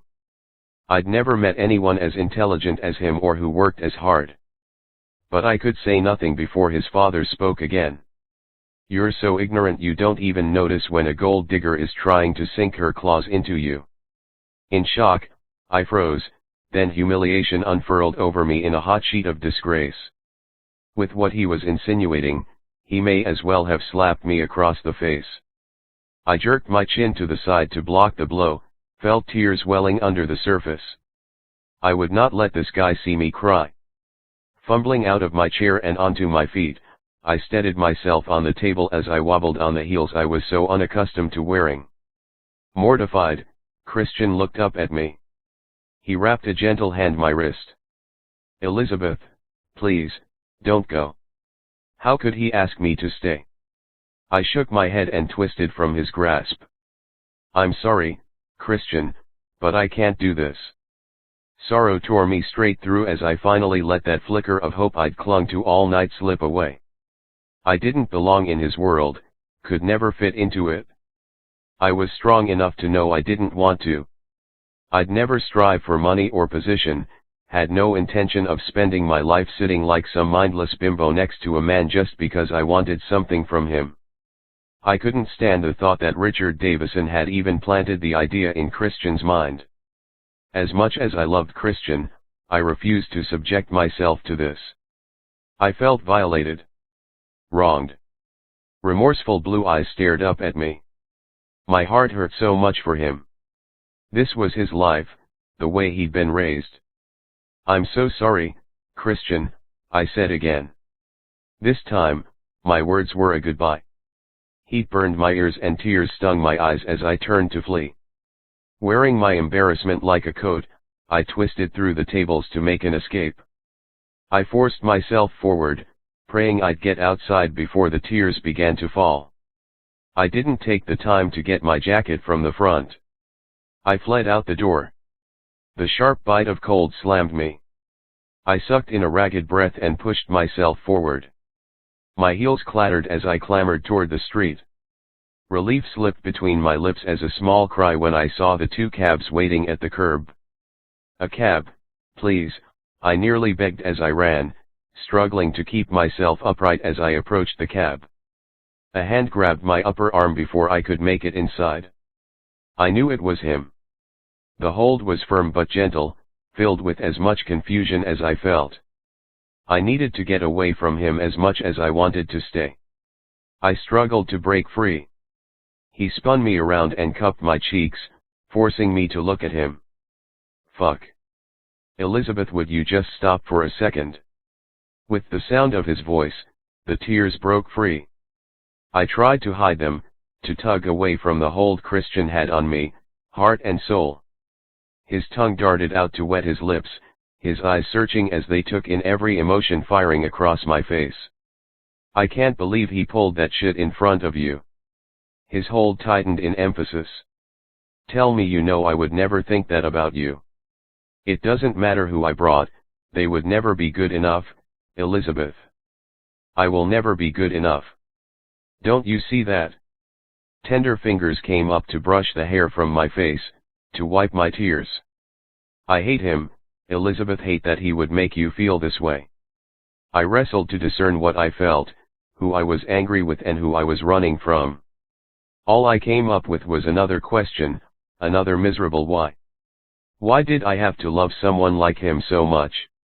The moment he walked through the cafe door, my instincts had told me to run. Why had I been such a fool to put myself in the position to be standing here now? But none of this was really Christian's fault. We were separated by a gap neither of us had created, each a product of our heritage, a distant span of cultures that made us completely incompatible. Just go back inside with your family, Christian. Shaking his head, his grip increased, the slight sting of his fingertips digging into my cheeks. No. It's Thanksgiving and I want to spend it with you. They're your family, and I don't mean anything to you. My assertion rang with deceit. How can you say that? You mean everything to me. Christian pressed his lips to my forehead, this gentle show of affection that weakened my knees and left me gripping his wrists, desperate to believe every one of his words. And I felt it again, a glimmer of what I'd seen in his eyes earlier. I longed for it. His father's mocking voice found us from somewhere behind Christian. Just friends, huh? Looks that way to me. She's a waste of your time, Christian. Put her in a cab and come back inside where you belong. A tortured cry erupted from my throat. Just go inside, where you belong, I rasped, mimicking his father's words, tripping over the heartbreak that had lodged in my throat. Elizabeth. Christian wavered, looking back to where his father stood confronting us. The gap. Christian held no true conviction. He didn't know whether to stand up for me or give in to his father. He still didn't know. I ripped myself from his hold and jumped into the cab. Christian just stood there, staring at me. My spirit splintered a little more. I slammed the door shut behind me to shut Christian out. The cab driver looked up in the mirror, and I cried out, "Go, please, just go." I slumped back in the seat as the cab jerked into traffic. My head sagged back on the headrest and I lifted my face to the ceiling. Tears streaked down the sides of my face and ran into my hair. Reaching up to scrub them away, I released a bitter bark into the air. I already knew this. When did I forget? Christian Davison was so off limits. 10 Christian motherfucker. I wanted to scream. Instead, I just stood there staring in shock as Elizabeth's cab drove away. The day I finally got it accepted, it had to be the same day I laid her at my parents' feet. Slowly, I turned around to face my father. He stood near the restaurant door. Smugness clung to his posture, his jaw tight and shoulders squared as he stared me down. Embarrassment and anger seethed in my veins, curling my hands into fists. So many years I'd strived to be just like him, and now I was ashamed to even know him. A taunting snort slipped through his nose and he just barely shook his head. It was full of condescension, as if daring me to contend with him. Come back inside and finish your dinner.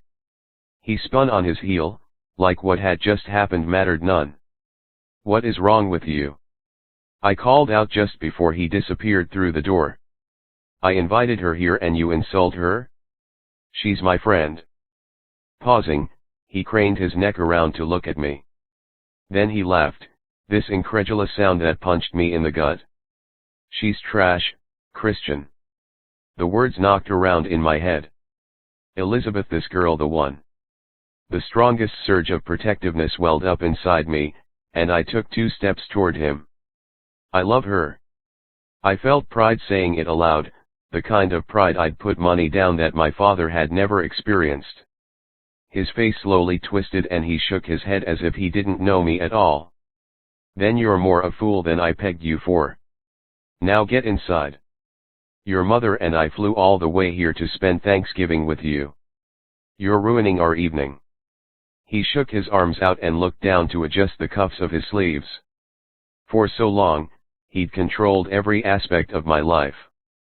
My goals, my beliefs, what I wanted, and where I was going. Was I really going to allow him to dictate who I cared about? Fuck this, I muttered under my breath. His head jerked up. What did you just say? I said, fuck this. I'm out of here. He clenched his jaw. I could almost hear him grinding his teeth. Don't you even think about it, Christian. I scoffed. What are you going to do, Dad? I spat out his name. Cut me out of your life? Keep me out of the firm. I laughed. There was no way. That would be a direct reflection on him, his own failure at conforming me into what he wanted me to be. Walking backward, I lifted both hands in the air as I retreated. Not in surrender, but in opposition. This was one area of my life I wouldn't allow him to control. Then I turned around and leapt into the back seat of a waiting cab. Elizabeth's address was already passing through my urgent lips as I slammed the door shut. Hurry, please. The driver kind of smiled. He had probably been there to witness what had gone down with Elizabeth a couple minutes earlier. Sure. The ride felt like the longest 10 minutes of my life. When he stopped outside her building, Elizabeth was pulling open the door to her building. I threw some money on the front seat. Thanks, man. No problem. I jumped from the car and back into the winter cold, yelling her name. Elizabeth. Slowly, she spun around, her hand still on the door handle, as if she had every intention of leaving me standing there. Christian. Frustration spun through her tone, though I could hear the tears in her words, could see them marking her face. I'd hurt her again. And I hated it. Just leave me alone, she said. But this time, I knew walking out wasn't an option. I can't. It was snowing again, harder this time, a steady grazing of white that dusted the city. My heavy breaths turned to vapor as I stood in front of her, panting, trying to gather my thoughts, to rein everything in. I couldn't. One side of Elizabeth's mouth trembled, and she looked at me in both weariness and exhaustion. She dropped her hold on the door to completely face me. I don't understand what you want from me, Christian. You drag me to this dinner with your parents, and then when your father attacks me, you can't even stand up for me. You didn't give me a chance to. Wisps of blonde kissed along her jaw, pieces sticking to the contours of her perfect face. God, she was beautiful. Love and fear vacillated across her features, uncertainty and want. Something throbbed inside me, so deep it swallowed me whole. When Elizabeth had changed me, I didn't know. But she did. She'd unhinged something that had been locked inside, something I'd never believed I wanted or even knew existed. But with her standing there, it was all I could see. Approaching her slowly, I stopped close and lifted her chin with my finger so she'd look at me. I searched her face. Her eyes dropped away, even though I held her firm. I'm here now. You think I wouldn't stand up to my father for you? That I'd just stand there and let him talk about you like that? This week has been the worst of my life, Elizabeth, every single minute that you weren't a part of it. And then yesterday when you agreed to go with me tonight, I can't describe the relief I felt. Her warm brown gaze finally fluttered up to meet with mine. I slid my fingers from her chin and cupped one side of her face. Touching her was perfection. Exhaling heavily, I inclined my face closer and caressed my thumb over her cheek. And tonight. I can't even begin to apologize for what happened tonight. I can only tell you I don't care what my dad thinks about us. I brought my other hand to her face and squeezed in emphasis. Elizabeth, I can't lose you. She wet her lips and shivered. She hugged herself, her crossed arms a barrier between us. I don't even know what that means, Christian. 1 minute, you're telling me you want to get past what happened last Friday so we can be friends again, and the next minute, you're holding my hand and telling me I mean everything to you. Frantic brown eyes begged as they flitted across my face, as if she were desperate to find an answer there. I don't understand what you want from me. Increasing my hold, I edged closer. I want you. I want you to take a chance on me. I know I haven't given you a reason to, and everything between us is a mess right now, but it's only because we aren't what we're supposed to be. I've been fighting this so hard for so long because I thought I was protecting our friendship when all I was doing was setting us up to fail. Hot tears fell into my hands, and Elizabeth's mouth dropped open. I resisted the desire to crush her to me, to kiss her, to finally take what I'd always known was supposed to be mine, although in a completely different way than the initial urge that had me squirming in my seat 4 months prior. Instead, it galloped ahead of me, a future I'd never believed I wanted. One I knew without a single doubt I wanted to share with Elizabeth. Elizabeth, I haven't touched another girl since that first time I walked out of your apartment. I mean, I tried but all I could think about was you. All this time, it was you. What? Shock dropped Elizabeth's arms from between us. In the few inches separating us, the air vibrated with need. I erased it. My entire body sighed in relief. Her face was a breath from mine. This has been a long time coming. I've just been too dense to see it for what it is. You are the kind of girl I'm looking for, Elizabeth. The only girl I'm looking for. Tentative fingers fluttered up to brush over my bottom lip. I'm scared of this. I smiled beneath them before I brought my hand up to hold hers, pressed her fingers to my mouth in a gentle kiss. All I'm scared of is losing you. Elizabeth softened, body and soul. I could feel it, the way the tension scattered like a gust of wind through a mound of fallen leaves. I took a chance and carefully wound her in my arms. There was no hesitation from her, just the softness of her hands as they ran up and over my shoulders and anchored at the back of my neck. I leaned in and swept my nose along the sweetness of her jaw, and I whispered at her ear, "Be with me." Elizabeth swayed and rocked, and then precious girl let herself go in the security of my arms. Her face was hidden in the crook of my neck, buried in my need and the absolute devotion I felt for her. Her mouth pressed to my skin. It had to be the best thing I'd ever felt. I danced with her, lifting her from her feet and slowly spinning her around. We stayed that way for what seemed like forever, the snow flitting down around us while Elizabeth and I said nothing, just allowed our hearts to dance together in an eternal promise. Because I was never going to let her go. She pulled her head away to find my face, and I placed her back on her feet. One hand remained firm around her waist, and I brushed aside the hair stuck to the side of her face with the other. Contentment thrummed in my chest, while my need for Elizabeth only grew. Her eyes were all alight, tender, that honeyed amber swimming with what I felt beating steadily within my heart. From the moment I saw her, I knew something about her was different. I'd just never imagined it would change my life. It was Elizabeth who pushed the moment. She lifted to her toes and pressed her lips to mine.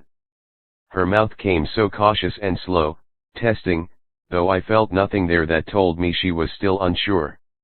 The questions between us no longer remained.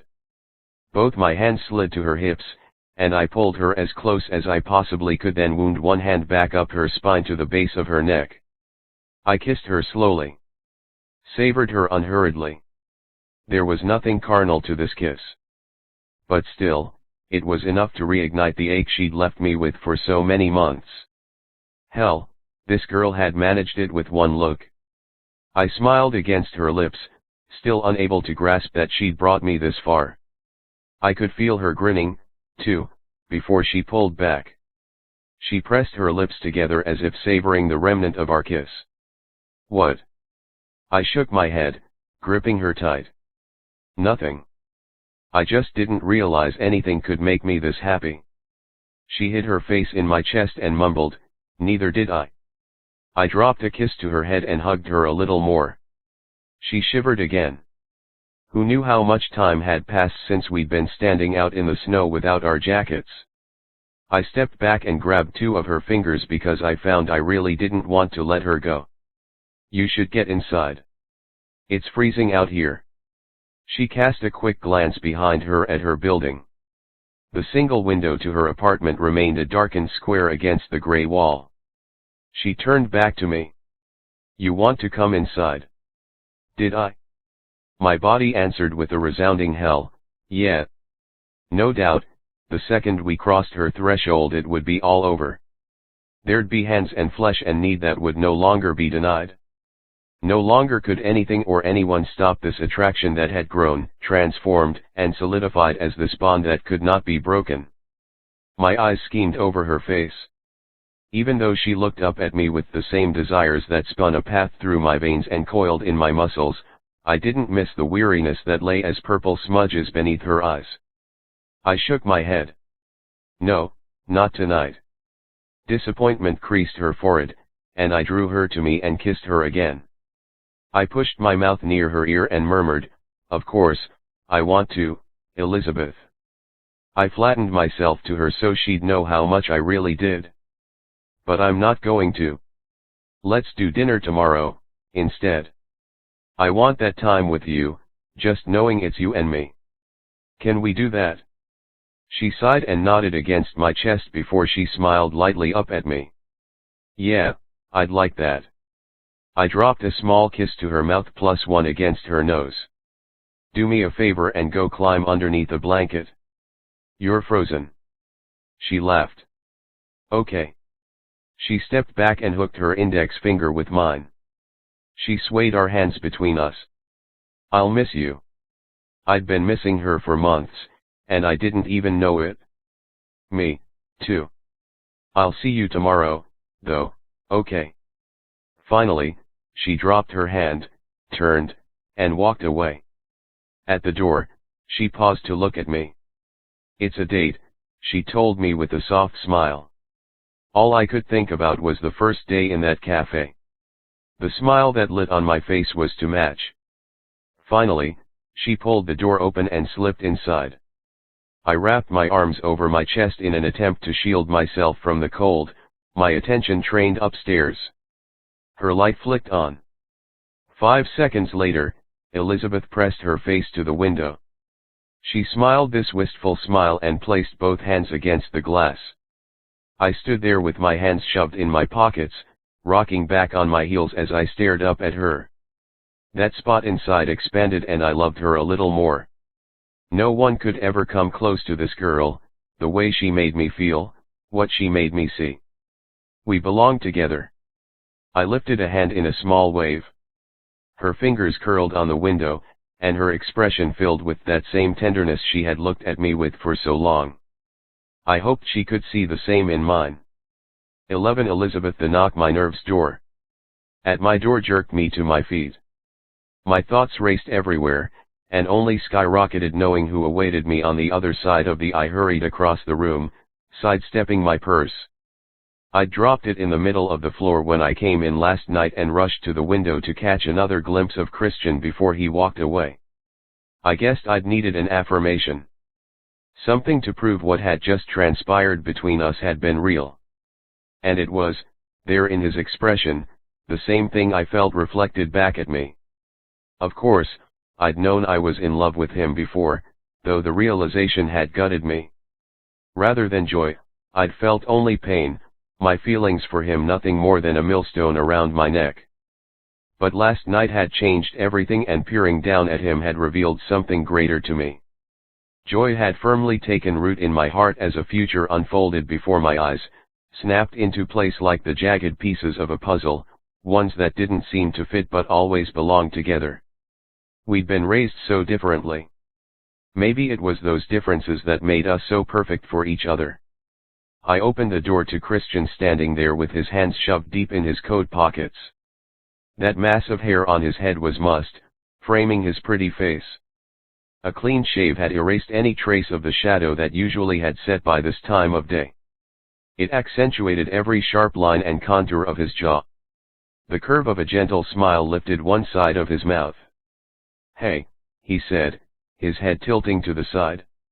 He drew his shoulders up as his face bled into a timid grin. "Hey." I could feel the flush make its way up my neck to tint my cheeks. Being around Christian had never been easy. It'd always been a feat of wills, brute strength, and ironclad resolve. I'd become almost accustomed to it until I stood before him now. With all of our reservations out of way, I felt like a different girl. Blue eyes gleamed as they traveled along my face and kissed along the length of my body. Thick laughter jutted from his throat as he took me in. I bit back a smile as another rush of heat flared on my face. This morning when I talked to him on the phone, he asked me to wear the same thing I'd worn to the party last Friday. I knew under his coat he'd be wearing the same tight black t-shirt, and that his dark jeans would be taunting me from where they hung low on his hips. He wanted a redo. I wanted one, too. "Come here," he said under his breath, one hand reaching out to beckon me forward. I didn't hesitate to nestle into his chest. He wrapped both arms around me, rocked me as he hugged me close. Gentle lips pressed to the top of my head. "You look amazing." I felt his laughter rather than heard it. "Why didn't I just tell you before?" His voice dropped as he burrowed his mouth farther into my hair. "Why couldn't I just tell you I wanted to make love to you? Touch you and hold you because you were the one who was meant for me." Tingles shot down my spine with his words, and I nuzzled my nose deeper into his chest. "Why didn't I tell you I was confused and scared by everything you made me feel instead of running away from you?" he added. Shaking my head, I looked at him. "I don't regret it at all, Christian. I mean, don't get me wrong, last week hurt and I hate having spent those days without you, but I have to believe it finally forced us to admit things we were too scared to see. If it hadn't have happened, I'd probably be sitting on your couch instead of standing here like this with you." I clung to him and whispered, "And this is really where I want to be." Christian's hands came up to cup my jaw, gently prodding. I lifted my eyes to his. Emotion softened every hard angle of his face, and that place reserved for him fluttered inside. He dipped his head and pressed a sweet kiss to the edge of my mouth. "This is the only place I want to be, Elizabeth, with you." My forehead fell back to his chest to hide the heat that rushed to my cheeks. I breathed him in, loved the way he smelled, loved everything about him. There was no more holding back, no more questioning what we were or where we were going. "Are you ready to get out of here?" he asked. "Yeah." I stepped back. "Be sure to grab a warm coat and a scarf. It's freezing out there." I nodded and turned back into my studio to gather my things. Christian followed right behind and stood in the middle of my apartment. Just watching me. I kept glancing up at him, and each time it was the same. I'd catch him with the same expression on his face, the one that fluttered my pulse and sent a tumult of butterflies tipping through my stomach. Hands shaking, I struggled to pull my heavy coat over my sweatshirt. He stepped to me, his voice all breathy and matching everything I felt inside. "Here, let me help you with that." He slipped the coat over my shoulders and tugged at the collar to straighten it. He grinned when it caused me to stumble forward into him. Leaning in close, he reached behind me to free the hair trapped in the confines of my coat and ran his long fingers through the length with a satisfied smile coming over his face. "Do you have any idea how many times I've imagined my hands in your hair?" He lifted a handful and slowly let each piece fall away, the strands tickling at my neck as his sweet breath trickled over my face. I couldn't help but laugh as I buttoned my coat, my brow cinching with a playful scowl. "Oh, I distinctly remember them being there before. Have you forgotten so easily?" I was surprised by the tease that found its way from my mouth. But I didn't want that night to be remembered as an obstacle, when in reality, it'd been our launching pad. A throaty chuckle seeped into the room, and Christian shook his head as he placed his hands on my hips. "No, Elizabeth, I haven't forgotten. That night has been ingrained in my mind as one of the best and worst nights of my life, the night I first kissed you and was foolish enough to lose you in the same heartbeat. All pretenses fell from his face, and his hands tightened their hold. I promise you that will never happen again. I believed it. I wouldn't accept him any other way. Something like distress darkened his eyes. I mean it, Elizabeth. This is it for me. My fingers came up to coax his worry lines away from his brow. I know, Christian. My palm slid down his cheek to rest on the steady tick of his pulse in his neck. I wet my lips and made my own promise. I trust you. Relief flooded him, loosening his tense muscles and chasing the storm from his eyes, my words the cure for whatever vestiges of doubt that still remained. Taking one step back, he grabbed my hand and brought the back to his lips. The heavy moment was gone. In its place, I sensed his thrill. It spilled over onto me. Come on. He hauled me toward the door. I want to take you out. You denied me this before, you know. A smirk arched his brow, this playful ease coming over us, one we'd shared so many times, but with our barriers still set firmly in place. This was liberating. I squeezed his hand and worked to keep up as I followed him out the door. Where are we going? You'll see. He tossed a grin back at me, and I pulled the door shut behind us. He led me out and down the hall, didn't let go as he dragged me into the stairwell. As always, it was dim, the wall seemingly compressed, the air instantly tight. Just being in its confines, alone with him, escalated my heart rate. I gasped when Christian abruptly turned and pushed me up against the wall. His mouth crashed into mine as he covered me with his body. This kiss was hot, demanding, filled with every ounce of the desire we'd kept restrained for far too long. My fingers dug into his neck as his fingers dug into my backside. And I loved it. Every second. God, I loved him. When he pulled away, much too soon, he was panting, his blue eyes wild and his mouth dancing with a smug, satisfied smile. Do you have any idea how many times I wanted to do that? This fucking stairwell has been the bane of my existence for the last 4 months. A strained laugh fluttered from my mouth, doing nothing to disguise the intense need that tightened my voice. You felt that, too, huh?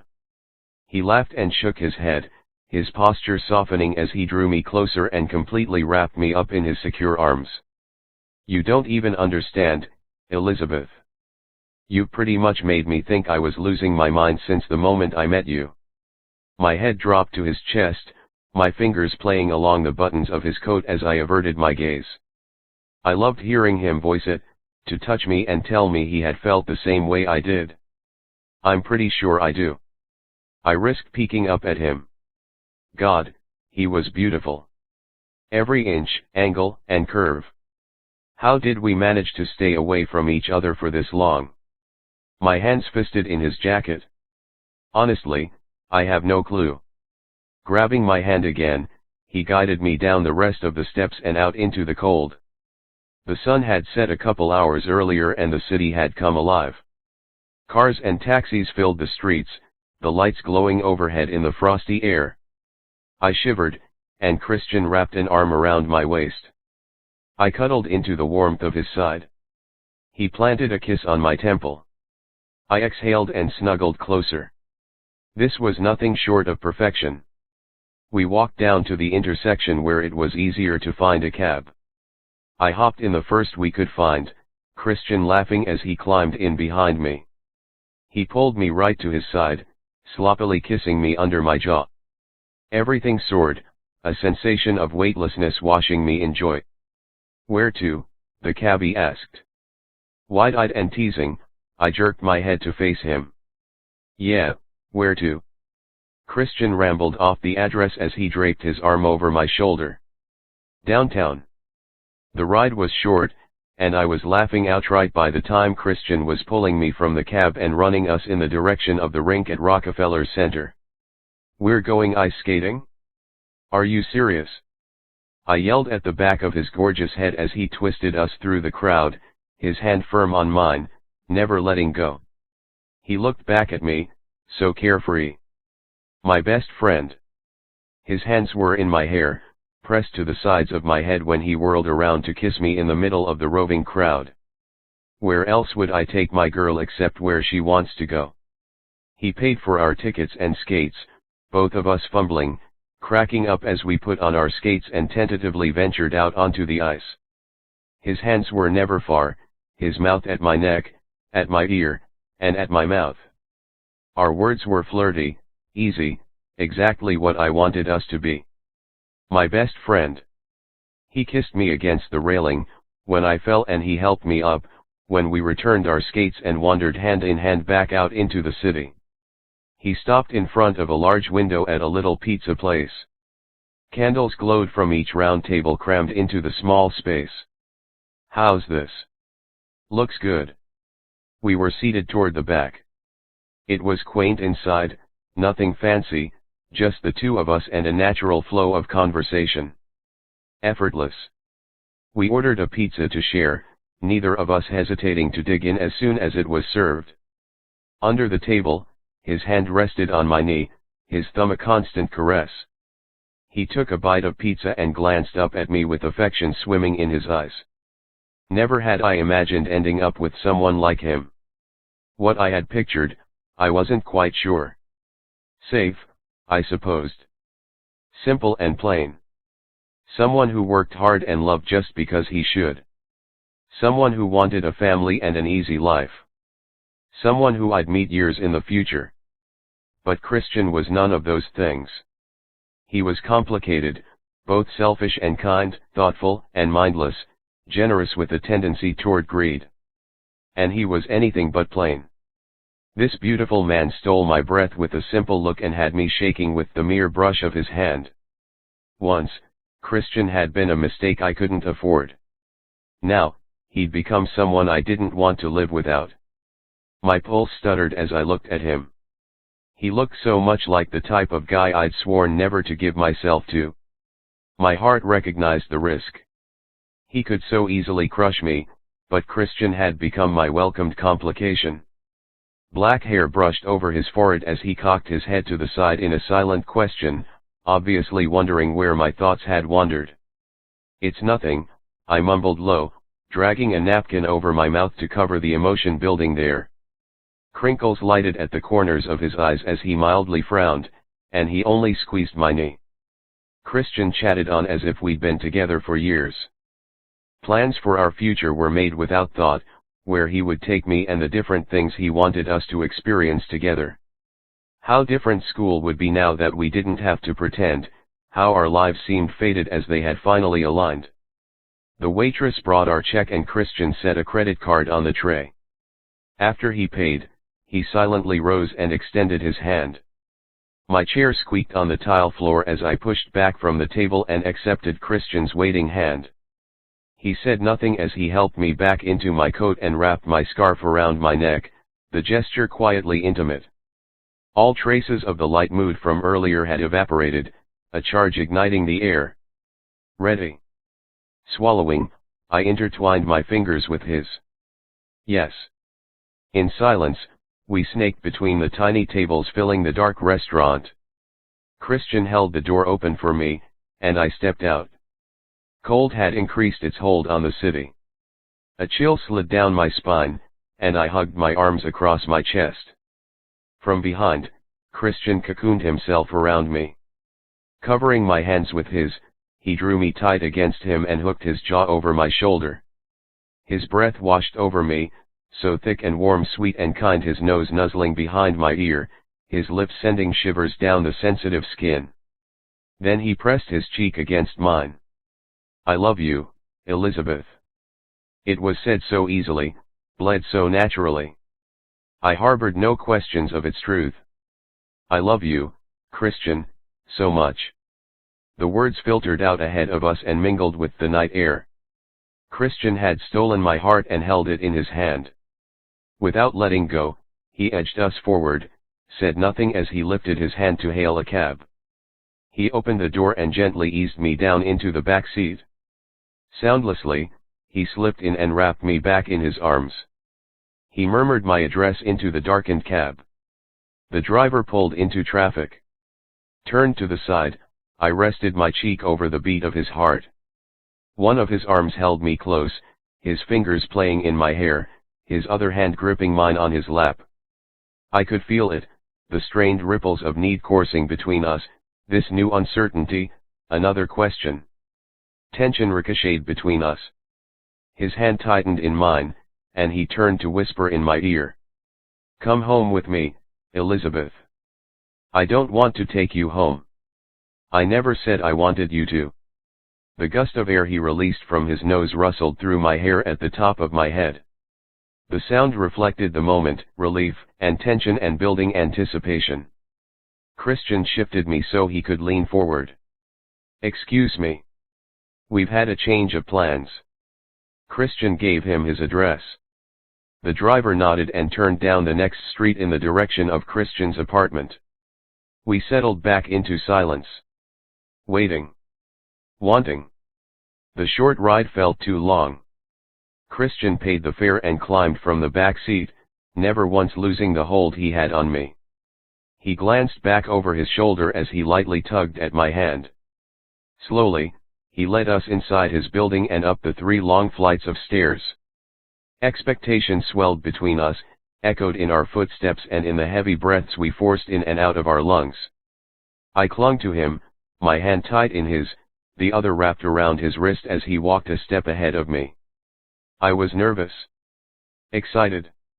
Terrified. Not of this, but of what I didn't know, of all my inadequacies and deficiencies. He stopped at his door and fumbled through his pockets to withdraw his keys. Metal scraped as the key was inserted in the keyhole, the sound piercing in the hush of the hall. Christian pushed the door open wide, pulled me in behind him, and spun to close it. In the same movement he edged me up against it. Cold fingertips brushed over my cheeks and down my jaw. He began to slowly unwind the scarf from my neck. Christian's eyes were all ablaze, smoldering as he stared me down. Cherishing. He slipped the scarf from my neck and dropped it to the floor. He palmed the heated flesh there, sent chills flying through my system. "You're shaking," he said. My tongue darted out to wet my lips, and I looked up at him and answered him with all the honesty I had. "I'm a little nervous." Okay. Maybe not completely honest. I was really nervous, so out of my element. My body quaked uncontrollably, these long rolls of trembles that I couldn't stop no matter how hard I tried. They vibrated between us. Palpable. Clear. Sex had left a rancid taste in my mouth. A bitter mark on my soul. But I wanted this. I had for so long. I wanted to explore what Christian had created in me. The arc of his mouth was tender. "Elizabeth, whatever happens tonight is totally up to you. I'm not going to lie. I've been dying to make love to you since the first time I met you, and whenever you let me, I will cherish it. But I don't want it until you're ready. It's not that." My gaze dropped for a beat. I just don't want to disappoint you. God, Elizabeth. He blinked hard, and his hold intensified on either side of my neck. Raging blue eyes opened to me. "You couldn't. It's not even possible. Is that really what you're worried about?" Chewing on the inside of my lip, I nodded. This anxious sound seeped from the back of his throat, and he dropped his arms. "I've never been so nervous in my life." "What? Why?" The words tripped from my mouth as one. "Because it's you, and I don't want to mess this up. When I touch you," he reached up to trace a straight line from my chin to the hollow at the base of my neck, "I don't want to leave behind any question of how much I love you." His low laugh was almost pained. "And what I want most is to wipe the memory of anyone else touching you from your mind." Again, our distinct differences made us the same. "All I want is you, Christian." With my gaze pinned on him, I fumbled to let the first button of his coat free. For us to forget everything and everyone else, because none of that matters anymore. I was still shaking as I worked through the rest of his buttons. Christian just stood there, watching me. When I finally released them, I pressed my palms to his chest and ran them up to push his coat off his shoulders. Christian's muscles twitched, jerking at the contact. Shrugging the rest of the way out of his coat, Christian tossed it to his couch, turned and slowly unbuttoned mine. He threw it on top of his. Then he stepped back and took me in. His gaze slid softly from my face, his eyes flicking to the exposed skin at my shoulder, to my breasts, caressed down my jeans, and back up again. He took my hand. "Come here." His room was down the short hall. It was dark inside, and I could only make out the subtle silhouette of his bed in the backdrop of night. He pulled me behind him as he went to his desk along the opposite wall. He flicked on the small lamp resting at the far corner of the desk, clicking through to the lowest setting. It cast the room in a faint glow, illuminated his beautiful face with subdued light. I reached out to trace his face, my fingertips trailing over the sharp angles and the bold lines. I smoothed my touch against his strong brow and played along his soft lips. Christian just barely kissed them, his lips parting as I freely explored. I felt the smile on my mouth. "You're so beautiful," I whispered. Christian laughed quietly, as if what I'd spoken was absurd. "Look at you, Elizabeth." His fingers tickled along my collarbone. "You are perfect." His mouth caressed along mine as one of his hands twisted in the mass of my hair. The other burned into the small of my back. I snaked my hands under his shirt. My touch was fevered as I splayed my hands and ran them up his stomach, to his shoulders, and tore his shirt over his head. What hid under Christian's shirt was glorious. Lean, taut muscles jumped beneath my hands. Christian sucked in a desperate breath. "One touch, and you're killing me already, Elizabeth." A smile twitched on his flirty mouth, but his expression spoke of so much more than that. This was a need that had captured us, a love that had left us completely undone. His mouth went to my shoulder. "Do you remember that night?" He tugged my collar farther off my shoulder and pressed his teeth into my skin. My breath caught. It wasn't enough to hurt, just enough to weaken my knees. I clung to his arms. I knew he wouldn't let me fall. This right here is what finally threw me over the edge. He kissed along my flesh, drawing in a shaky breath as his hands made their way under my sweatshirt. Heated palms grazed my sides. Slowly he dragged my shirt over my head, his gaze drifting down over the black lace of my strapless bra. With a single finger, he traced over the lace ridges of the cup. His face was painfully close when he reached around with both hands to unclasp its hold. It fell away, and goosebumps flashed across my flesh. I swallowed the thick knot that formed in my throat when Christian stepped back and brazenly contemplated me in nothing but my jeans, his eyes roaming, memorizing. And it wasn't awkward or any of the things I worried it might be. Christian reached out and dragged his knuckles over the butt of my breast. "You are perfect," he said again. One hand slipped to the back of my neck and the other grasped my side, his mouth urgent on mine as our bare chests met. I caught fire. "Christian," I begged through a whimper.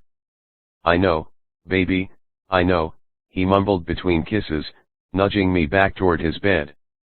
He eased me down onto it, and I grasped at him when he didn't follow.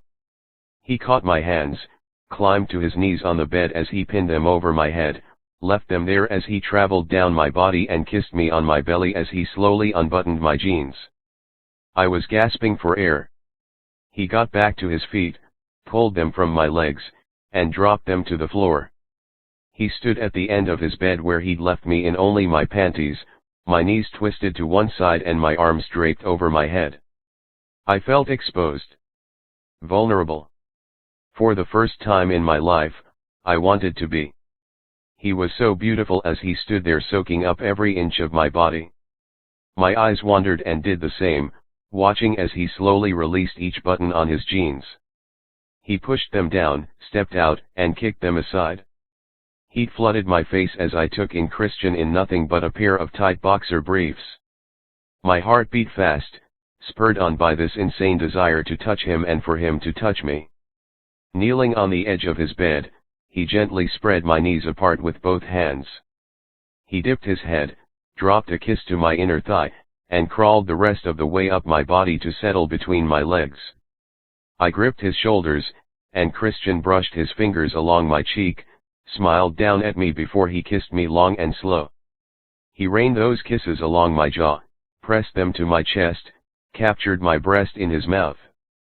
I was adrift, my fingers in his hair as Christian schemed up and down my sides. My body vibrated, resonating with emotion.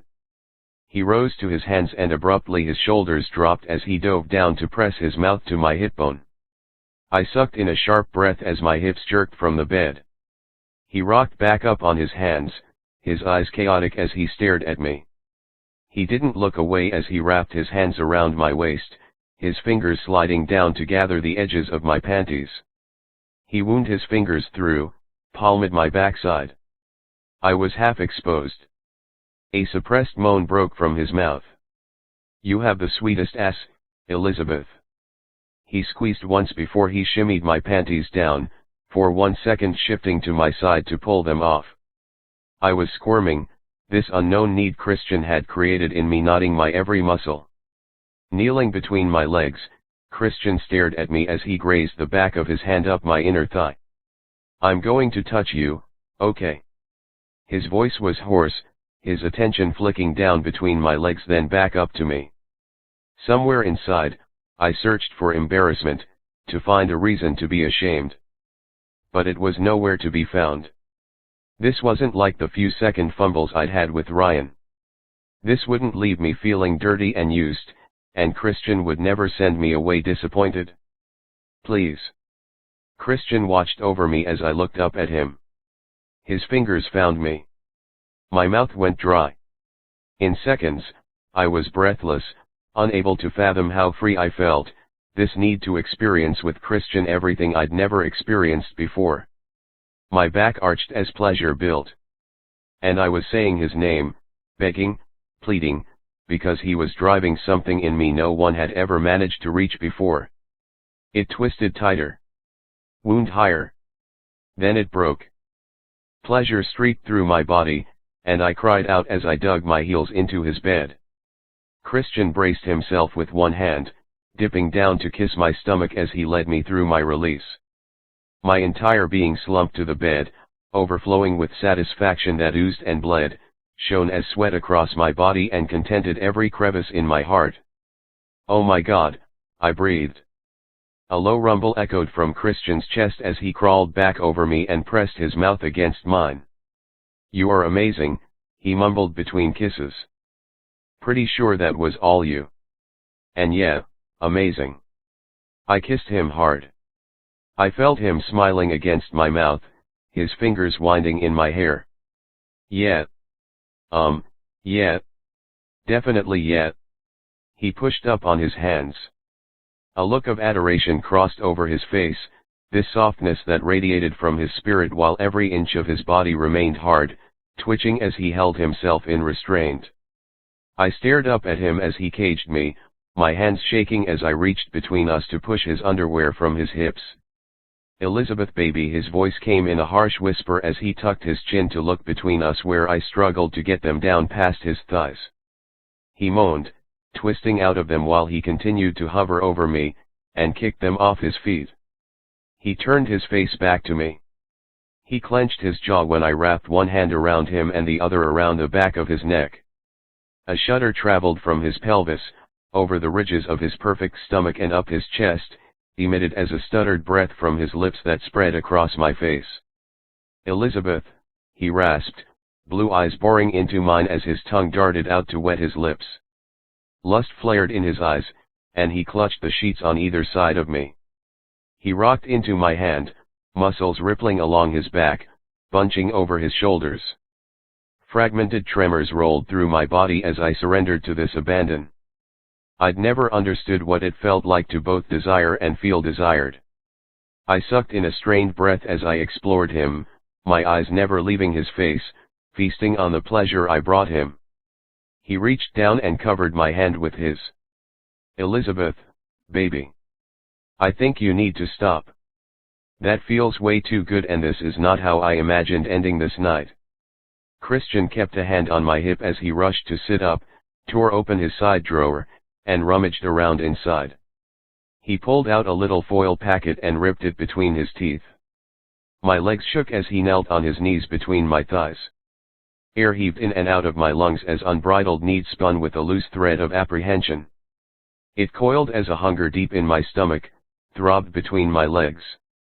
Christian quickly covered himself, his hands coming down to run up the underside of my thighs as he tugged me closer to him.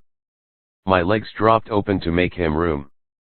Fire singed the fibers of my skin as Christian slid his palms up my body and down my arms to lace his fingers with mine, then brought them between on chests. His elbows hit the bed, bracketing my body, his weight propped by the easy bend of his knees. Our hands were tied between us, our chests rising and falling in spastic quakes. Christian nudged the side of my face with his nose. I felt him breathe me in, felt an impossible connection with this man who hovered above me. His mouth grazed the side of my face, his voice soft in my ear. I love you so much, Elizabeth. His nose traveled my cheek until he brought us face to face. His expression was severe, twisted lines of devotion and lust. So beautiful. He swallowed deeply and shifted.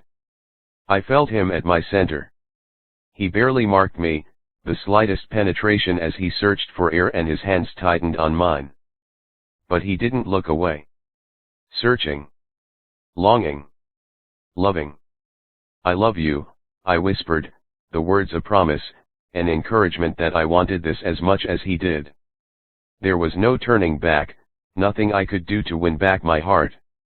Christian swept a gentle kiss across my lips before he pulled back an inch to look down on me. He tightened his hold as he gathered me closer. Then he slowly filled me. His elbows dug farther into the bed and his mouth dropped open with a ragged grunt. An overdose of sensations hastened through my nerves as Christian took all of me. He seared into my body as he stretched me, the burn the most exquisite kind of pain. It was a branding. A seal. And I'd never be the same. Now Christian held me whole. This was a bond we could not break. For a few seconds, we both lay still and listened to the short gasps heaving from our lungs and the blood pounding through our veins. Nose to nose, we stared. Christian unwound our hands, shifted to bring one to my face. Tender fingers brushed back the hair clinging to my damp forehead. And he smiled. This stomach-flipping, heart-lurching, earth-shattering smile. But it no longer was a smile of manipulation, not one to bend me to his way. This one was genuine, filled with love and adoration and everything I wanted us to be. This smile was only for me. Are you okay? He murmured. He splayed his hand wide, his fingers supporting the back of my head while his thumb caressed over my cheek. I wet my lips, taking in the man above me, the only one I would ever love. My fingertips fluttered over his lips, and I whispered, "Perfect." I tilted my chin and lifted my mouth to his. The kiss started slow, soft, and tender, flicks of tongue and grazes of teeth, as tender and slow as the movements of his body as he cautiously began to move within me. Pressed together, he kissed me deeper, our mouths filled with longing as I opened to him, body and soul. I ran my hands over his shoulders and down his back. The muscles were rigid and strained as they bowed and twisted as he worked over me. Tentatively I moved, lifting my hips to meet him. Christian slipped one hand down my side, his fingertips digging into the ridges between my ribs. A smooth palm cupped my bottom before he flattened it over my hip and ran it down to my knee. He tucked me closer and hooked my leg over his hip. Pulling back, he filled me, deliberate and strong. I gasped and clung to his shoulders as I began to match him move for move. Oh, God, Elizabeth. His fingers dug deep into my thigh. Incoherent mutterings of pleasure slipped from his mouth to mine, and I devoured them while he devoured me. That feeling built again. Everything was frantic, the love that solidified this bond between us, the sounds that filled his room, mumbled words of devotion, every desperate touch. I knew he was getting close. His movements were quick, jerky, his breaths clipped and labored. Elizabeth, you feel so good. So good. This time he was begging and I was clinging because I needed more. His hand slipped between us because Christian knew. I curved my arm around his head, and he buried his face in the crook of my neck. And I was lost. Lost to him. Pleasure rushed, surged, and crashed, saturated every inch of my body. Christian jerked and cried out in my neck, held himself rigid before all the strength left him, and he collapsed on me. We lay like that for countless minutes, our worlds shaken. Christian rolled to his side, taking me with him. He placed his palm on my cheek, caressed his thumb over the edge of my lips. He gazed at me as if I were the center of his world. There was nothing I could have done to stop this when I realized he'd become mine. I'm going to love you forever, Elizabeth Ayers. I looked up at the man who now held everything, my trust, my future, the nature of my heart. Reaching up, I ran my fingers through the thickness of his black hair. Don't ever leave me, Christian. Christian frowned, his blue eyes sincere as he leaned forward to whisper at my forehead. I couldn't. 4 years later, Christian, let go. She struggled to untangle herself from my arms that were wrapped tight around her waist. The only thing it did was cause me to tighten my hold. She giggled and pushed against my chest. My words came muffled into the crook of her neck where I pressed my mouth against her skin. No, stay. I didn't want her to be anywhere else. I wish I could, but I have to get to class. She pulled back, and I was unable to stop my smile as I looked into the warmth of those honeyed eyes. God, I loved her so much. That hadn't lessened in the 4 years we'd been together. It only grown. I pretended to pout but released my hold, allowing her to roll away from me. A faint smile tugged at my mouth as I turned to lie on my stomach. There was nothing else I could do but watch her dress in the late evening light filtering in through the blinds of my bedroom window. Elizabeth leaned down to pull her jeans onto her long, toned legs. Locks of dark blonde hair cascaded in messy waves over her shoulder, obstructing her small, heart-shaped face. Though every line, dimple, and curve had been burned into my mind. Everything about her made me think of honey. The honey tinge of her eyes, the sun kiss of her skin, the sweetness of her mouth. I should have known the moment I met her that she was perfect for me. I should have known it with the way she'd stolen my breath the second I'd walked through the doors of that small cafe and found a girl sitting there waiting for me, my study partner that had become my everything. She was not only beautiful but one of the most intelligent, compassionate people I'd ever met. Over the last 4 years, I'd gotten to know her in the best of ways. In every way. Our lives had meshed. Become one. Neither of us wanted it any other way. We were so different, yet so much alike. Like me, she had continued to work her way toward law school next year. But while I'd become a real estate attorney so I could one day partner in my father's law firm, Elizabeth would be going into family law, focusing on children's rights. She wasn't in it for the money. She thought it was the best way for her to become an advocate for those who could not protect themselves. She still left me in awe every day. Are you sure you have to go? She grinned over at me. Aren't you the one who's always saying we have to stay focused on our studies? I smirked at her. I changed my mind. Light laughter filtered from her mouth. I don't think so, Christian. Not today. Besides, I have work first thing in the morning. Matthew will kill me if I end up crawling in that bed with you and don't show up for my shift tomorrow. Forget Matthew, I teased. Maybe I should have been jealous of Matthew. He'd become one of Elizabeth's best friends, and they studied together often after getting to know each other at work when Elizabeth had started at a small restaurant a couple of years ago. But I wasn't. With the way she looked at me, there was no questioning her devotion to me. She was good. True. I guessed I'd known it that first day all those years ago when I'd listened to the passion that had come from Elizabeth's mouth.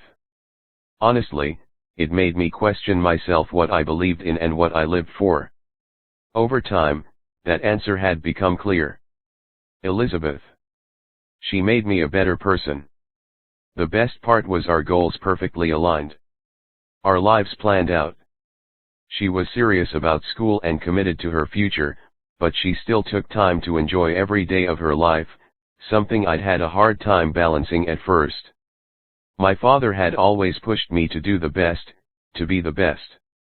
Before I'd met her, I'd become arrogant, conceited, completely wrapped up in myself. Elizabeth had challenged my self-serving attitude from the very start. Elizabeth the first laughed at the boy who grinned at me from his bed. I'd never been one for frivolous things, a fling with a beautiful, black-haired, blue-eyed boy included. I'd thought that was the only thing he'd be. A fling. That he'd break my heart. Now I just shook my head at what he'd suggested, no longer surprised by his demand. By the fact that he always wanted me to stay. Still, I fought the well of unease that built up inside of me. Nerves rattling through, wondering how in the world I was going to tell him. Terrified of the way he might react and excited at the same time. I'm not forgetting Matthew. That would be rude. Besides, I need the money, and if I stay here with you, you know what's going to happen. That's exactly what I was hoping for. Another one of those grins. If I stayed any longer, he would definitely have his way. I shoved my feet into my shoes. I need to go home. Then move in with me. Another shot of laughter rippled out, but this one with pure disbelief. I think you already know the answer to that. I want a different one. Christian had asked me so many times to move in with him. I couldn't help but find the idea of waking up next to him each morning incredibly inviting. But that didn't matter. I'd always quietly refused, committed to the picture I had painted in my mind from childhood. It was one of a new house with a new husband, a place where I would become mother and he would become father, though now I found that picture skewed. Again, I glanced over my shoulder at Christian as I prepared to leave. A wave of guilt washed over me for keeping it from him for so long. I'd known for a week. Every day, I intended to tell him, but each time I opened my mouth, the words just wouldn't come. Even with the progress I'd seen him make, growing from the self-centered teenager I'd met our first year here at Columbia to the kind-hearted man I knew now, Christian still had his life mapped out. A plan he intended to follow. I wasn't exactly sure of how he was going to handle this news. I wasn't concerned about our relationship. I felt confident in our commitment to one another. We were solid. What I was worried about was how much stress this would place on him. This wasn't exactly what I'd expected of my last year of undergrad before law school, either. I was just better at accepting what life threw my way. But we'd figure it out. I knew we would. Before I spiraled into worry, I grabbed my backpack, slung it over my shoulder, and leaned down, planting a quick kiss on Christian's lips. Bye. I'll see you tomorrow. He returned the kiss, lingering a little longer than I had, stirring those feelings inside of me. Making me want to say forget it like he'd suggested and crawl right back in bed with him. I'll miss you, he murmured. Miss you, too. Forcing myself to turn around, I flew out the door of Christian's third-floor apartment. With each step, my feet grew heavier as my mind wandered. Wondering about the best way to tell him. How I was going to tell him. Something in my stomach souring when I thought of it being a betrayal that I hadn't let him in. This was just as important to him as it was to me. By the time I reached the last set of stairs leading to the ground floor, I realized I just needed to get it out. Tell him before I let it fester. Before I made it dirty. Before it became a sin. I turned and raced back up the stairs. I had a key, but for some reason, I felt the need to knock as another rush of nerves wound around my chest. Sucking in a deep breath, I rapped loudly on his door. Christian, a loud knock thundered on the main door. I jerked, not expecting anyone, quick to climb out of bed and pull on my jeans from the floor. I ran a hand through the thick mass of my black hair and ambled out of my room and toward the door. Peering through the peephole, I caught sight of Elizabeth standing on the other side. Confusion hit me. Why in the world was she standing outside my door, asking permission to enter? Like she didn't belong there. Frowning, I swung open the door. Elizabeth, what are you doing? I need to talk to you. The distinct anxiety laced through the words sent a jolt of fear tumbling through me. Quickly, I pulled her inside and shut the door, spinning around to face her. What's wrong?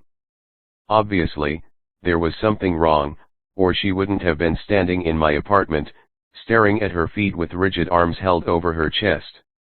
I'm pregnant. It was a whisper toward the floor. A breath. I strained to hear her. To decipher them. To make sense of what she was saying. Because there was no way she'd said what I thought she did. Dread sank to the bottom of me when she finally brought her gaze to me. Her honey eyes watery and afraid. My hands began to shake, and I ran them nervously through my hair again as I allowed myself to really hear her. To process the implication of what she was saying. A baby? That would ruin everything I'd worked for. Everything she'd worked for. Every plan we'd ever made. My chest tightened, and for the first time in my life, I was sure I was going to have a panic attack. There was a part of me that wanted to demand to know how she could have been so careless. That was right before the rational side of me knew it had been just as much my fault as hers. It wasn't like she'd gotten herself into this alone. It was that same rational side that saw her shaking, and I was struck with the need to comfort her. To tell her it would be okay. It was the same side that told me not to panic. We had options. It didn't have to be that big of a deal. Hey, I murmured softly, taking a step forward to wrap her in my arms. I ran my fingers through her long hair to soothe her. She pressed her face into my chest and released an audible sigh of relief. It's okay, I whispered calmly into the side of her head. It's okay. We'll get it taken care of. Elizabeth jerked back as if she'd been slapped. Those eyes searched my face. Christian, you don't really expect me to do that, do you? She asked, incredulous. As much as I loved her, there were times when she just couldn't see straight through her idealistic mind.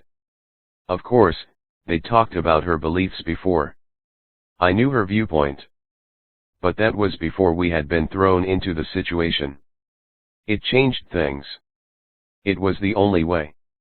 Elizabeth, you have to. No, how could she be so irrational? How could she make this decision for both of us?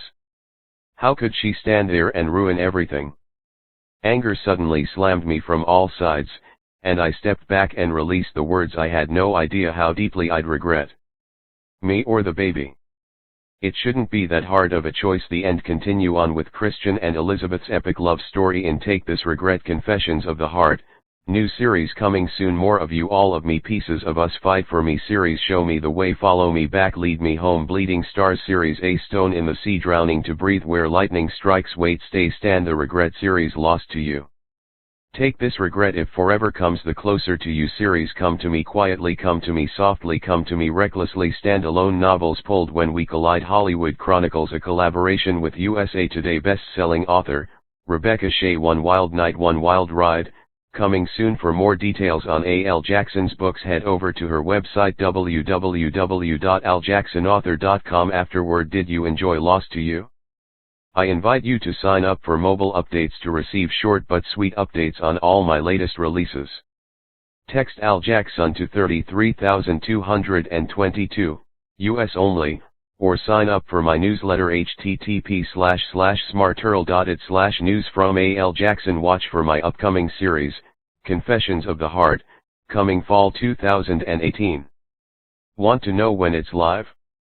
Sign up here, http://smarturl.it/news from A.L. Jackson. Connect with A.L. Jackson online, Page http://smarturl.it/aljackson page newsletter http://smarturl.it/news from Al Jackson Angels http://smarturl.it/Amy's Angels Rock Book Bub http://smarturl.it/Al Jackson Book Bub text Al Jackson to 33222 to receive short but sweet updates on all the important news.